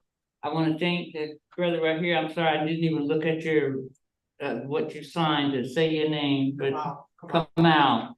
All right, Brother Kamal Chimaranga. I want everyone to make sure. Can you bring them up here, please, right? You see the letter as well? There's a letter. I mean, the actual resolution. That's it.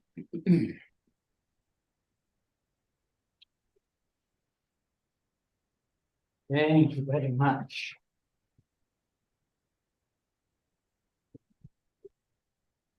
So we read the resolution at the start of the conference on Saturday. However, I'll read it again.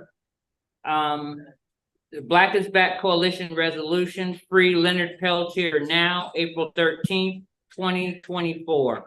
The Black is Back Coalition for Social Justice, Peace, and Reparations stands in unequivocal solidarity with our comrade Leonard Peltier, a courageous indigenous freedom fighter who defended the sovereign Lakota people from murderous incursions and attacks by the colonial state and the FBI in 1973. We demand an immediate cessation of the torture of Leonard Peltier. We demand that the necessary medical care be immediately provided to Leonard Peltier to deal with the serious conditions resulting from nearly 50 years in the colonial prison. We recognize that the imprisonment of the indigenous people is part of the attack on the indigenous people whose land was stolen as part of the process of bringing freedom and wealth to European colonizers. During the period of the 1960s, mass uprisings by African and other colonized peoples inside the US and around the world, the American Indian Movement, AIM, led a powerful struggle against neo-colonial tribal leaders who worked with the oppressive colonial government. Leonard Peltier was part of the struggle for red power that took place at Wounded Knee in South Dakota, with the participation of more than 200 indigenous nations who held power for 71 days. Wounded Knee was the site of the US government's brutal massacre of 1890, which after the US declared that the West was won and the genocide complete. Our relative, Comrade Leonard Peltier, was one of many AIM warriors who defended the masses of Lakota people from the FBI's murderous military assault that slaughtered at least 60 members of the Lakota people. 2 FBI agents were killed in the struggle. Comrade Leonard Peltier was captured, arrested, and tried in US colonial courts in 1977 no evidence. He has been held as a courageous political prisoner for nearly 50 years, currently in Coleman Prison in Florida in brutal colonial conditions, often under lockdown without medical care. The Black is Black salutes the deep bond that African people in the U.S. share with the indigenous people and our long history as twin pillars of this colonial system that rests on the stolen land of the indigenous people, the stolen labor, and the kidnapping and colonial enslavement of African people. Free Leonard Peltier now. Uhuru. So this want to make sure that everyone, some people may have signed the other day, signed on yesterday, on Saturday, and you may have gone online and signed. If you did, that's fine. If you didn't, we want everyone, before you leave here, make sure you sign the resolution. I have an envelope and I'm collecting them. Want your printed name, your signed name, your email, your city and state. So Uhuru. And again, you can find it. You will find this also online on the Black is Back Coalition's website, as well as on the Hands Off Uhuru website. You can also get signatures in your respective areas. So please make sure you take one of these sheets with you as well. Go back to the neighborhoods, cities, states that you come from. Make sure you share this resolution, and we want to see thousands, hundreds of thousands of these signatures coming back. So that's everyone's responsibility here. Everybody that's online, go to the website, download the information, sign the petition, and send these back so we can get them to the respective places and free Leonard Peltier now. Uhuru. Free Leonard Peltier now. Now one more year. Not one more year. Chance. And all political prisoners, all of them now. Uhuru. And as we are preparing for lunch, I know we have a vegan option. We have lunch boxes today. Turkey for the carnivores, and I believe a veggie wrap for those that well, That's rough. yeah. We just need a little turkey.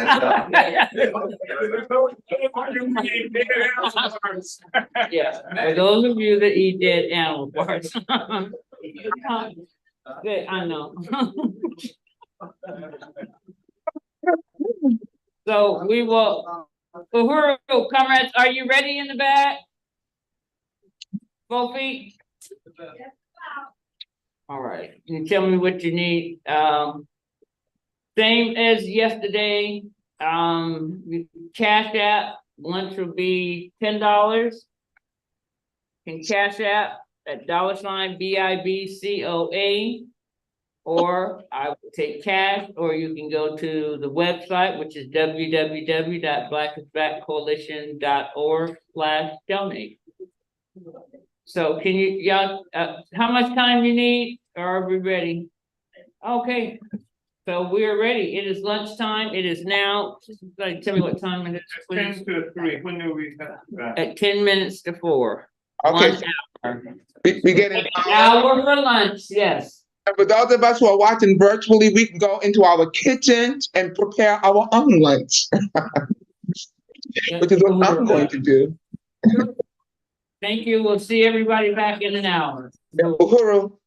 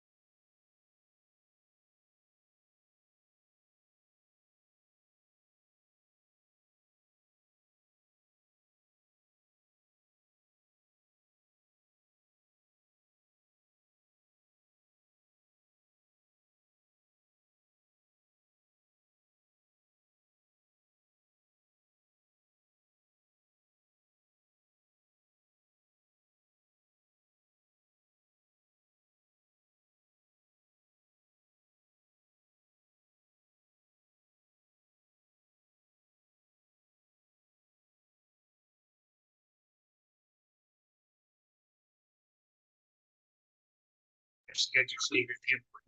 Just go to my site, love and claim your personality. Uhuru.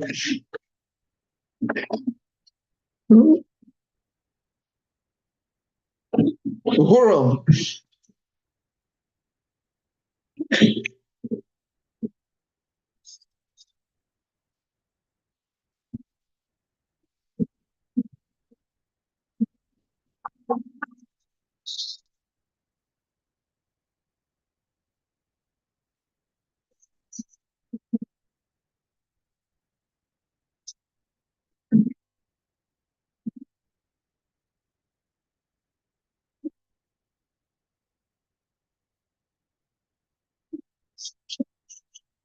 Uhuru, Comrade Lisa, this is Kenya. Uhuru, Sister Kenya, how are you? All right, how are you? I just want to make sure because I texted you something. Did you get that? I want to make sure I have your correct number. Was that the video? The video, yes, I did get that. Great. Uhuru. And I saw you had called, but I had missed, I was working both Saturday and yesterday, so I. Uhuru, friends, we are live. Just an FYI. We are live, okay. So we're gonna, hand me that, please, I'm sorry. Uhuru, everyone.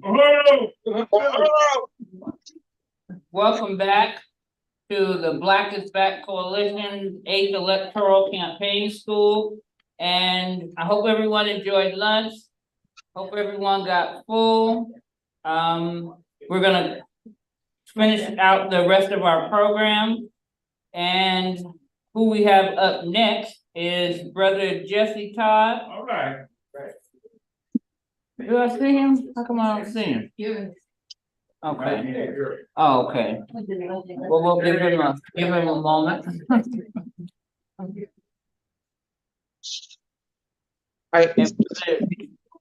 Go ahead, Sister Lisa, with the bio. I just had to add, as we talk about lunch, normally I would be in Soma, the area of New Jersey, participating in the weekly vigil to stop the genocide and what's going on in Palestine. And I just can't help to think that every time I think about food, why am I not on? I thought my camera was on. Every time I think about food, I think about how the United States is starving the Palestinian people to death in Gaza. So I think that's just more and more cruelty and barbarity. But this is supposed to be the lesser evil, Uhuru.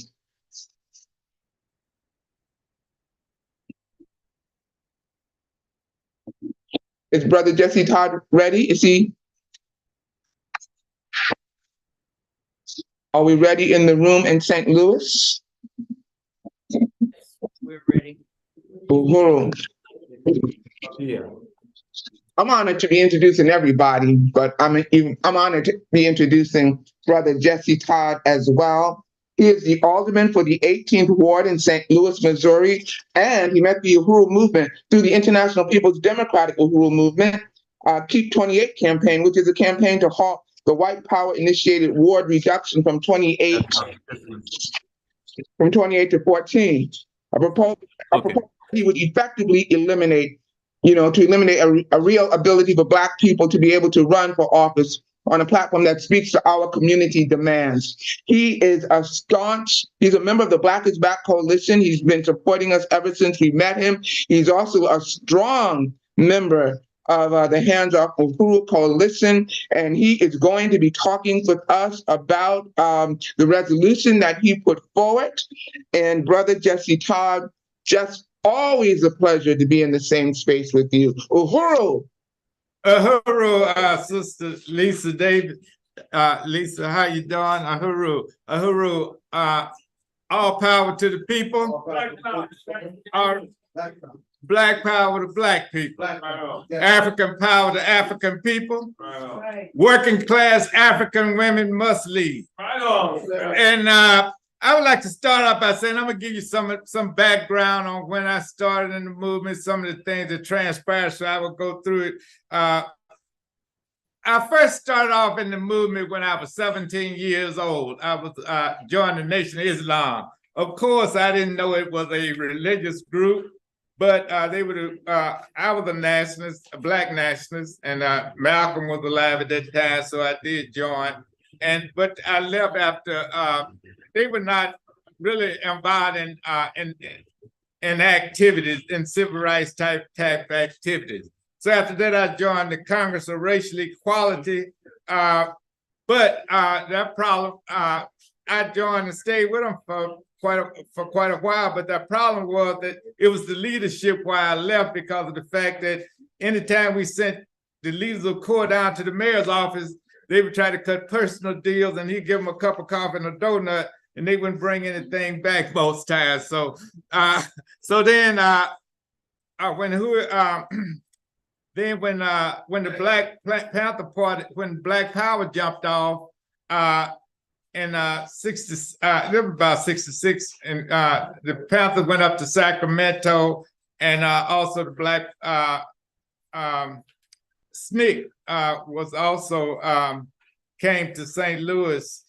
So then we started our own organization, which we call the Zulu 1200s, but it broke up. And then I brought the Black Panther Party over from East St. Louis, Illinois, over to St. Louis, Missouri. And so we ran a prison busing program as well as a free breakfast program for many years. Right. In 1969 was the first time I got introduced to reparations. The late James Foreman, who was one of the leaders in SNCC, he came down to St. Louis and met with our organization, the Zulu 1200s, and asked us to participate in organizing demanding reparations for predominantly white churches, because he was going to, I think it was called Riverside Church. Yeah. And so he asked my organization, designated me as a person to go to this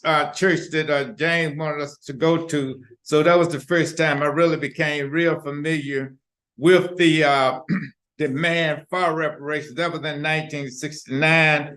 Out of that, that's where I really got involved in the poverty program and these other programs in the community, because I started working for some of those organizations in that area. But and then after that, part of my background as a union organizer, as well as winning a machine politician. I have to be honest. In St. Louis, the Democratic machine is as powerful as the alderperson. I won, and it's very competitive. They tried to defeat me because I wouldn't go along, even though I had a lot of influence. At the end, I was the most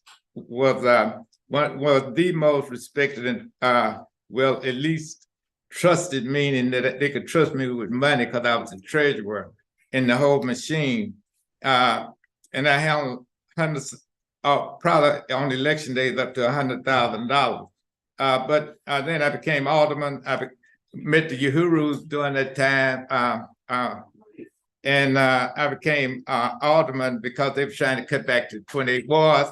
And when I became alderman, they called me the people's candidate when I ran for alderman. And then I must have was successful because of the fact that when after my term, they still call me, I was the people's candidate. Now they still call me the people's alderman as a word of endearment. So I really like that name and I appreciate it. But currently, as Lisa said, I am a member of the Black is Back Coalition, as well as the Uhuru 3 Defense Committee, and also a lifetime member of the International People's Democratic Uhuru Movement.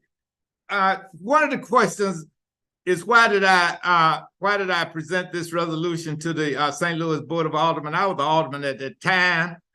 It was during the celebration of Black History Month, and we had I was a member of the Black Caucus too in the Alderman. Now we a member of the Black Caucus. It's Black History Month. Dred Scott is from was enslaved in St. Louis. Him and his wife Dred and Harriet. In the Black Caucus, none of them, not one, would in Black History Month would support this resolution. And they were ducking and dodging. So but anyway, when the but after so I supported it too because when the Africa was attacked 600 years ago, it is estimated that a third of the population, 200 million Africans, some of them were resisting, some were wounded from resistance, some died on the way to that jail they put our ancestors in, and before they distributed us all over the world. So that's the reason. And then on the middle passage, they said there was some, we suppose they could have lost up to 100 million people. Right. There was I heard that the sharks would just follow the ships. That's why this resolution you're gonna hear that I wrote wrote and presented it. I was also as I said, I support as a Black is Back person, I support the principles of the Black is Back as well as the 19-point program. I presented this resolution to the Board of all the people because all citizens, according to the Constitution, every citizen is supposed to have equal protection under the law. But I can show you where the citizens, after this military attack on the Uhuru movement and the African People's Socialist Party, did not have equal protection under the law. What happened was they were taken.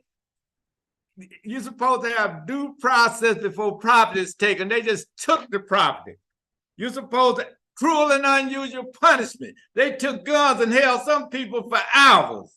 They're not supposed to tear up your property. They took battering rams and tearing down doors and stuff. So all that stuff was unconstitutional. One of the ways we can organize our community, though, for community control of the police, community control of education, community control of the economy, control of the politicians, and also get reparations, and also avoid assassinations, and also to stay out of jail by tweaking this resolution that I'm going to tell you about. And this resolution, when I get to it, will tell you that the purpose is to keep the FBI from coming into your city or town and doing what they did to the Uhuru 3, which is what they did was came with some bogus charges. The Dred and Harriet Scott resolution can be used as a tool to organize and galvanize your community. The Dred and Harriet Scott resolution call on St. Louis to pledge non-cooperation with the FBI or other federal agencies targeting the Black community organizers and members for charges stemming from work for the betterment and upliftment of our community within, like the Uhuru 3, working within the law, uplifting the community, all those buildings, vacant buildings, dilapidated buildings, come in, buy over 20 of them, fix them up, but what do they get? They get raided. They get flashbang grenades shot at the chairman and get guns pulled on them because they don't want the neighborhood and they don't follow the Constitution, the one that they wrote it, but they don't follow it. But then nobody's supposed to be above the law. We're gonna make them follow it. That's what we're gonna do. We're gonna make them follow the Constitution. Because if they follow when we make them, not if, because we're gonna get some Black power. Right on. And we're gonna get rid of Joe Biden and anybody else that try to take our rights, take our folks, and take advantage of us, because we're not gonna have it. So they're gonna because they couldn't do this without Joe Biden. Because he know what they did, because they wouldn't have done it without him. Because he know every person, chairwoman has Jesse Neville and the chairman. All they've ever done was is to work to help African people. But anyway, the Dres, I presented this resolution that I'm getting ready to read on February 23rd, Black History Month. The Dred Scott City of Refuge Resolution for the City of St. Louis, Missouri. Whereas Dred and Harriet Scott sought and were denied refuge from enslavement in the city of St. Louis in 1846 and were told they had no rights any white man had to respect. Whereas the city of St. Louis and its police department worked together with the FBI to conduct unjust, violent, military-style raids on the homes and offices of the African People's Socialist Party and the Uhuru movement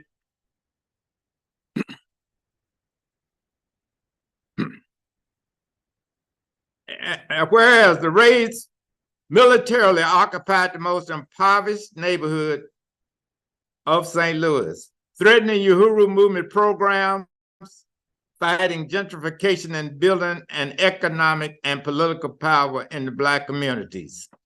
Whereas the African People's Socialist Party was targeted because it has relentlessly fought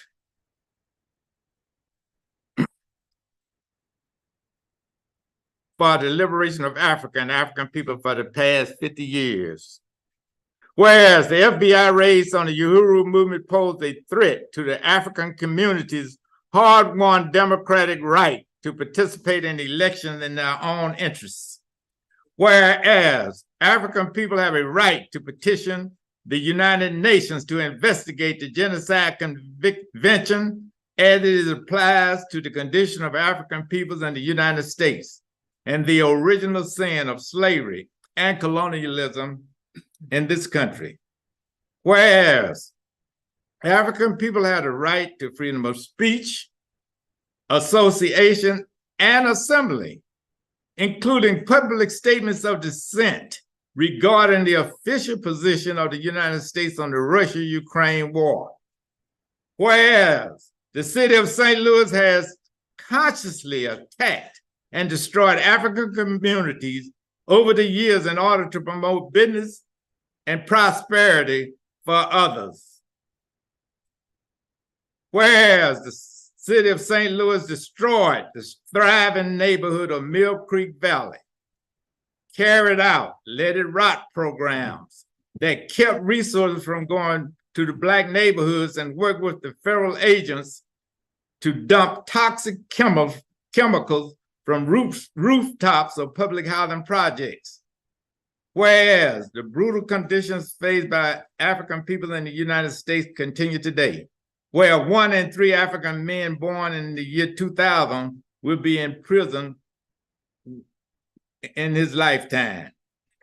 Whereas in the United States, which has amongst the highest rates of maternal mortality in the industrialized countries, African women die during childbirth at a rate 3 times higher than that of white women, and in some states, as many as 7 times as high. Whereas the average white family has 8 times the wealth of the average African family. Whereas over the years, St. Louis has been known for resistance and struggle for the interest and upliftment of the Black community. Whereas millions of African people in the 1960s struggling for the basic human rights and economic and political power with their lives faced the effect of COINTELPRO program of the FBI, which carried out assassinations, political imprisonment, slander, and harm. Whereas Malcolm X, Fred Hampton, Martin Luther King, Marcus Garvey, along with civil rights worker Viola Luso, American Indian leader Linda Peltier, were targeted, threatened, surveilled, imprisoned, and assassinated by the FBI with the complicity of the local police departments. Whereas the police murder of 18-year-old Michael Brown in the suburb of Ferguson in 2014 sparked a widespread resistance to long-standing police violence and was seen around the world. Whereas the FBI filed on the murder of Ferguson activist Dan Seals and others revealed that the local police worked with the FBI to target him and many say to murder him. Whereas the FBI worked with the St. Louis police in arresting Uhuru member Timba Tashamba on bogus terrorist threat charges. Whereas we recognize that a prosperous, active African community of St. Louis is beneficial and contributes to the well-being of all residents of the city. Therefore, be it resolved that the city of St. Louis will be a sanctuary city in which the St. Louis Police Department and city government will refuse to cooperate with the FBI and any federal agency to attack Black community organizers and members for charges stemming from the work for the betterment and upliftment of their community. St. Louis will become a city of refuge for the African people struggling for social justice in solidarity with sanctuary programs for indigenous, Mexican people, immigrants, and others seeking a safe haven to uplift their communities. Therefore, this resolution repudiates the denial of refuge for Dred and Harriet Scott and the ongoing notion that Black people have no rights, which the white man is bound to respect. This resolution redeems the city's relationship to the African community, vindicate the blood-drenched struggles of African people for the democratic right to vote, to create self-determining program, to dissent against injustice, to exercise our right to freedom of speech and political assembly, and to make our views take our views before the United Nations. Uhuru. Okay, that's the resolution. What you could do, if you can tweak it, what you could do is take it to your city council, and this will help to protect organizers and other people that are working to uplift our community, because we have to protect ourselves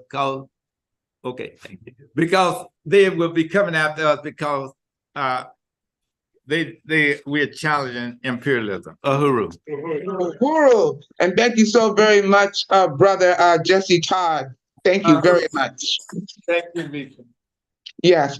And next we're going to bring up Sister Kenya Echekela, and she's going to be talking about the process of recalls, because we don't just talk about putting people in office, we talk about how to get them out. And we can do that. We have to exercise that power. Kenya Echekela, she is the Chief of Staff for the National Director of Organization Office, and she's also a member of the African People's Socialist Party. Uhuru, sister. Uhuru. Uhuru. Drop the charges against Uhuru 3. Uhuru. Thank you, Comrade Lisa, for that kind but short introduction.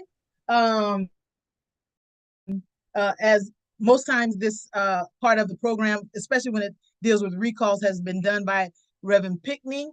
For those of you have noticed, I'm not Reverend Pickney, but I have been called to action. And so when the organization calls you to action, you just have to do what it do.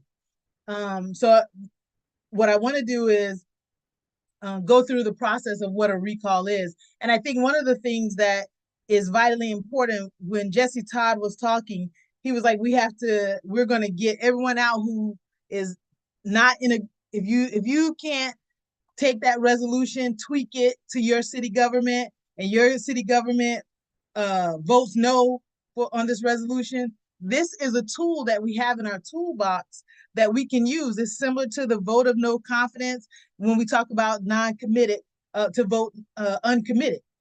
So the recall process is a process that citizens have as far as state, local, county municipalities to really oust, right? To remove an elected official from their position prior to the end of the term.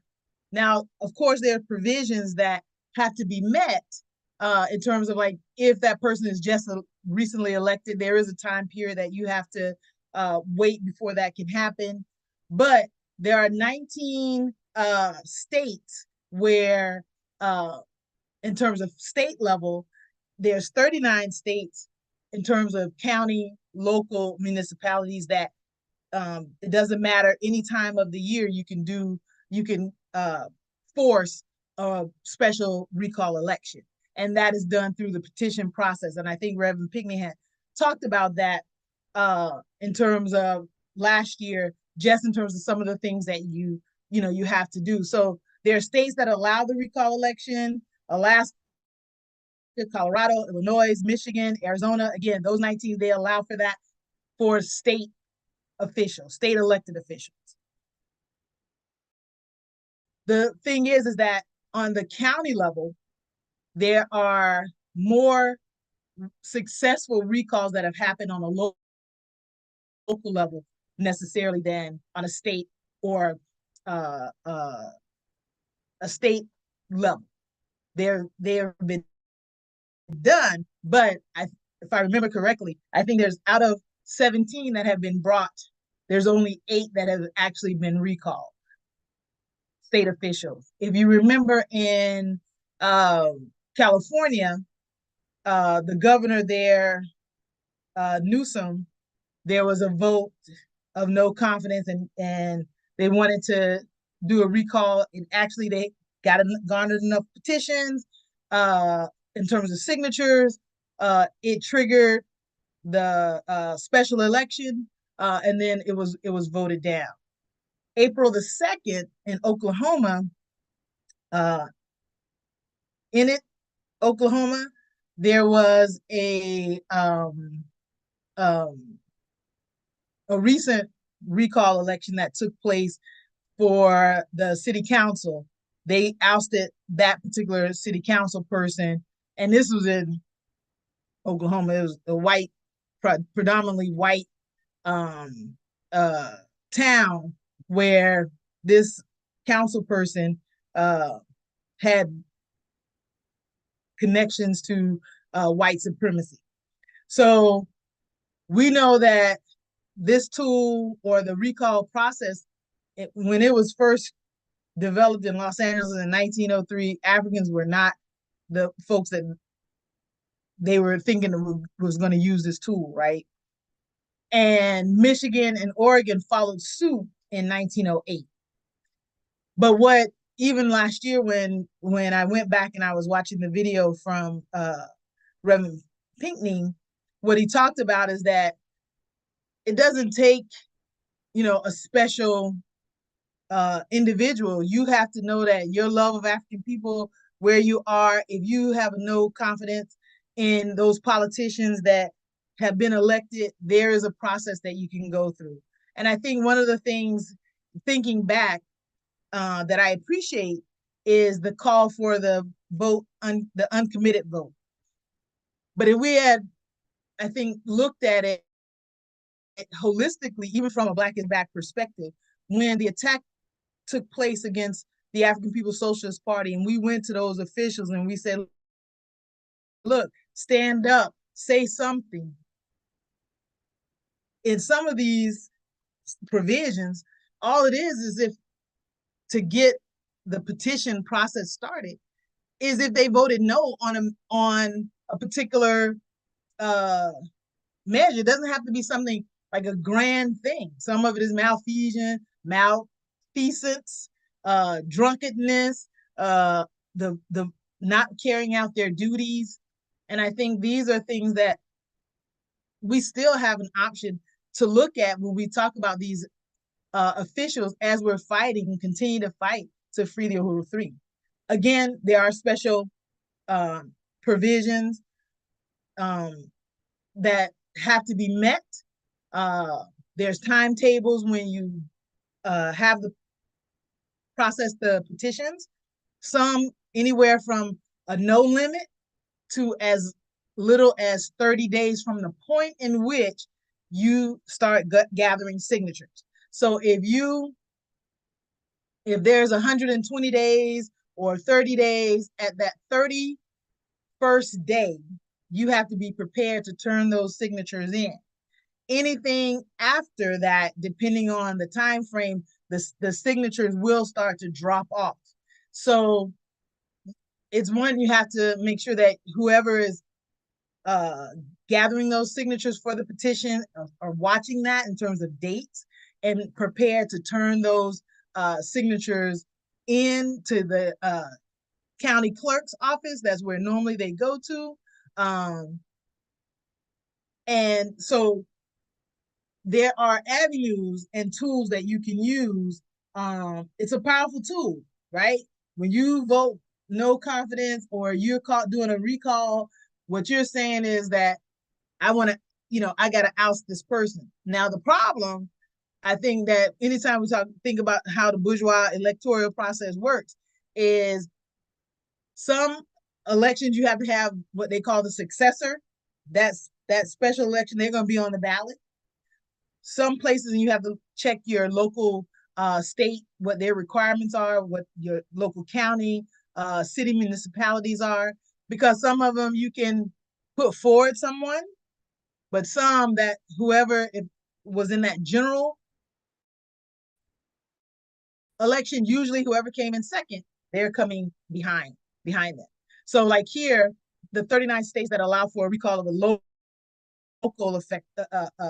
elected officials. So here in the state of Florida, where I am at, it's limited strictly to cities and counties for the recall process, right? And so your mayor, city council, folks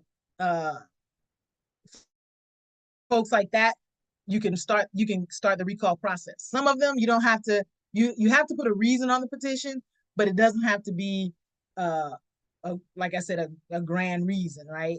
They voted no, they, malfeasance or malfeasance in the grand scheme gives you an opportunity to start that process.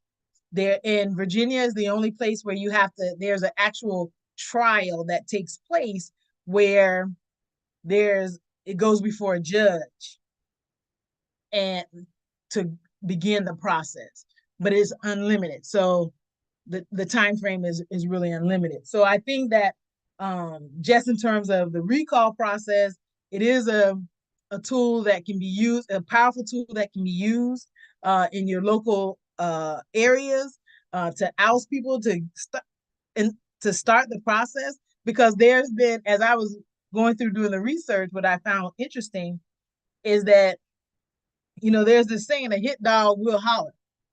Some of them, the special election didn't even happen because the elected officials resigned. It's like, I already know I messed up, so let me just, before you even put me in through that process, I'm gonna go ahead and resign. And so you saw a lot of that. It was out of the 17, I think it was like 5 who just went ahead and resigned automatically from that process. Now, just remember, during the recall election process, if you're able to recall someone, they're ousted. They can, once the term is up, they can go through the process to be elected once again, to be placed on the ballot. Yeah, I think that, and then if you go to the next slide.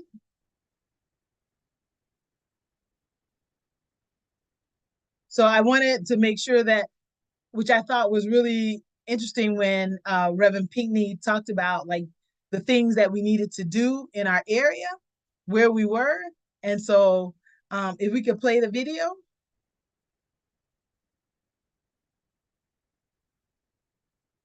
Maybe not. That people, are we able to play that?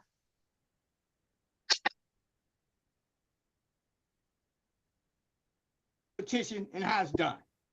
The petition of an elected official.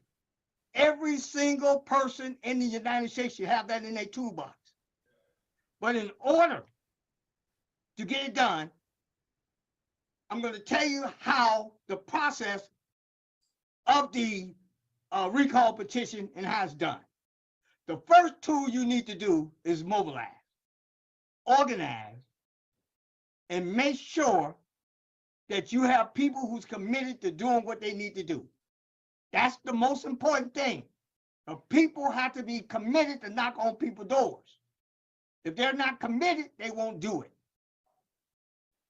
Number two, we must make sure that we're doing all the things that we need to do. You got to have the right language on the petition. You have to have something simple. Like in my case, in the city of Benton Harbor, all you need to say is the person voted, what he voted for. Like, for instance, the mayor voted yes to raise the rate of the water. You have to put that on the petition in order to get him recalled, because it's got to be clear. And remember this, they got on the board, they got a judge, they got a election member, and they got the clerk. And all three of them do not support the people. They don't support the people. So you have to be prepared to go in there and deal with that. That's crucial. See, we have to make sure that we're doing all the things that we need to do if you're going to do a recall. And one of the things you want to do is make sure that you have the people behind you to make sure it happens, because you're going to have black people against you, you're going to have white people against you, you're going to have the justice system against you, and they will do things to hurt you and make sure the recall do not go through. They're going to do everything in their power to stop you, because now that's an attack on the system. When you do a recall, you're telling them that now you have done something wrong and we're going to remove you. That's what you say. How do they say it's war? It's not a bloody, it's war without a real fight. But anyway, let me go through some of the things, because I know we don't only have a few times. Usually it takes about 40 minutes, but we're gonna sum it up a little bit and try to get to, so people can understand the importance Thank you. petition and how it's done. And I think that's crucial. I mean, one of the things that we know how to do scorched earth. We know how to knock on doors. We know how to get the people rallied behind us. And I think one of the things that's, critically important, I think what he said was that we can keep it simple. If we take that resolution to whether it's our local city council meeting and somebody in our jurisdiction didn't voted no on that you could start the process with that. It doesn't have to be overly complicated. It just has to specify what it is, what they did, and which can start the clock on the recall petition process. So with that, Uhuru, and you are at time as it is. So thank you so very much. Like I said, I'm really getting into this stuff. I keep forgetting that I'm also the moderator and I got to keep track of time. Again, Sister Yesitella, thank you very much for that presentation. And also Reverend Pinkley, we're with you. Uhuru. And Michigan, we're with you, brothers and sisters. Our next presenter is Brother Zaki Baruti.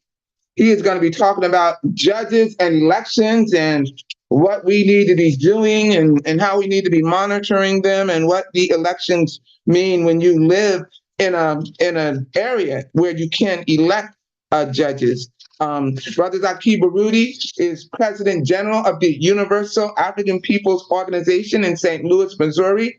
In addition, in 1984 and 1988, he ran for he ran as the Democratic nominee for Missouri for governor. He also served as the coordinator for the Green Party in Missouri, where he was also the party's candidate for governor in 2000. And in 2014, he was a write-in candidate for St. Louis County executive seat. And I know that he's also had an anniversary with his organization, Universal African Peoples Organization in St. Louis. So we want to say happy anniversary. What was that, your 35th anniversary, brother? Yeah. Yes. Yeah. Yes. Happy anniversary. Yes. Thank you. Go for it.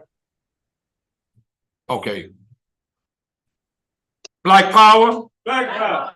Black power. I'm gonna take them. First of all, let me just say, it's been a very inspiring weekend, and it's been very powerful with all the various information that has been shared. But before I begin my presentation, I just want to share a couple items about myself.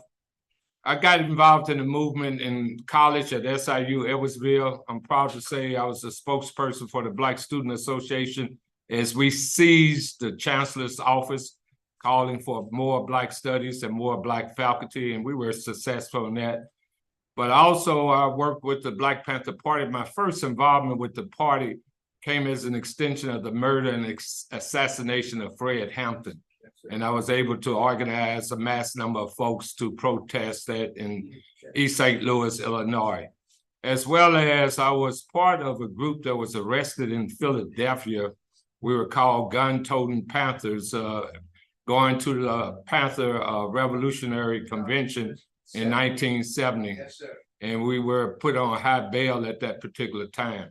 But some of my proudest moments include being blessed to have met the leader of Libya, Muammar Gaddafi, having been blessed to meet Robert Mugabe of Zimbabwe, as well as Daniel Ortega of Nicaragua.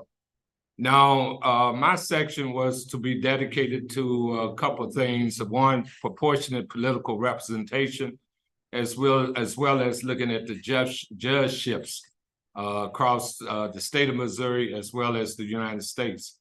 But let me, Brother Pickney said something. He must have heard my mind thinking in terms of politics. Politics is another form of warfare without physical violence, but it is warfare. And we all got to understand we are at war. And that's exemplified by the attack on the Uhuru 3.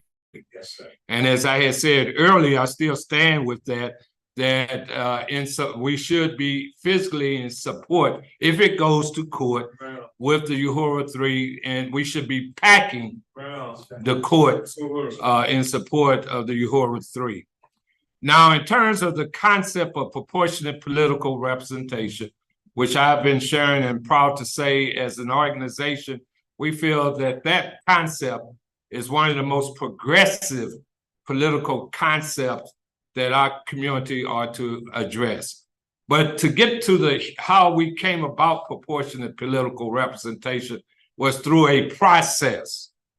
In 1984, and being a student of statistics, politically, at that time in 1984, there were not one Black governor in this country out of 50, not 100 out of 100 US senators, not one was Black. So to that end, as head of an organization at that time called Caucus for Community Progress, we put together this concept that was called Missouri's first statewide Black People's Political Convention. And we had three objectives. One was to educate whoever was in attendance to state politics. The second was to encourage or to develop a platform of concerns impacting Black people in the state of Missouri. And the third was to have a team of Black folks running for statewide elected positions, such as for Missouri in that year, governor, lieutenant governor, secretary of state, state treasurer, and state auditor. It was our concept to have a strong team running for each of those positions. But in attendance, we had a couple hundred people, including most of the established elected officials of that time. I'm talking about state senators, state representatives, as well as we had a Congressman, Louis Stokes from Ohio, as well as the present Congressman at that time, Clay Sr. Everybody was saying we accomplished the first two tasks of like how we're doing here, educating people. We came up with a platform. It was a strong platform dealing with Black community control of the police and a number of other issues. But we couldn't get nobody to run. All I'm saying, right on, but we could not get one person. And naively, I was of the impression that by running for governor, that had been like a first for a lot of the Black Missourians. So someone purely out of ego would have ran. as well as one of the established Black elected officials, but we couldn't get nobody to run. And I'm a one that practiced what I preach, so that's how I ran for governor. Now, what was the significance? And that was the question I was going to pose to our good brother, Charles Barron, who's an example, an exemplary example of a strong Black elected official along with Jesse Todd, that he ran for governor. But what was the benefit? Like here in the state of Missouri, Black people only constituted at that time 10% of the vote total.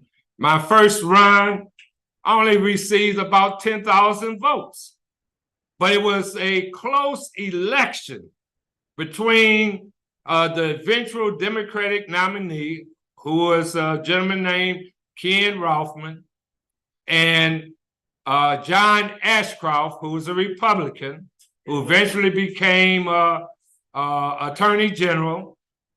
And Rothman was asking me for my endorsement because of the votes I had. And my position, no, you can't get my endorsement unless you publicly endorse our agenda. And to his credit, he did. However, he lost the general election. And it was during that time, too, because I had a strong relationship with Minister Louis Farrakhan, that by association with Farrakhan they had in the press, they was trying to figure out, because Rothman was of the Jewish faith, that how would he be in our relationship, and I'm so close to Farrakhan. That was just a side bit, okay? But I ran a second time, because the second time, you know, looked like nobody else was going to stand up. And I shocked, because many of the people, the elected officials who came to our first convention, when I ran, most of them, almost none of them, supported my candidacy. They all went with the white candidates. I ran the second time, and in the second time, we shocked with the powerful team of the people I had, including my good sister, Sophia Shavine. We shocked the political pundits by getting over 87,000 votes in a state where it was only 10% Black, and we had 19% of the Black population. I only ran not as a Democrat, quote, quote, because the election laws make it so difficult to run as an independent candidate.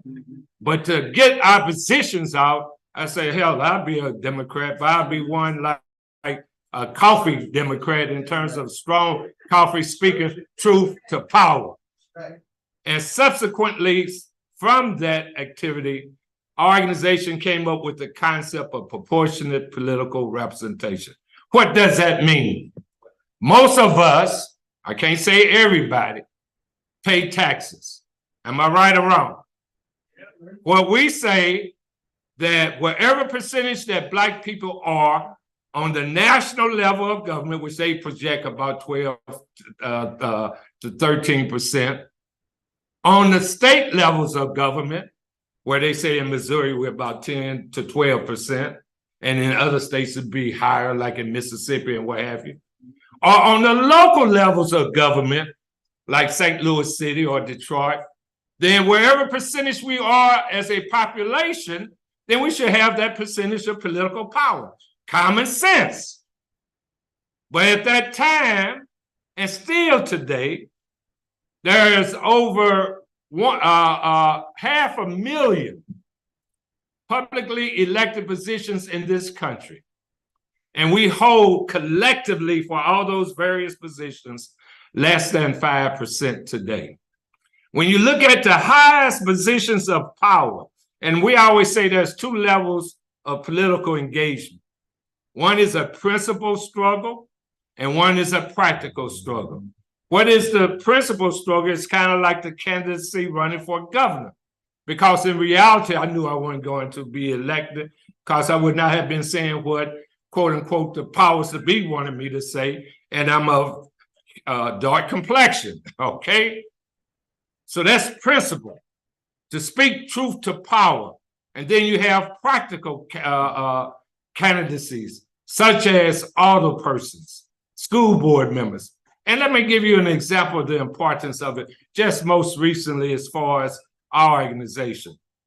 I'm proud to say on the assassination date of Malcolm X, El-Haj Malik El-Shabazz, we were able to donate to Normandy High School senior class 146 copies of the autobiography of Malcolm X through their progressive principle.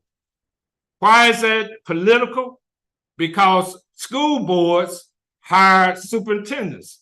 Superintendents hire what? Principals. So obviously he was a progressive principal that allowed us to come in, shockingly, to hold a program to commemorate El-Haj Malik El-Shabazz. As opposed to, I'm a former educator in East St. Louis. I was very outspoken. In fact, I was taken out of the classroom for my outspokenness.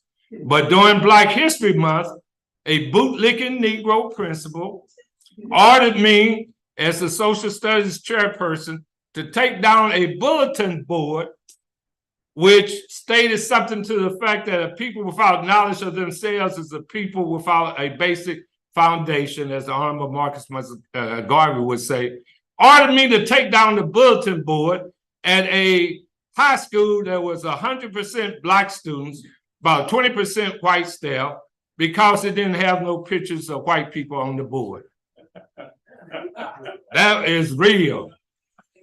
I was coming out of the office and say, Mr. Baru, your bulletin board. And God is my witness, I thought he was going to compliment me because it was a nice looking bulletin board. And he said, don't you think the board is offensive?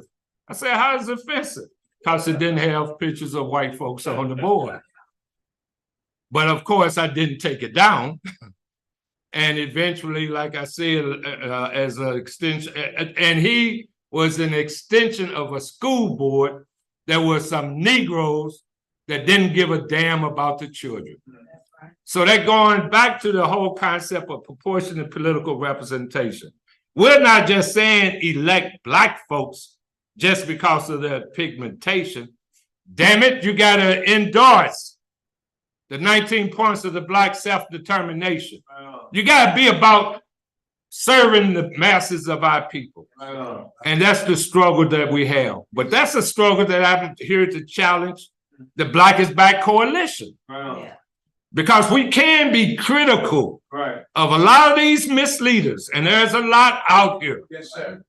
Yes, But if we don't stand up to them, then shame on us. So the masses of the folks who support Black is Back Coalition, in fact, I was going to do a survey. And my survey, I'm so glad to hear, Brother Shimaringa, that you was a former candidate for office.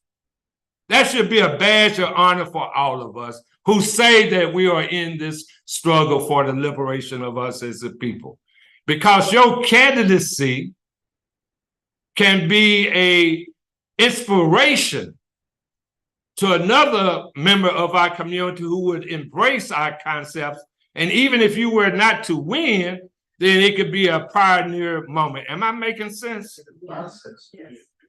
So to that end, I'm proud to say we have, as an organization, encouraged a number of other folks to stand up. Most recently on the statewide level, Ms. Coffee Wright, who came in second in the Democratic primary election out of a number of about 7 or 8 other candidates.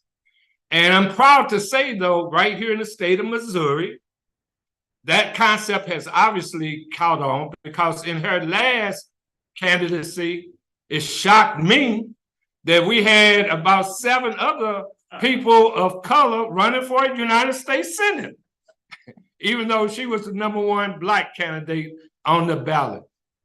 And even today, and since the time I've run, we have had a number of Black people running statewide. So that's an accomplishment for that. But the sad part of it is we don't have enough strong soldiers. You hear me? We do not have enough of our people. When I say our people, I'm talking about the heavy conscious people. Recognizing our people, as Huey Newton used to say, the consciousness comes from A all the way to Z. But it's I would like to think we got a lot of consciousness from the letter R to Z that they'd be willing to run. If I had my way, and I've shared it before, I would propose that out of our movement, that we got Chairman Omali Yasatali, candidate for President of the United States. All right. I will have Brother Paul Pumphrey. All right. Candidate for governor out of the state that he live in. My good sister Lisa, candidate for governor or U.S. senator out of the state of New Jersey, so on and so on. Wouldn't that be real heavy at some point? And we all saying the same thing? Yes. Reparations now? Yes, sir. And I'm so proud too. Let me just also a little side piece. Just most recently in terms of the murder, there ain't no kind of way that I could vote for a Joe Biden who is like a vampire, in my opinion, for allowing the murder of children. That's right. And women. Yeah. And then how many of you know that to pass the government spending bill, which keep the government open, that he made a compromise. And what was that compromise? Y'all heard about the what? DEI, what is that? Diversity, equity, and inclusion, to eliminate that from the House of Representatives. That's your president that did that. Right. Not saying that the other candidate, Trump, because he needs to be in jail or what have you, but we got to become independent thinkers. That's on the real side, okay? So this year, there's 33 positions that's open for governor. For U.S. senator, and 11 for governor positions. Now on the court plan I was supposed to address, I would encourage everybody to Google this statement. Wherever state you live in, say for instance, Missouri, nonpartisan court plan. If we have war says that you need to, in terms of the art of war, if you don't know your enemy and don't know yourself, you what? Bound to fail. If you know yourself and don't know your enemy, then you got a 50-50 chance of winning. But if you know yourself and you know your enemy, then you're bound to victory. So we have to know this structure. In terms of the judicial process, so I say first and foremost, Google the nonpartisan plan for your particular state. They say, and they use Missouri as the show me state, that Missouri set the example for this nonpartisan court plan. And they did it in 1940 as an extension, they saying, to get politics out of the judgeships, as if they gotten politics out of the judgeships today, which is a farce. So in 1940, they amended the Missouri state constitution to create this nonpartisan court plan. And how does that work? They have created committees at different levels of the state, what is called an appellate court commission, and they have municipal court commissions where you have appointed people that look over the recommendations that come from a committee of lawyers for judges to be chosen. And once they are recommended, 3 judges are recommended to the governor, who then makes a choice as to which one that he wants to appoint. The question of also part of staying in office is once they are appointed, then they come up for retention in a year's time. Our organization is part of another coalition, which is called locally here, the Community Justice Coalition, that came into existence in support of a sister who was the circuit attorney who came under attack intensely, Ms. Kim Gardner, that we have made a commitment that we are going after the judges who's up for retention. And the number of judges in St. Louis City that's up for retention is 11, I believe. And that's in St. Louis City. No, it's 15. And we're making sure that we're on target one particular judge, and we call him a bootlicking judge, Michael Noble, who on behalf of the system attacked our progressive circuit attorney, Kim Gardner, real tough.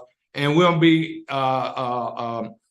investigating or doing our research on the remaining judges that's up for retention. In the state of Missouri, historically, there's been only 4. Oh, there's another committee of lawyers that recommend whether or not to support judges, and their recommendations are supposed to be sent out to the public. Historically, in the state of Missouri, there's been only 4 judges who have not been retained, and the most recent one was in 2018, and there was a sister named Judy Draper. So the task that's before us, and I'm putting it out here, is can we, and I'm gonna say we will, because judges set the quorum for different trials.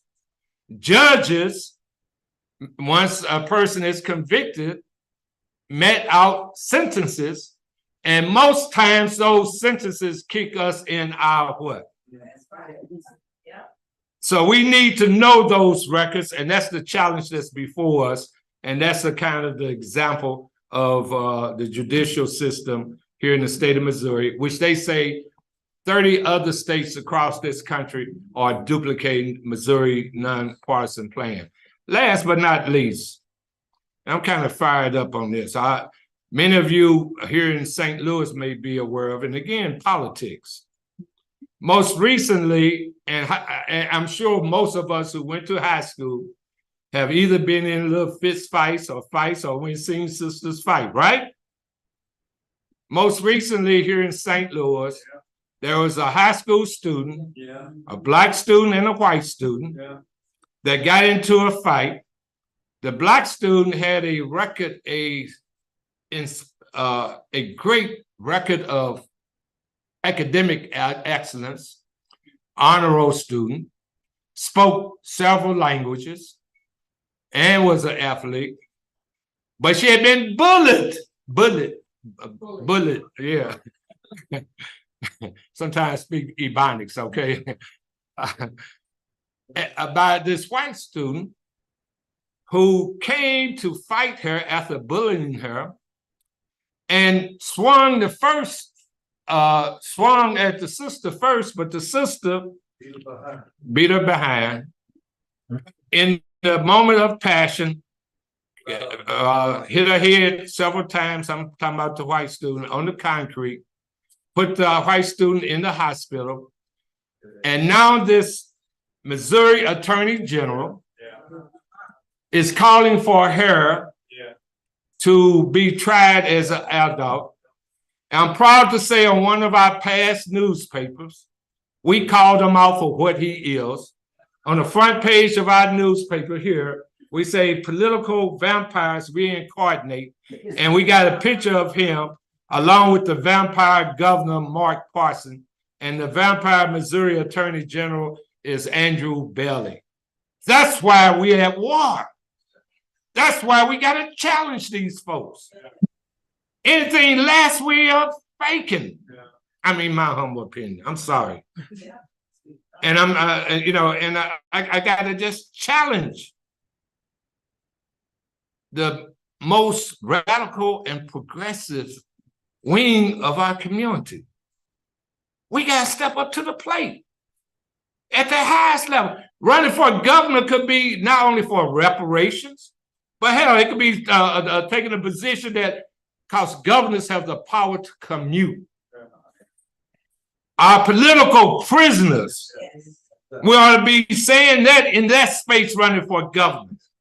When on principle, running for a U.S. Senate, on the principle, no more money. And I'm proud to say I was able to say this at a press conference around Gaza, talking about a ceasefire. I was saying no more money for Ukraine nor Israel. And I was shocked Channel 4 reported my comments. I mean, I was saying that because the press don't usually put that kind of information out. So I hope that in this year, we can see more people that begin to understand that as form of warfare, that we need to have soldiers out here more than what we have now. Let's just be real. More than what we have now. So on that note, I feel good. I believe we'll be victorious. I pray in my own reality that before I leave this earth, I pray that Almighty God allow myself to see the victory of our people in this complete sense. Yes, sir. Where there's a unification of Africa. Yeah. Where Africa is first and foremost militarily as strong as or equal to the other powers, that we are just as strong technologically and economically. And with that, we can realize the beautiful dream of the Honorable Marcus Messiah Garvey, Africa for the Africans. On that note, God bless everybody. Uhuru, Uhuru. And also, Brother Zaki Barudi, I have to just say he also came out very strong in support of the chairman and against the Uhuru 3. He was immediately responded to the press conference. We did not back up at all. I think that the government also thought they would silence us. That did not happen. So he was right there on the ground in St. Louis, along with Brother Jesse Todd and others. I just wanted to acknowledge you for that one. And also just want to also... Lisa, one other thing. I'm glad you made mention of that, just for our people. Shortly after we stood with the chairman, there was an article, I always say it probably was by the FBI, that said the chairman and myself recruited Cori Bush, who was our candidate who ran for U.S. Senate in 2016, who endorsed the 19 points of Black self-determination, as well as she became Congressman Austin, a incumbent Clay Jr., but they put out an article that he and I recruited her as a Russian asset. Anybody can. Next, we're going to have up Sister Belinda Parker Brown, but I also just wanted to acknowledge that Brother Sayero also has worked with the recall in Michigan. So we got a lot of people with vast amount of experience and information. And I think sometimes we should also take advantage of having more webinars, 1 hour, 2 hours, and just teaching this stuff, because Brother Sayero, that's one of the reasons he's going to be overseeing political education for the Black is Back Coalition, and we are so excited about that. Our next presenter, I should say, Representative Brother Zaki Barudi, got me thinking about what he just said about recruiting people like me to run for office. But anyway, Sister Minister Belinda Parker Brown, she is an educator, a researcher, and a life specialist, community organizer, motivational speaker who has spent the majority of her career enhancing the potential of others. She works with diverse audiences, and she is the president and chief executive officer of Louisiana United International, which is a bipartisan social justice organization whose mission is to champion the protection of human rights, including the civil, constitutional, and societal rights that we are all too commonly trampled, that we see too commonly trampled in today's world. The LUI speaks for the person or group that cannot speak for themselves. Sister Belinda Parker Brown, you're on, and then after her, we're going to have Marsha Colvin out of bio, and a couple of one other presenters, Sister Yejide, and the chairman will bring us on home.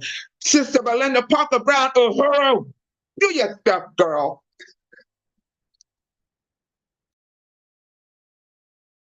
You're muted. I can't. Okay, I'm unmuted. Thank you so much, Uhuru. Thank you so much, Sister Lisa. This has been just a phenomenal, wow, the Electoral School is off the change, people. I mean, if it's ever been a time, I mean, we are in the right space for now. And I'm so excited about it because, you know, I want to say the conclusion to the solution is the Black is Back Coalition for Social Justice, Peace, and Reparation. And we got a president right now that can't even fix his mouth to say reparation. Oh, wait a minute, hold up. He did fix it for everybody else except for the Black people, okay?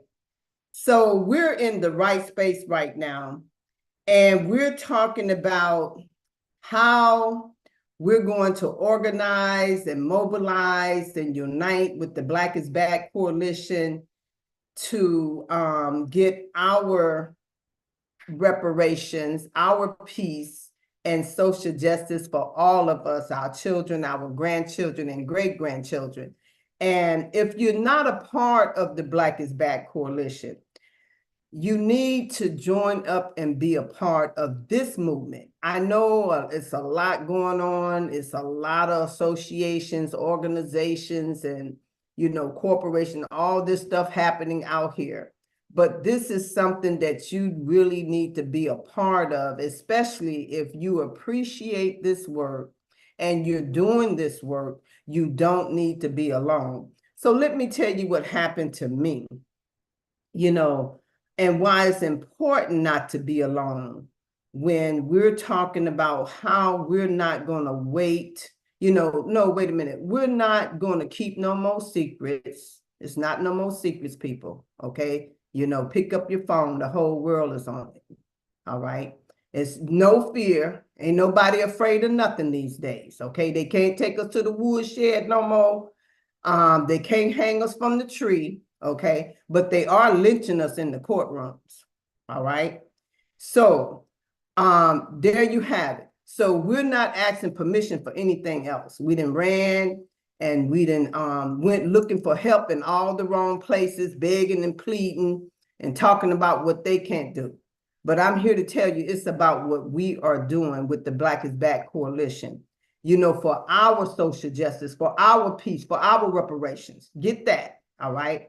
So I'm very grateful and thankful to be a part of such a powerful organization that can put down what we didn't put down these last 2 days, okay? And I'm talking about the conclusion to the solution, all right? We can talk about it, ain't no more, we're not just talking about it, we're being about it. And that's what all of you need to, if you don't know, now you know, and we're here and we're not going anywhere. But I want to tell you, start off my presentation by telling you what happened to me. You know, I'm down here in Louisiana, you know, down here in the deep south, they call it, you know, in the bayous. And, you know, we are still wrestling alligators down here, okay? And some of them look like us. But the truth of the matter is that the chairman, I'm trying to figure out how did he hear about me down here fighting such a fight. Yeah, it was through my spiritual father, Reverend Pickney. And the chairman packed up his suitcase on his own money, got on a plane and came down here and met me face to face, okay? And went into some of these godforsaken hellhole courthouses that's back up in the backwoods on the graveyards. And he had a tremendous experience with the fight that we're in. And when we court watch in these courtrooms and watch how they treat our people, our young children, and basically threaten and badger them and force them to take pleas to stuff that they didn't even do. So he had an experience with that. So the fight that happened to me, when we're out here all alone and we're up against these forces, okay, that don't intend to do nothing for us, we are part of their gravy train. And when I mean gravy train, I'm talking about thick and heavy gravy, their lifeline, okay? They don't want you interrupting what their money is going to look like at the end of the day. So people like me that's out here struggling to, you know, to help my people when it comes to the school, prison, the pipeline, mass incarceration, these sold out, and I gotta say it, sold out, Sambos, that's what Pastor Pickney say, but people that look like us, that's been handpicked and paid like us to represent us, and they're not for us. Okay, I'm talking about the Democratic Party. So I ran for the DPEC. That's something that you it's on your local level. It's like a political committee, and it's the Democratic Party executive committee on the local level and on the state level. And it gave me an enroll to find out who are the people that are representing us, okay? And what are they saying? What are they doing? So in that process, it put me in a space to really go face to face and head up with these people. And I find out that a lot of these people that were saying that they were basically supporting the Black agenda, they was there, had infiltrated the party, okay? And their assignment was to destroy anything that would benefit Black people in our community. Did you hear me? I said infiltrated. I said a mass. They sitting up there with a mask on saying that they're one thing, but they were another. Okay, and some of them looked like me. All right. And one of them was Karen Carter Peterson, that was the chair of the Democratic Party here in the state of Louisiana. She's also was a state representative, okay, that became the chair of the Democratic Party, okay, that was in cahoots with the Republican Party to kick us under the bus any opportunity she had a chance. Listen to me, people. I'm telling you what happened to me. All right. So I began to expose her and try to get the other people on the committee to listen and do their research and investigate for themselves. But no, they were all bobbleheads. Do you know what a bobblehead is? That means you just go along to get along. Okay. So I became the enemy to all of these people and found myself in a spider web trying to fight myself out of it, and had not the chairman.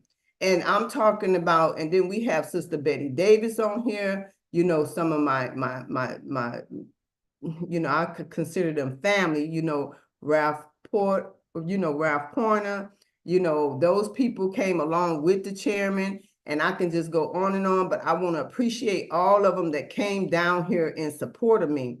But eventually what happened, this chairwoman, Karen Carter Peterson, she wound up getting prison time because I was determined to expose her as the Democratic chair executive on the state executive committee.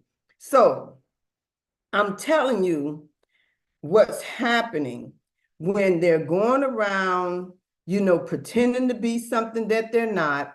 They're infiltrating, all of our any type of political and I want to say this because I wanted to bring this up. I wanted to share my screen, but anything that can can help us, especially without, these are non-elected positions. And I want to share this, non-elected positions.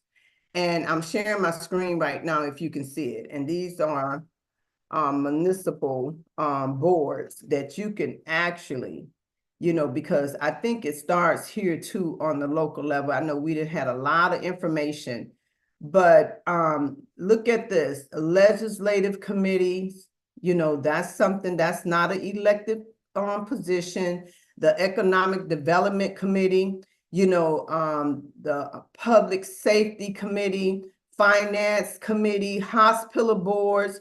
Please, by all means, get on your hospital boards. you can apply for these positions, housing boards, low-income housing boards. That's very important. You don't have to, run for office or anything to be a part. And number one, that Sister Betty's always, preaching about and sharing with us that, the PTA, the Parents Teachers Association, or the PTO, Parent Teachers Organization, same thing. But we need to get on these boards. It don't cost us anything. Sometimes we do have to apply for them. But, I started off with the hospital board, investigating who are the people that sit on the hospital board, because here in my parish in Louisiana, Black people were dying in the emergency rooms. They would let them sit out there. They would come in with serious, pain or chest pain or whatever. And the next thing you know, they're dying and sitting there out there in the emergency room because it was, compromised for Black people there. So I'm gonna, with that, I want to share one more thing on my screen. And this is another important thing. We talked about our courthouse. We have to do court watching. It don't cost anything to do court watching. And if we're court watching, they don't want us watching them. That's big, people. They don't want us watching them. Okay, so we have to make they keep us being, like Pastor Pickney always say, the busiest people in the world while they got their foot on our neck. Find out how you can actually organize and mobilize a court watching committee in your community, and have, if it ain't but 2 or 3 people, have somebody to show up in those courtrooms, every day. Okay, you can get the court dockets from the Court of Clerks, and you can go in there and get you you don't need nothing. You can go sometime through the training. They would give you badges and stuff like that. My organization set up so that all of our members that want to be court watchers, we endorse them with a badge, and a certificate, that they've been through our training, they understand the court proceedings, and they can sit in those courtrooms and watch. So what happened to me, one of the judges, here, decided that here she come. We don't want her here. So the judge snatched me up, detained me, took me in his courtroom, and banned me from his courtroom for life. Okay, now how does that happen? That happened because we have judges that think that they're God, and they are the jury, they're the prosecutor, they are, the executor, all of that. So that's what he did to me. But just recently, I had to go through their little court proceeding, go all the way up to the appeal court, and on my way to the Supreme Court, which is the appeal court, just agreed with me that he cannot ban me from the courtroom. So now he's looking shame. He got it smeared right in his face. Okay, but anyhow, we have to make ourselves available to get involved in these processes. Now, I want to end it right there, but and I don't know how much more time. I'm doing okay on time, Sister Lisa? You got another minute. I just want to say, when I hear the chairman talk about, what's happening in past movements, all doing our civil rights era, okay, and what we're not going to tolerate. This school is very vitally important to us, okay? And I want to, renew my membership with the Black is Back Coalition of $200 for a international organization. And if you have not considered to become a member or put your organization, either if it's on a national level, global level, international, you need to join up and do that, people. Okay, so I hope that I made that very clear. Don't think that you can do this all by yourself because that's how they want you, all by yourself. It's a unified effort. We have to unite. All of our strong forefathers, civil rights leaders, especially Malcolm X, I mean, he drove it to the ground. You know, down here in Louisiana, yes, it's not good enough. You know, we say yes, indeed. Yes, indeed. We say stuff like, okay, you know, I ain't gonna get into that, but yes, indeed. Do you need to do this? Yes, indeed. You need to do this. So join up and be a part of the Black is Back Coalition so that you can be a part of our, you know, coalition and get the help that you need and the resources available to you and be a part of helping us get this work done because we're going to win this and we are winning. So thank you so much for allowing me this opportunity. Uhuru, thank you so much, my dear sister Belinda Parker Brown. No lies detected in anything everybody has said, none detected, and we do need to be in those courtrooms watching what's going on. Our next warrior sister, I'm so honored to introduce her as well. She's going to be talking about the Bethesda African Cemetery Coalition. She is Dr. Marsha Coleman Adebayo, that has quite an illustrious history in terms of activism and especially environmental activism. She has worked as an analyst with the EPA, Environmental Protection Agency, which led to her becoming a whistleblower and bringing suits against the Environmental Protection Agency. She is the founder and leader of the No Fear Coalition and EPA Employees Against Racial Discrimination. Through her leadership, the No Fear Coalition worked closely with Representative James Sensenbrenner, who organized a successful grassroots campaign and secured the passage of the Notification of Federal Employees Anti-Discrimination and Retaliation Act, one of the first civil rights laws of the 21st century that was signed into law under Bush, ironically. She has been a tremendous supporter of the Black is Back Coalition, the Uhuru movement, and called us up, stood in line saying, how could she help to support and expose what is going on with the Uhuru 3? My sister, Dr. Marsha Coleman Adebayo, Uhuru! Uhuru. Thank you so much, Sister Lisa. Appreciate you so much. Let me first express my unrelenting appreciation and love for Chairman O'Malley. His legacy is imprinted in the hearts and souls of Black people throughout this country. So please know, and I know you know this, that you can count on the Bethesda African Cemetery Coalition to show up and support the African People's Socialist Party and Black is Back Coalition in our common fight to defeat the forces of white supremacy, capitalism, and fascism. As my dear friend and comrade, Glenn Ford would always say, power to the people. Now on to discuss the desecration of Moses African Cemetery by Montgomery County, and in fact, the state of Maryland. Our heritage is the legacy that our ancestors left us. But our heritage is also the land that our ancestors left us. On River Road in Montgomery County in Bethesda, Maryland, this legacy is in danger right now. Developers in collusion with Montgomery County have attempted to erase not only our heritage, but also to steal the land.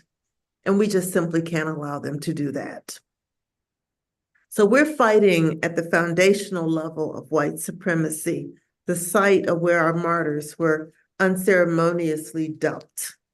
And make no mistake about it, BACC is fighting for land. The land where our ancestors are buried, now worth approximately $100 million. The land where their blood was spilled, the land where they were forced to work from sunrise to sunset, the land that contains the blood from their torture, and the land where little girls were raped until they became pregnant, and the land that saw their babies sold to the terrorists in the cotton growing South. BACC, in coalition with the African People's Socialist Party, we are fighting for land, and we're fighting for reparations. And we're not under any illusion. Montgomery County or the state of Maryland is not going to give BACC land. We have to fight for the land of our ancestors. What's not well known is that Bethesda, which is one of the wealthiest communities, I was going to say in the US, but it's actually one of the wealthiest communities in the world, was the site of a number of what European or white historians like to call plantations. But at BACC, we call these sites exactly what they were. They were death camps. And in West Bethesda, there were 4 major death camps owned by the Loughborough family, the councilmen, the Posey, and Shoemakers. These were terrorist families, US founding families of the settler colony. And they were engaged in kidnapping, torture, sexual terror, and murder. And you can still find streets in Bethesda and Potomac named after these settler families. You can also find a church named Macedonia Baptist Church, where my husband is pastor, that we believe was visited by General Harriet Tubman and served as a station on the Underground Railroad. The BACC was established to stop the desecration of a mid-16th to 20th century burial ground in Bethesda. Africans were kidnapped from West and Central Africa and brought to this area around the mid-1700s to transfer their knowledge of agricultural production, hydrology, tropical medicine to Europeans who had no knowledge of these disciplines. Our ancestors were stolen, their bodies tortured, murdered, and raped. At the end of what European American historians call the transatlantic slave trade, there was a need to refurbish the South with additional African bodies. The terrorists and murderers, who are fond of calling themselves plantation owners, started to buy little African girls and force them into sexual terror and breeding. Approximately 50 to 60% of those little girls bled out in childbirth.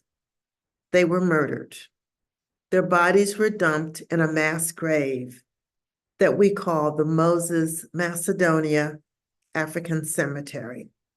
Montgomery County, like all settler colonies, is determined to cover up and erase this history and transfer the land wealth to European settlers. Now, there are many ways to exterminate or kill a people. One can physically kill people. You can incarcerate vast numbers of a particular ethnic group. But one of the most effective ways of really killing a people is to erase their history, to make their accomplishments irrelevant, to make their very lives insignificant, to kill the memory of struggle, resistance, and their humanity. But this is not going to happen in Bethesda. And those in power never anticipated the intensity and the brilliance of the resistance in our community. Last summer, the county provided a land developer the permit to dig up the thousands of remains of little African children and funerary objects and cart them in the back of a dump truck to a private landfill, where those remains were crushed and steamed. We followed the dump trucks to the landfill and we filmed the atrocity. The county is determined to cover up the atrocities and to negate any valid historical memory of these children. And we, on the other hand, are dedicated to telling the truth.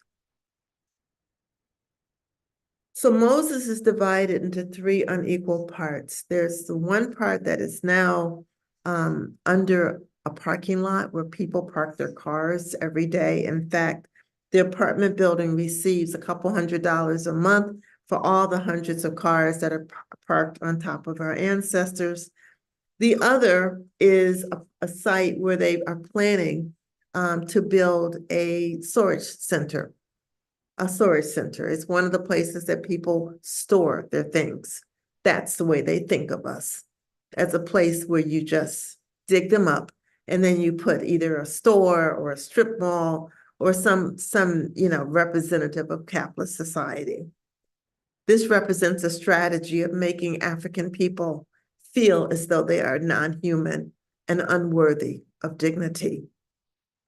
At first, the county denied all knowledge of an African burial ground, but the coalition, with the help of Harvey Matthews, an African man who used to play in the cemetery as a child before the entire community was destroyed, basically spoke up and blew the whistle on the county.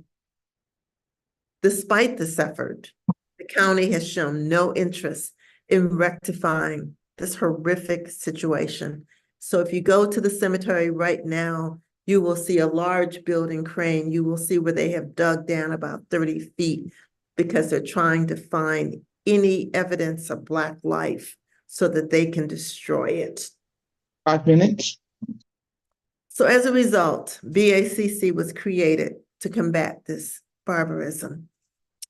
And when the county decided to sell our ancestors to a private land developer, we enlisted the help of attorneys. And at this point, we have now won 3 lawsuits, and we are in front of the Maryland Supreme Court. We're expecting a judgment at any day.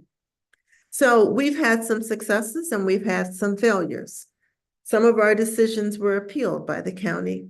And so we've also had to engage in more legal strategies. But I just wanted to say as I close, that despite the fact that we're a small, underfinanced community group, we've had some major victories. And because of that, the county has engaged now in retaliatory activity. They are now flooding our cemetery. And so for the last 63 days, the county has allowed the developer to flood our ancestors as a way of demonstrating their disregard, hatred, contempt, and power against the Black community. They've also stolen hundreds of remains and have them sealed in a warehouse in Virginia. One of the things I'd like to leave you with is how we see our youth. And that is that BACC supports and uplifts the youth and young adults in our group. When the apartheid government placed Nelson Mandela and other South African leaders in prison, it was the youth that took over the fight for freedom. In the US, when Malcolm and Martin were murdered, it was the youth in this country that took on the mantle of leadership and continued the struggle. So we've encouraged the young members of BACC to never allow the system to disempower them and take away their agency. The power of our youth comrades to change society can never be negotiated. So BACC would like to ask APSP to work with us on the upcoming Juneteenth program, where we will raise the Juneteenth flag at Moses Cemetery on June 1st. We will celebrate Juneteenth on June 19th. We'd love to have everyone come to our celebration. And also every Wednesday, we protest outside the cemetery. And we are, in fact, making history. And BACC will be with you in Florida for the trial. So we thank you, and a luta continua. Uhuru. Thank Uhuru, thank you so much, our warrior. And I'm just reminded of how the Department of Homeland Security, I think the head of the FBI headquarters, is situated on top of the African burial ground in New York City. Talk about desecrating our ancestors, or trying to, I should say. Exactly. Because they can't take away our essence no matter what they have tried to do to us. They cannot do that, but we know the battle that we're in. Uhuru, my dear sister. So appreciate. Sister Ikenge, would you like to please come up again now and lead us in terms of how we will be closing out, I need some instruction from you, my comrade, warrior comrade, on the ground of the coast.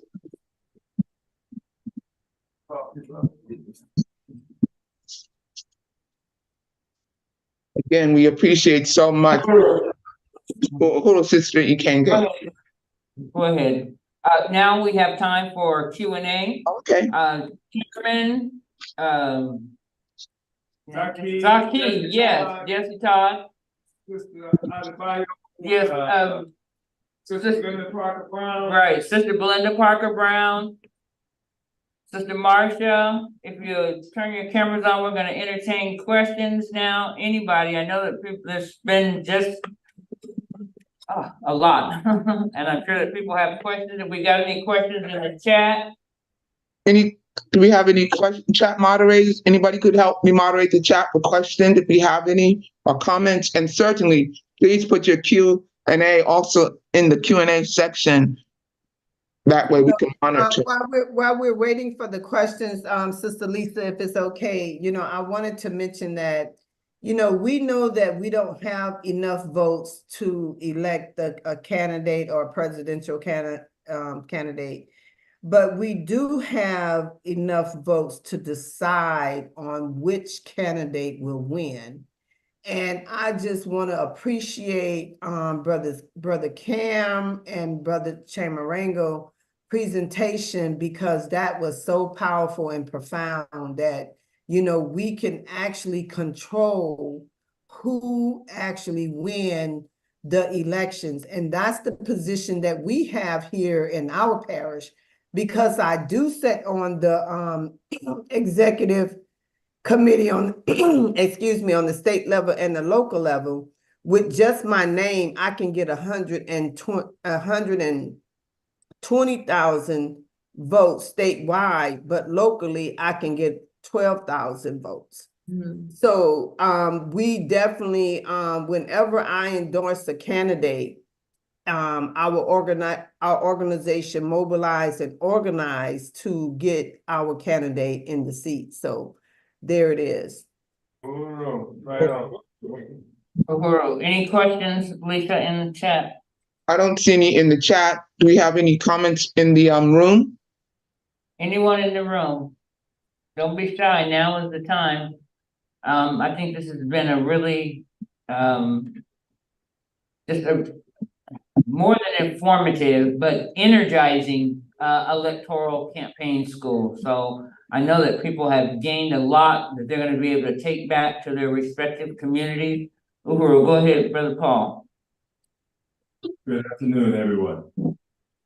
I also am a member of the Bethesda African Cemetery Coalition. It's been a long battle, but it's been one that Marcia has played an incredible role in leading. And I can say that, in fact, it's one that we're not going to give up on. This is something I encourage people throughout the United States, because I'm sure I know people in Virginia, it's happened to them, where you've had burial grounds of African people.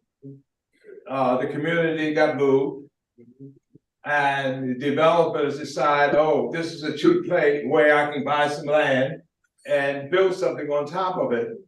And they figured that the locals are no longer there and they could get away with it. And I'm sure this is what was in the minds of the county government, Montgomery County, when it happened at Moses. So I encourage each of us, as we go back to whatever part of the United States we're in, talk to our grandparents, talk to our neighbors, and see if there are burial grounds that are not, maybe overgrown and may not be as recognizable as a burial ground, because I dare say you probably will find similar things happening to those burial grounds. I know it's happening in Virginia, and I know there's been other parts of Maryland that this has happened to. So I just encourage each and every one of us to be mindful that they may be coming in to attack burial grounds in your area. Thank you. Also, I just want to read the comments because we've had such an active and engaging chat. We really have. But MQ says how vile, and she's glad that the community has documented the desecration of the ancestors. Sister Betty Davis has been commenting about how awesome the presentations have been. Brother Zakir Baruti, she said your presentation is always on point. Everybody also appreciated Representative Jesse Todd, and also Sister Betty Davis is just congratulating you. Also, Sister Coleman Adebayo, about the work you have been doing. So we have had a very engaging chat. And again, I just have to appreciate the people for participating in it in the way that they have. Uhuru, I see that Sister Betty has her hand raised. I just wanted to support what the brother said just now. We found an African burial ground when they tore down a yeshiva high school in the neighborhood, and all these bones started coming up. And there is a Dutch Methodist church that's very well known, and it is a tourist stop a block down from this particular burial ground, which is only about 5 minutes away from where we live. And they were the slave masters, allegedly, of this burial ground. And they just threw the bodies in all helter-skelter. There were no burials. It was just a mass dug grave. And so the community came out to protest it. And one of the ways they tried to divide the community, they said, well, we will build affordable housing units on this spot, which is a joke because of all the gentrification. There's no such thing when you do the measurements and calculations of what the rents will be. And so we've been struggling, and Sister Dr. Marsha Adebayo was one of the people we consulted. It was one of the last actions that Brother Ralph Pointer engaged in almost on a weekly basis, even though he was ill. And I really have to say that Chairman Yeshitela is correct. One of the things he commented is there's very few places where you can step that's not a burial ground, either for the First Nation people or for the Africans. And he's quite correct about that. This burial ground is it's almost within walking distance of where we live. Uhuru. Do we have any more questions or comments? I wanted to, and Sister Ikenke, how much time do we have for this this section? I just wanted to just ask Brother Sayaro a moment, because he also has participated in recall campaigns. He said he participated in 3 of them. So, and he had mentioned something about he had put some information in the chat, Brother Sayaro. Did you want to comment on that a moment? Yeah, in brief. Yeah, I did participate in 3 recalls, 2 municipal government and 1 against the governor, Rick Snyder. In the recalls, they give you a defined amount of time. You get 6 months, so they say, once you supposedly start, but actually you get 180 days. You can start your 180 days at the beginning of the 6 months or within the 6 month period. This is in Michigan, the latter 180 days. And you have so many signatures to procure. I'd also suggest that every signature that you get, you check it against the voters registration list at all counts. Every day we would count our list and check them against the voters registration list so that we would not get into any trouble with the county, because they were after us as well. So you check your list on a daily basis. You make sure your count is proper. You make sure that you don't sign anything on that voters recall list. You don't sign it, you don't date it. You have to leave it up to the registrant to do all of that. These are truths. Also, I would like to add that the cards are always stacked against you, especially if it's a puppet or a neo-colonizer that they've chosen to represent the colonial mode of production. So the fight is very, very rough, hard, but it can be done. I did succeed on one recall, but at the ballot, it lost. People did not vote for the recall. So just to give you a clue, a heads up on that. And I want to say thank you, Uhuru.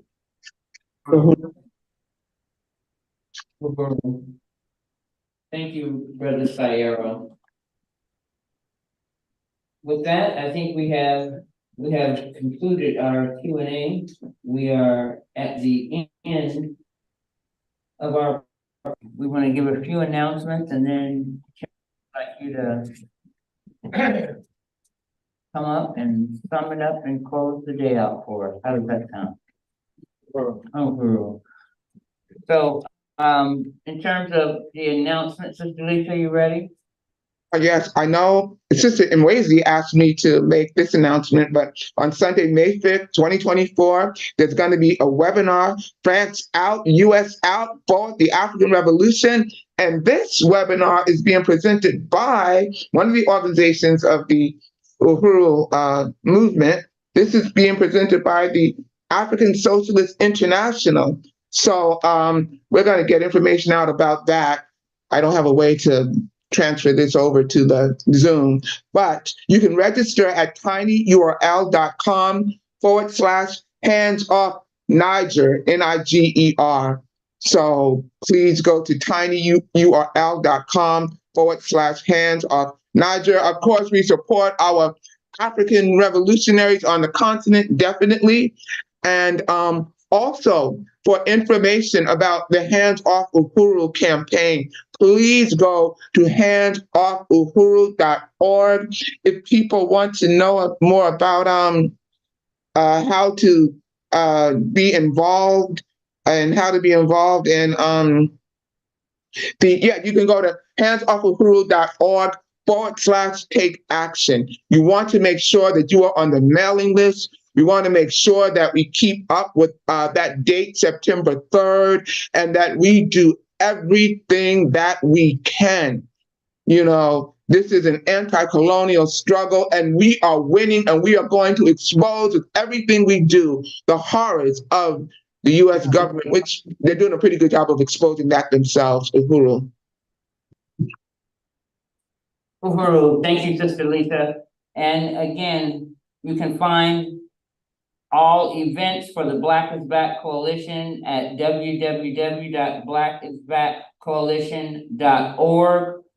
Make sure to follow the Hands Off Uhuru website for all important information and upcoming information with regard to the case, and especially with regard to how we're organizing and preparing people to be in Tampa, Florida for the September 3rd trial. Although I think we can beat them back before then. Uhuru. That's what I have, Chairman. Uhuru. Chairman. Bring us on home, Chairman. Bring us in. Uhuru. Thank you so much, Comrade Sister Vice Chair Lisa, and I want to express my appreciation to the steering committee of the Black is Back Coalition for Social Justice, Peace and Reparations. And this has been an incredible school. And I think that we've clearly reached a point in our struggle that our people have tired of simply struggling around abstract concepts. And the thing that this school was representative of, if nothing else, is how people can participate concretely in moving toward our liberation. And we've opened up some doors that have been closed. Comrade Zaki Baroudi has been fighting for a number of years around this question of proportional representation. And people have been tussling with this whole question of electoral politics and the elections. And African people have clearly tired of even attempting to participate in the election. And most of the people who consider themselves revolutionaries and Black nationalists and progressive some time ago turned their back on the electoral process. And there's a reason for that.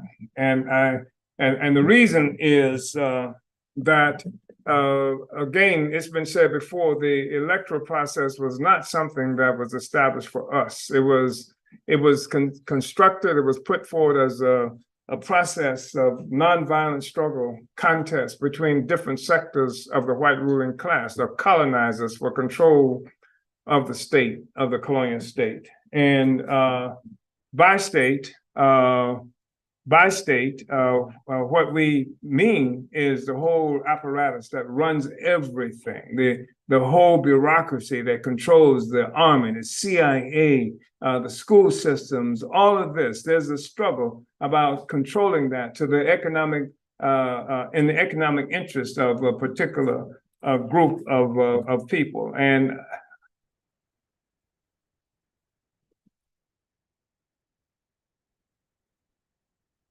And so that's, I don't know what this says. Is that tool? Yeah. But we fought because we were in this country and we found ourselves having to fight using the instruments of struggle that were provided, that were available to us on the terrain that we were located. And we fought guerrilla warfare. We fought Nat Turner and Denmark Vesey and a whole bunch of it. We fought just people on the plantation, had people who were enslaved, women, African women working in the kitchens of enslavers who would grind up glass and put it in the food of the slave master, and they were dying and not knowing why. We had African women who took care of the babies, the white babies of enslavers, and were driving hat pins into the soft spot in the back of their skulls. And because that baby was going to be a big person, and that big person, even before they became big persons, they were harming African people. And so we've always, my point is, I'm not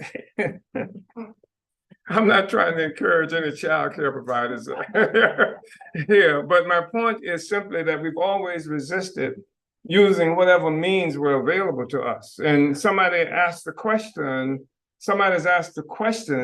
are you going to be using violence? And the oppressed have never decided what methods we were going to use to fight. The oppressor has made that decision. If we come along and say, boss, we out of here, and they said, okay, we're cool, we're going to give you everything you got, we stole from you, et cetera, that's cool. But they never do that. And they set different kinds of terms. And so the election was something that we fought, and we tried to use the electoral process. And, we went through this whole thing after the end of the Civil War in this country, and the so-called process of Reconstruction, where people like to boast about, wow, we had all of this in Reconstruction, but what they don't talk about is the terror that accompanied that whole thing called Reconstruction. African people were being killed on a regular basis, raided, pushed out, et cetera.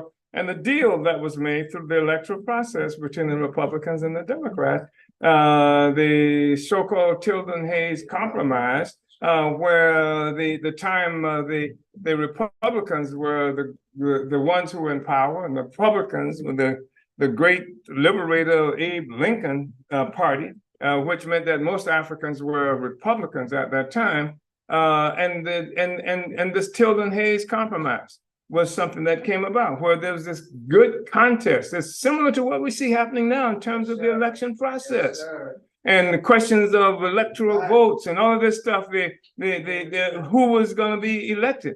And clearly the Republicans had, which was the party of Lincoln, had stolen the election, and people were marching in the streets talking about Hayes or Tilden or death. People were marching in the streets talking about reinitiating civil war. And so the parties got together, made a deal, and the Republicans said, okay, you let our guy go in, and what we do is we remove all the troops from the South that's down there protecting the Black people. And they did. That was the deal. And that's when you saw the real rise of the Ku Klux Klan and stuff like that, when they started killing Black people en masse. My point is that it didn't matter what the outcome of the election was, Black people still didn't have no power. Reconstruction did not confer power to African people, only we can confer power to African people. And I think it's really important for us to understand and to recognize power, what it looks like. you know, when we see it. So, so we went Chairman, through can I throw something in there? throw it. After the Civil Sure. War, the Union Army took the guns away from the African Union soldiers before they left. Yeah. Without that's that true. gesture, we could have won against the Ku Klux Klan Yes, because of course. we outnumbered them. Guns have always been important. And the state, however, continued to be in the hands of the oppressor. So we won an election, but they have state power. Look at what happened in Chile. Allende won an election in Chile. You say a socialist won power in Chile. Socialism is here. And revolutionaries from all over South America who engaged in struggle came into Chile. And then people like Kissinger pulled a chain of the guy Pinochet, who was the military leader there. They rounded up all those socialists, all those people who had come there looking for freedom. They put them in stadiums. They round them up in stadiums. All the and assassinated, murdered them all. That's it. That's September. That's 9/11. Yes, sir. That's part of what happened. So if you don't have state power, as nice as it looks, you don't have power. You can win an election, you still don't control the state. And but the point I wanted to make is that African people were turned off from the electoral process, and certainly most of the so-called revolutionaries, because what had happened was we fought and we won the right to participate in the electoral process. I was one of those. I was there. Casa, who you heard, Afia, who you heard, and perhaps even other people in this room were part of the process to fight for universal suffrage, for the right to participate in elections. And we won that. And but what happened was, and that was in 1965. 1964, the Civil Rights Act was passed. Civil Rights Bill was passed. 1965, the Voting Rights Act was passed. 1965, they passed the Voting Rights Act, and then they killed Malcolm. Same year, they killed Malcolm. 1966, of course, that's when the Black Power slogan rose up, and we were talking about powering on him. Malcolm had started it all, you know, et cetera. And this movement was sweeping the earth and sweeping this country as well. And it influenced and impact on people like Martin Luther King, Black Panthers Party rising up, et cetera. And a real counterinsurgent program was thrust into place. And so they killed Malcolm, and they killed King, and they killed Panthers, and they arrested people, mass incarceration. That's where you begin to see what they call mass incarceration. That's where a 500% increase of the number of people in prison in this country stemming from that. That's where you get things coming like SWAT teams, specialized military teams to deal with Black people in this country. That's why they act like they're surprised with this thing called 1030. 1030, you know, it started much earlier than that. So a point is that when that happened and you could vote, you didn't have nothing to vote for. And everybody you might vote for was either dead or locked up in prison. And so the only thing you had was the Democratic Party. And that's where we've been stuck with since that time. And they've been doing everything they could to keep African people from being able to intervene in the electoral process on our own terms, putting our own issues there, making them accessible and available to masses, African people and others too, who can hear what we stand for. And that way they control the entire narrative. And they can say that what you really want is to come and kill white people, and you want the right to steal their money, and you want all these other negative things, because you can't put forth your own program. And because the thing is that they set up a situation and a process through which the only Black people who you can hear are people like the sellouts in our communities. I mean, people like sellouts right here in St. Louis, sellouts, you know, throughout this country, people like Obama, et cetera. You know, that's who you get an opportunity to hear from. So, so people were turned off, and this process now is a reinitiation. It's clearly I'm clear on this, that something is happening now. And the people who have been demoralized, pushed out of political life, attempted to re-enter political life. And one of the things that really contributed to this is the error that the government made in attacking us.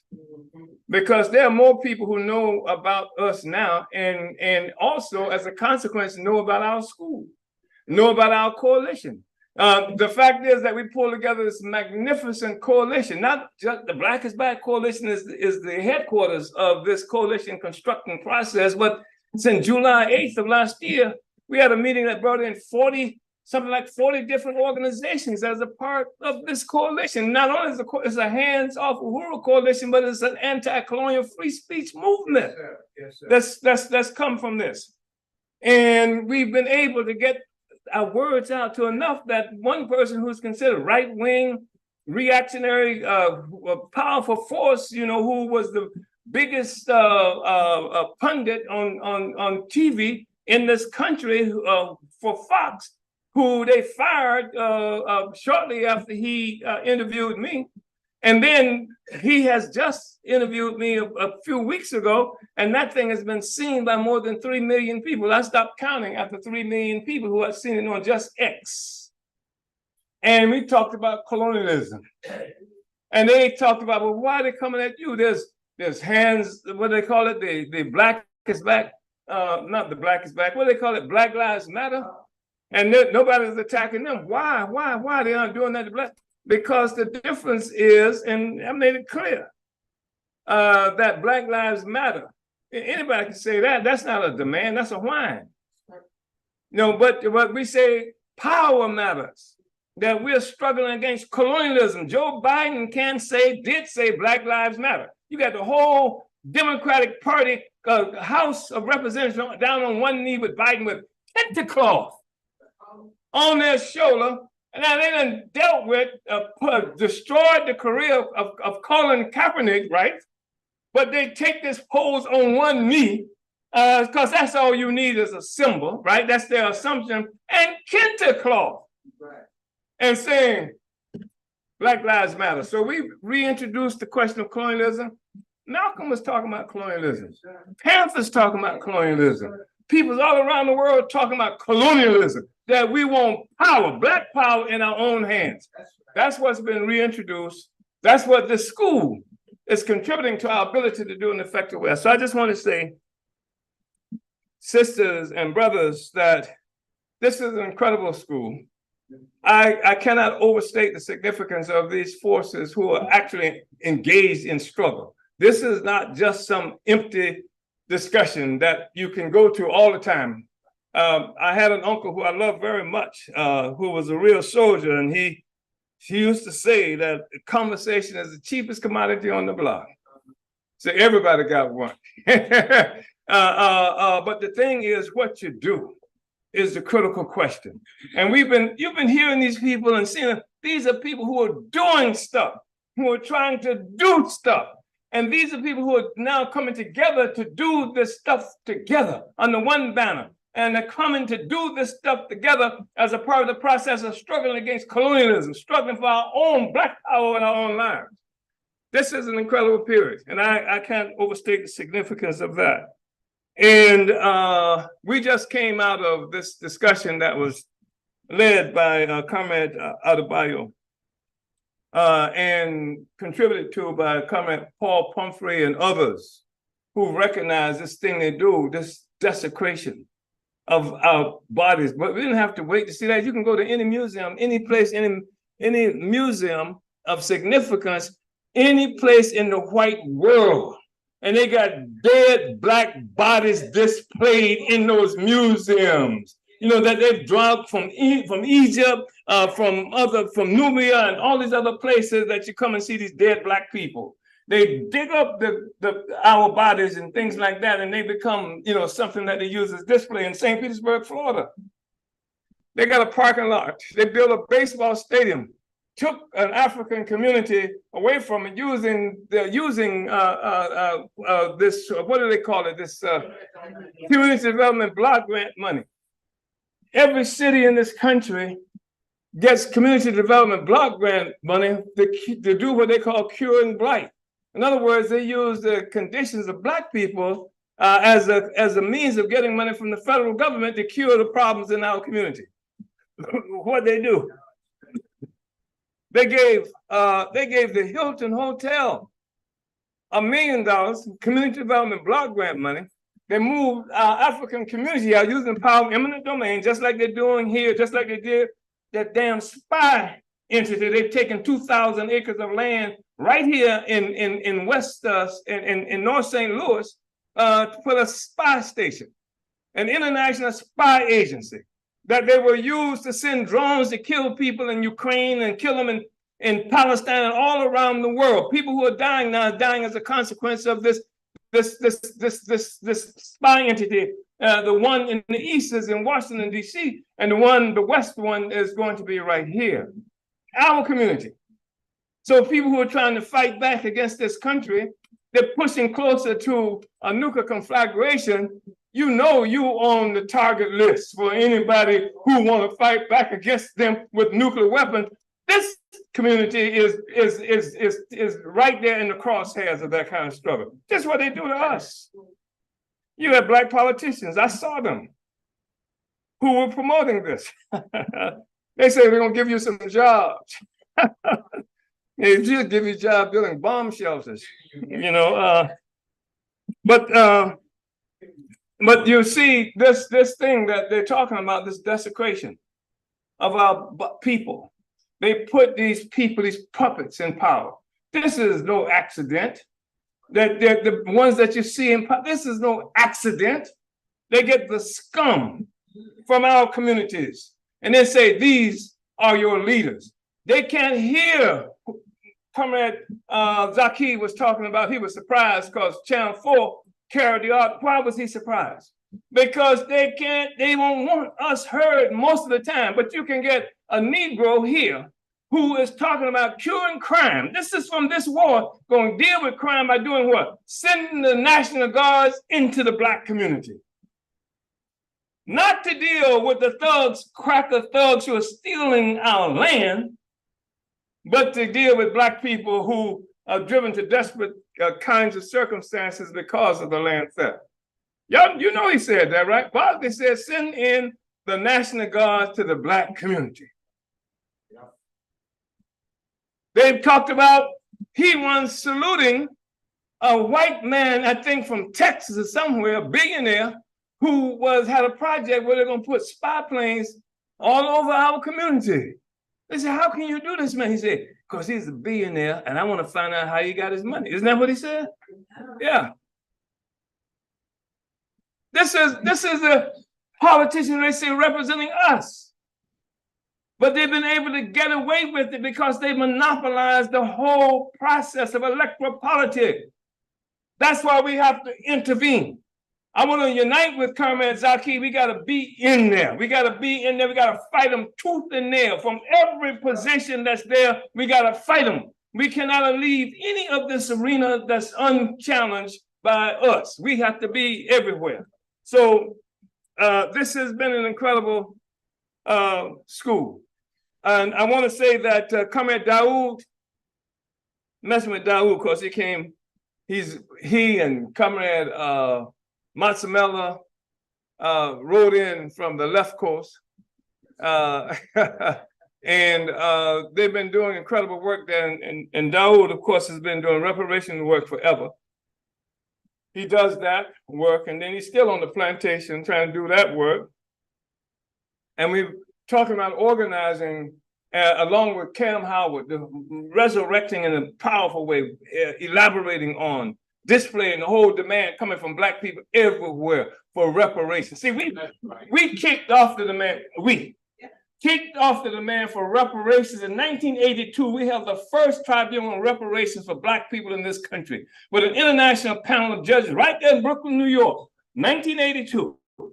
Never happened before, and then we held that for something. We built a reparations organization. That's all it was about, was doing reparations. We held tribunals in cities, and for 11 years subsequent to that, we said we're gonna make reparations a household word. That's what we said, that's what we've done. So people are talking about reparations now. We said, somebody said, well, if you talk about reparations, you're gonna have all kinds of sellouts and all people want, yeah, we know they're gonna come for reparations.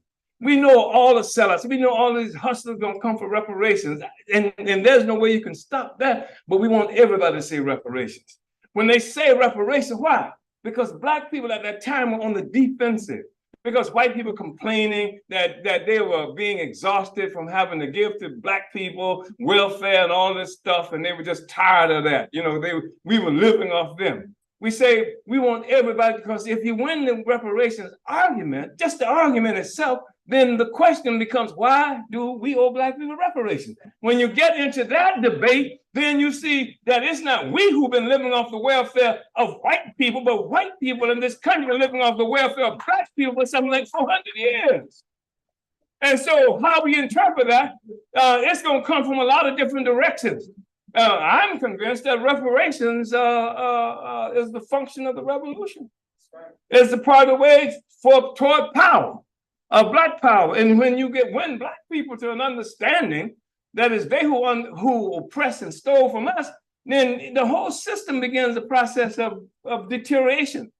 Because that youngster who is now before some judge being accused of stealing some cigars, right, at some local joint here, like in St. Louis or Ferguson, and have an opportunity to stand before a judge, that African gonna say, how are you gonna accuse me of stealing? Right. I am stolen. Right. And I am stolen myself. Right. You stole me, right, and you didn't give me nothing for it, and then you want to charge me for stealing a Caparilla? You understand? No, it don't work that way. The whole thing breaks down once you get to the nitty-gritty. Who owes who what? How did this whole thing get constructed? That's part of what it is we're talking about. So we're going to talk about reparations, and we're going to dig in, and we're talking about, I want to take before the steering committee the possibility of initiating a reparations kind of webinar where we can look at the concept coming from this coalition, even a reparations Congress or what have you, to bring people together. Let's discuss this thing. So that's part of it. That part of what it is we want to do. I'm happy to say that we have a youth and student front now that's been brought into this process. And Carmen Lucade, Emmanuel, as he's also called, is taking that on, and we have these great examples of that sister down there in Louisiana, Belinda Parker Brown. She's right. I was there with her in Louisiana, along with Carmen Pinckney and Rev and Betty, and this court hearing. And I haven't seen anything like this since Paris, which is also like Mississippi back in the day, right? I know people salute Paris, but just because you ain't been there, right? And among the people, right? But to go into that Louisiana, to St. John's, the Baptist parish, to these courts, and to get in the court, they got people on guard inside to see if you can come into the damn court, into the courtroom. I never seen this, a guard there looking to say, who you? and you come in there, and I'm trying to figure out, get the lay of the land, and then they say, well, sit back here. And then the door opens finally, and this sister busts through the door, Belinda Parker Brown. What y'all doing sitting back there? She marches up to the front of the courtroom, up to the front of the courtroom, and takes command of the situation. I mean, just a remarkable, courageous woman. And she's driving them crazy in St. Louis. I mean, you thought they were in New Orleans, I said St. Louis. And you thought they were crazy before. But this comrade is just leading incredible struggles there. And so I think it's really important to see that we're talking about practical struggle. Take those postcards that Cam Howard brought with him. Take the information about the uncommitted vote. Concrete stuff you can do. It's not like wishy-washy, you can leave here, now you ain't got to do something. There's something you can do. Look into the possibility of running for office. Running for office on these platforms that we're putting forward now. Run for office, run for everything.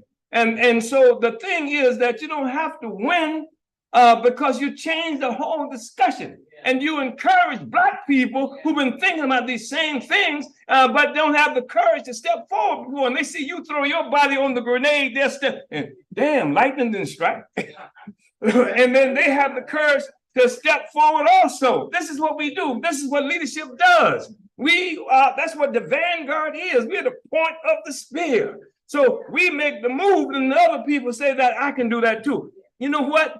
I was thinking the same thing. I was thinking the same thing and didn't have the courage to do it. Didn't do it because I didn't think nobody else thought like that. But when they see us take the forward and take the move forward, then they will be encouraged to do it as well. So run. Run for everything. Run for school board.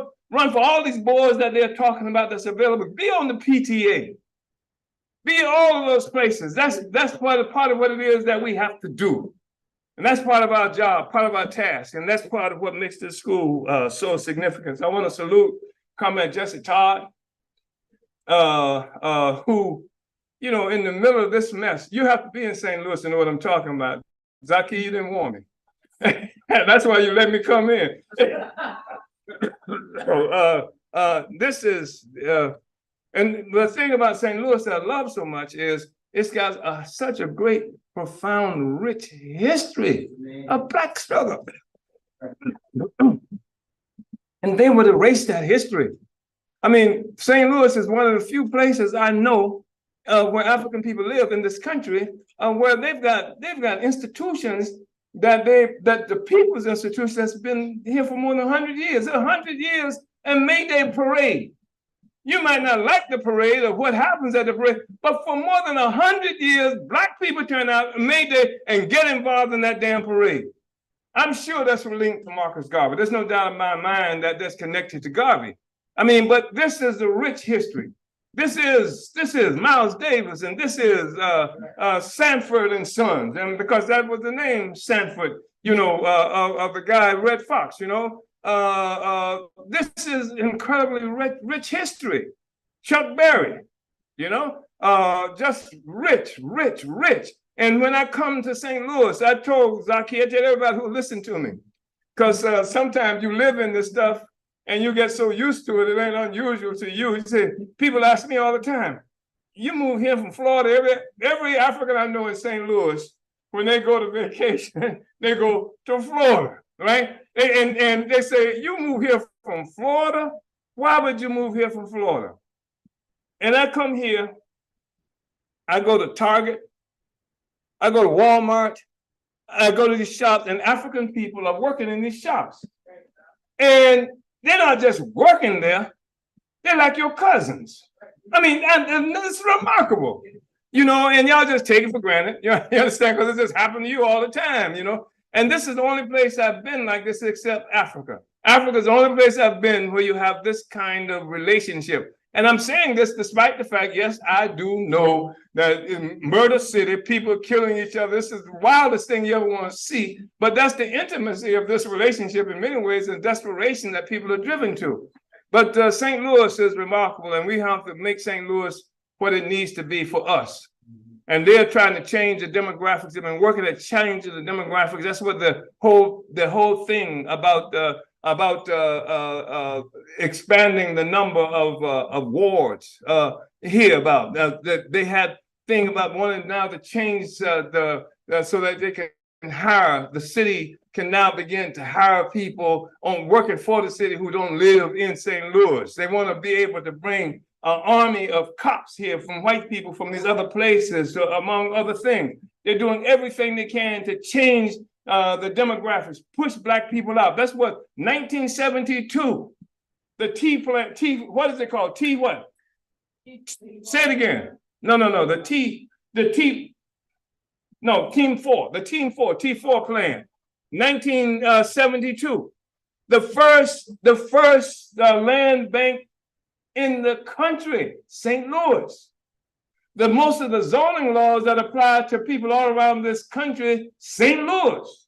A man named Bartholomew created that. And he created it to get around the redlining problem, which was against the law. So they say, we ain't gonna say you can't live here because you're Black. They say they now create zoning laws So that to have a home, a single a family home, you had to have X amount of property, which would be out of the expense range of the ordinary Black people, but you can have multifamily and, you know, on a smaller piece of property. So most Africans in these multifamily joints because of the zoning law.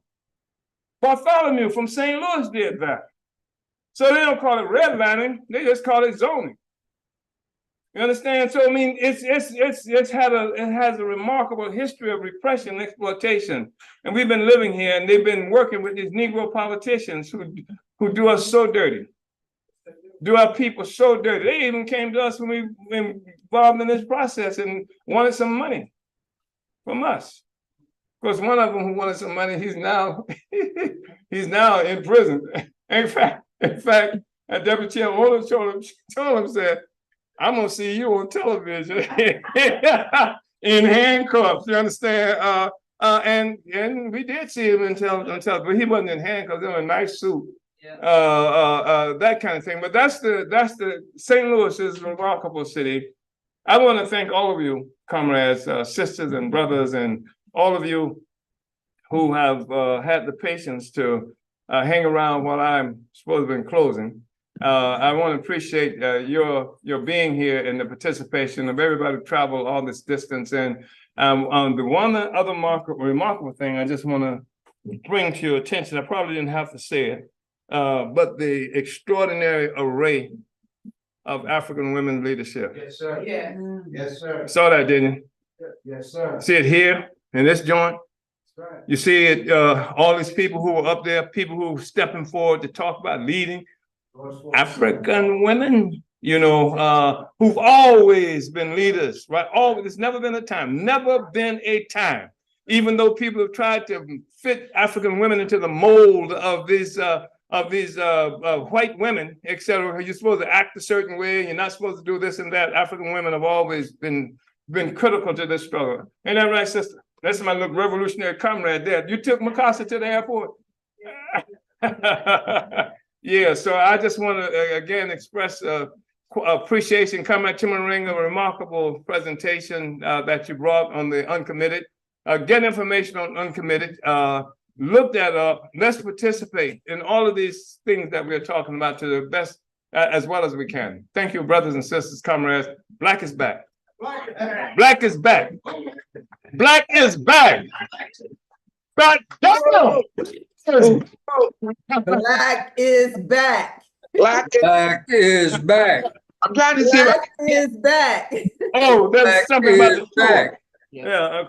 Uhuru, just before we close, a couple of things. I really want to appreciate the president of the African People's Education and Defense Fund, Deputy Chair Onozene Shatella, and the Black Power Blueprint for really setting the pace for this entire weekend with a fantastic tour, really helping people see the practical work that the African People's Socialist Party, that the African People's Education and Defense Fund, that the Uhuru movement has put down here on the ground, and the real need for us to all unite, to band together, to make sure that the state does not take our chairman, Amalia Shatella, on September 3rd. We will make sure the trial is over. This is what has been built that is we need to fight and protect.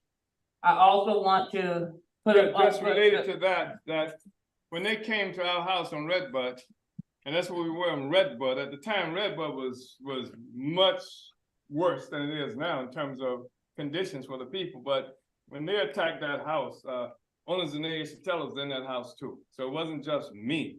You know what I'm saying? And I was concerned that they might kill her.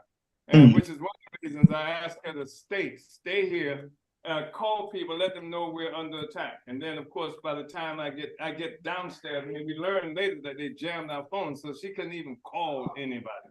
You know, so but she was there, and the day that one reason we're alive is because we were awake. Because if they had broken into the house like they did with Fred Hampton and what have you, I mean, the response might have been a bit different, right? And so we were awake. And one reason we were awake is because we had something that was happening later that morning, the doula program, where we were training African women to be doulas in a city where something like enough black babies die to fill 15 kindergarten classes every year here. And so we awake, she's getting ready to come to deal with the doulas and program. And even though they succeeded in crashing into us and holding us hostage for hours, the doula program happened. 16 African women did go through that course. And after that, they not only they become doulas, but we gave them training so they knew how to set up their businesses as doulas and what have you. So that did happen. Yes, thank you, Cameron. Also, to remind people that are in the room to make sure you get postcards and buttons before you leave. Take those with you back to your respective areas. Also, the petition to free Leonard Peltier. If you haven't signed it, I will catch you before you leave this room. And you also can go online. There's also a petition sheet that you can take back with you to your respective areas. Talk to people, share the resolution with them, and make sure you get that petition signed and sent in to the Hands Off Uhuru campaign, who will then forward it to the Free Leonard Peltier to the ad hoc committee. I want to remind people of the announcement on May 5th. France out, US out, forward the African Revolution, build solidarity with the African resistance in Niger. Go to register, go to tinyurl.com / hands off Niger, which is going to be a very powerful webinar. Yeah, there's going to be an African force, actually the Uhuru movement, who will in Niger, who will be on that. So if people want to know what the hell is happening there, this is the opportunity. And all out for September 3rd, pack the courtroom. Go to handsoffuhuru.org, and we want you to take action. Take action. Go to the website. Fill out the volunteer form. Let us know you're going to be coming, what you can do in your respective area. But we're going to show up and show out on September 3rd. Yep. So Join the Black is Back Coalition for Social Justice, Peace, and Reparations. These are the times we live in. The times demand that we take action like we have not done before, at least not in our lifetime. We've got to rise to this occasion, and it takes all of us. All of us. Yes, and the Black is Back Coalition is the solution to the unity that we need from all of us. Right on. I got one thing I gotta say. Wait a minute, Comrade. Comrade, please. If you ever want to be straightened out, you're looking at 3 of the best straightener outers up here on the screen right now. Sister Kingate, Comrade Lisa, and Comrade Belinda. They will keep us straight. Uhuru, Black is back. Black is back. Out of here. We could work the sun down with the whip on our backs for this white, racist, imperialist, colonialist system from sundown and beyond. Who are we that we can't do what we can do in terms of the Black liberation struggle? We can give more time. So just something to think about. I heard Frederick Douglass say that. So, and I will if I didn't mention Comrade Sister Betty. Uhuru. And Sister Betty. Uhuru. Thank you, everybody. Thank you so much. Black is back, and we are unafraid, unapologetic, and unchained from the Democratic Party. Taking no hostages, no permission.